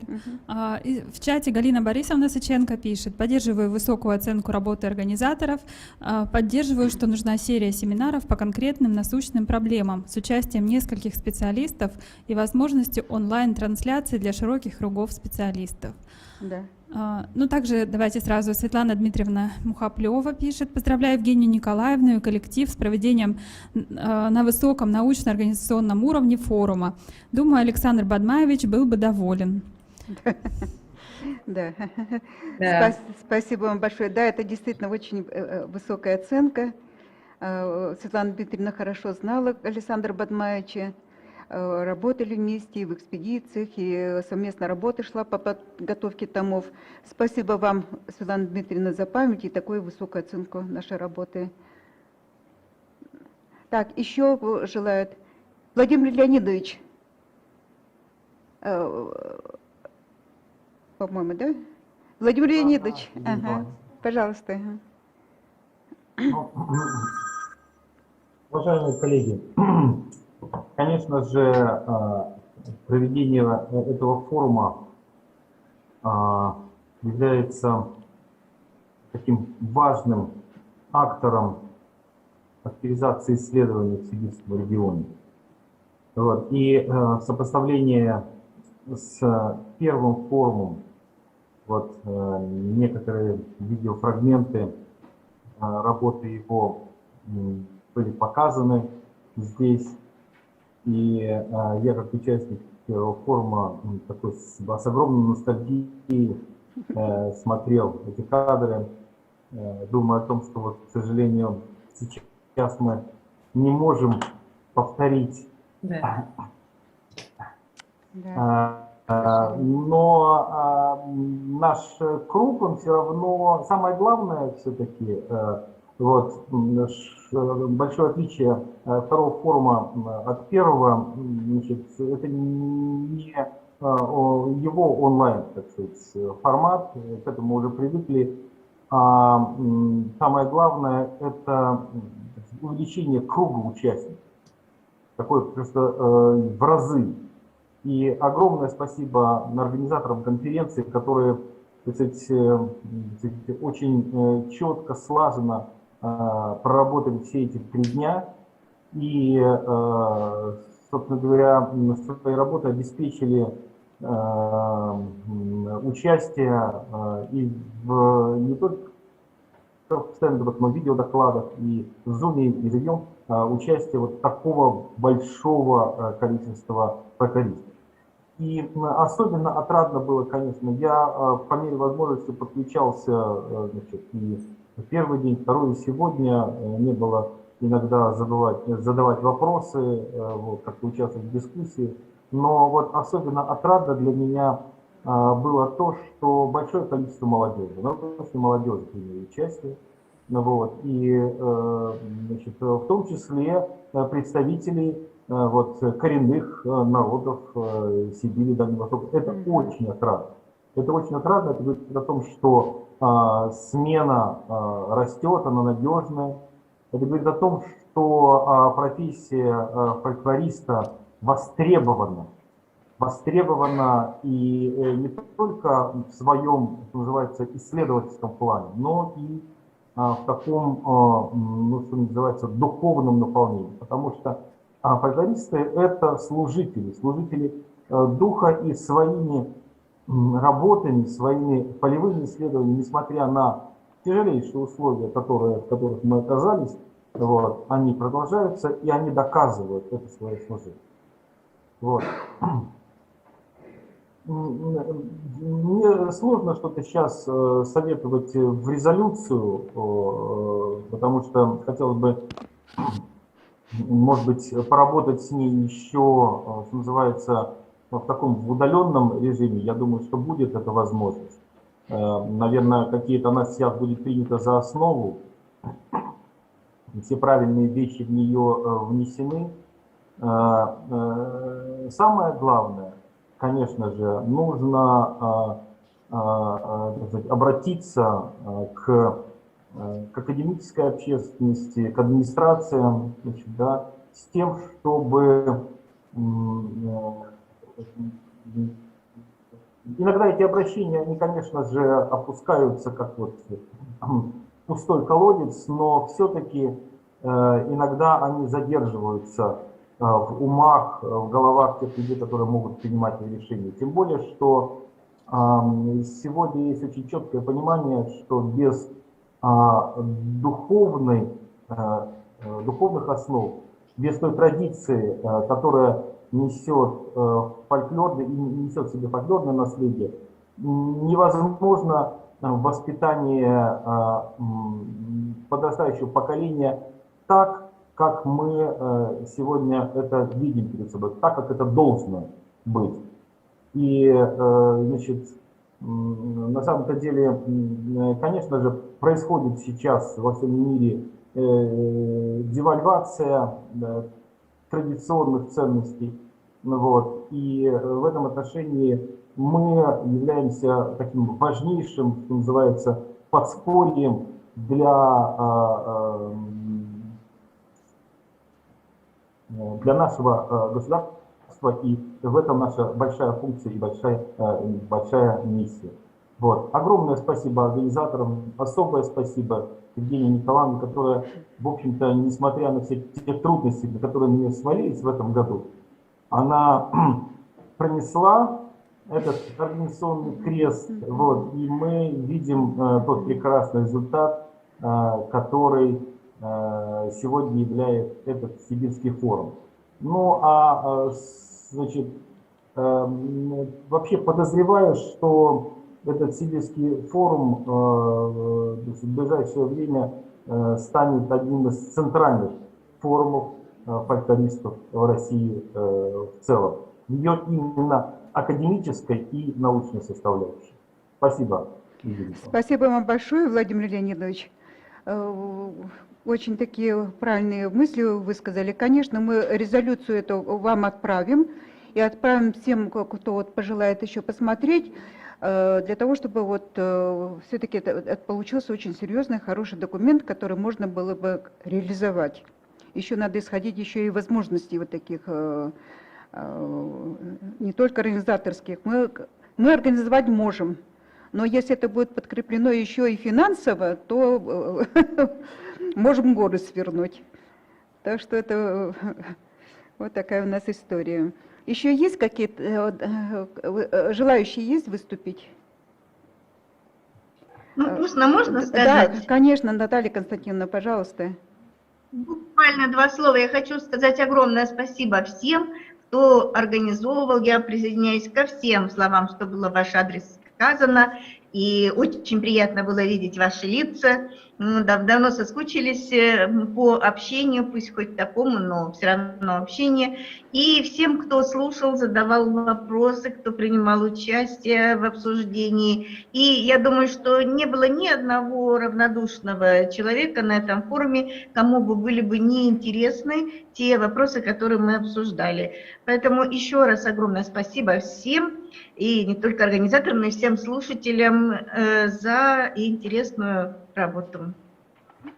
Спасибо вам большое, Наталья Константиновна. Здесь участники тоже выражают свое согласие с высказанными рекомендациями и пожеланиями всего доброго в адрес организаторов и говорят благодарности в адрес организаторов форума. Так, Екатерина Леонидовна, что-то, да? Я хотела зачитать, но сказать. Ну, суммируем просто. Так, ну, тут не будем, наверное, называть все фамилии. Ну, в общем, единодушны в оценке работы форума, его уровня высокого. Я просто суммирую уже вот таким образом. Простите, что я не называю персонально вас. Мы очень благодарим всех участников форума за интереснейшие доклады, за такую увлеченность вашу и глубину мысли. Так что вы сами украсили этот форум, и благодаря вам он и состоялся. Так что это взаимно все. Угу. Так, еще есть желающие? Подведу некоторые, поступило предложение принять за основу прозвучавший текст резолюции. Наверное, вот на этом мы и согласимся. Если есть какие-то возражения, вы можете об этом сказать, потому что голосовать тут бессмысленно. Желающим, конечно, вы можете сказать, мы отправим текст. Обязательно, даже мы знаем, кому мы отправим текст этой резолюции, чтобы это было в интересах всей сибирской научной общественности. Спасибо вам большое. Так, еще. Давайте я еще напомню некоторые организационные моменты. Сегодня был выложен электронный вариант сборника тезисов, но я думаю, что в ближайшие дни мы сделаем рассылку также по электронным адресам. Адрес. Еще по поводу видео. То есть, если вы не хотите, чтобы ваш доклад был опубликован в YouTube, сообщите нам, пожалуйста, до 25 октября. Да. Будет сделана нарезка, и действительно, вот другое дело, что это будет публикация ведь считаться, да? Так, Гульнур Равиловна что-то, да? Гульнур Равиловна, вы что-то хотели сказать? Нет, я все сказала. Спасибо большое. Мы хотим предоставить слово руководителю лаборатории нашей, благодаря проекту именно и состоялся наш форум. Людмила Санжибоевна, пожалуйста. Наверное, на мое место сядьте. Сюда. Дорогие коллеги, в рамках нашего мегагранта мы провели несколько конференций по литературоведению, по сюжетологии, по языкознанию, и сегодня завершающие фольклористы. Третий день работаем, 3 дня такой активной работы. Мы вам всем очень благодарны за активную работу, и думаю, что в завершении как наши темы исследований, мы, наверное, не завершаем лабораторные темы, а просто итоги подводя. Я думаю, что все эти большие конференции нам очень помогают понять наши концепции, какие-то выводы сделать глобальные. И думаю, фольклористика сибирская, наверное, является живой фольклорной традицией, и поэтому, думаю, мы в российском государстве действительно двигаем фольклорную науку. Это тоже уже получается теперь все междисциплинарное, этнографическое и антропологические исследования, и действительно исследование души человека. Я вам всем очень благодарна за работу, и всем участникам конференции здоровья и творческих успехов. Спасибо большое вам. Я еще добавлю, в чате прозвучал вопрос. а полные варианты всех докладов где-нибудь опубликуете? Тезисы, конечно, прекрасно, а доклады лучше. Ну, Да, мы предлагаем нашим участникам принять участие в публикации статей. Вы можете подготовить по результатам ваших докладов статьи, опубликовать их в нашем журнале «Языки и фольклор коренных народов Сибири». Ссылка есть на сайте Института филологии в разделе «Журналы». У нас еще добавлю, наверное, у меня просто были вопросы на нашей секции по поводу сборника, будет ли он размещен в РИНС. Да, мы сделаем эту работу, постатейно разместим полный сборник. Да. Еще вопросы будут? В общем-то, это актуальные вопросы. Для исследователей, конечно, это, вы сами знаете, что сейчас такие требования выдвигаются, чтобы обязательно публикация была в научном журнале, и обязательно индексируемый был журнал. Журнал «Языки и фольклор коренных народов Сибири» сейчас движется в Скопус. Поэтому, если у вас есть заинтересованность поддержать этот журнал, то, пожалуйста, шлите свои статьи. И можете вот эти доклады, только приведите такой научный вид по требованию журнала и отправьте, мы с удовольствием опубликуем, и будет у нас и материал для журнала, и журнал продвинется, и вы будете с публикацией. Журнал, да, в РИНСе он размещен. Еще будут вопросы, пожелания? Пожелания всем благ, всем вам. Здоровья. Спасибо. Это всем здоровья. Сейчас в наше время это здоровье на первом месте. Так, просят ссылку на этот журнал в чате. Дайте, пожалуйста. Сейчас вы видите ссылку. В чате дали ссылку. Пожалуйста. Ага. Ссылку сразу же, да. Зафиксируйте у себя эту ссылку и, пожалуйста, посылайте. Только смотрите, чтобы в соответствии с требованиями были выполнены статьи, чтобы мы не гоняли статью туда-сюда. Это, в общем-то, это и сил требует времени и задержит работу. Поэтому, пожалуйста, внимательно отнеситесь. Там не такие сложные требования, они обычно во всех журналах те же требования. Ну, бывает так, что статья приходит не готовая к публикации. Еще есть у вас вопросы? Так, какие-то еще актуальные? Чат у нас задействован, так что вот, пожалуйста, напишите, если что-то. Так, даже вот, да, пожалуйста. Да, Марина Викторовна. Я в чате уже написала заключение о работе форума, свое впечатление от его работы. И просто еще раз хочу поблагодарить всех и организаторов, и участников. И вот мне было очень приятно и радостно познакомиться с таким количеством замечательных ученых. Вот девизу. Спасибо большое всем. Очень благодарна, очень было интересно и хочется продолжать постигать. Марина Викторовна, вам большое спасибо за активное участие. Вы принимали самое активное участие в обсуждениях, задавали вопросы, ваши предложения прозвучали у нас, вошли в резолюцию.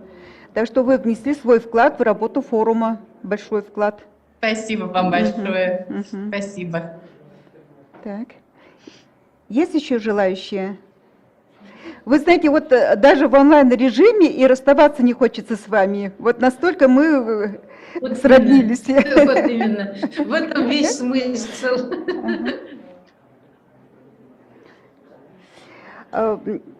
Дорогие друзья, еще минуточку внимания.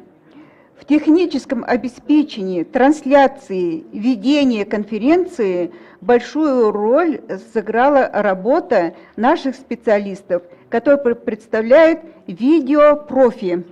Вот здесь сидит у нас руководитель всей этой большой команды Дмитрий Сергеевич.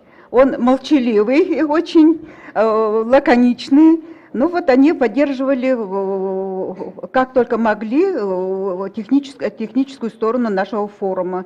Так что это большой вклад тоже они внесли в то, чтобы у нас все это шло без сбоев технических.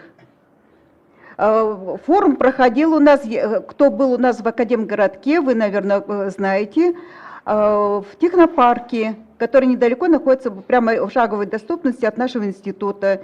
Технопарк, который находится на Николаева, знаете, наверное, башни, гуси их называют в народе. Вот в одном из этих башен у нас проходил форум. Жаль, конечно, что не офлайн. Повеселились бы здесь хорошо от души, здесь есть где повеселиться. Но всем здоровья, больших успехов, энергии, чтобы хватило еще до следующего форума. И на следующем форуме, надеюсь, встретимся офлайн. Аминь. Ну, пусть будет так. Да. Спасибо. До свидания. До свидания. До свидания, дорогая. До встречи. До свидания.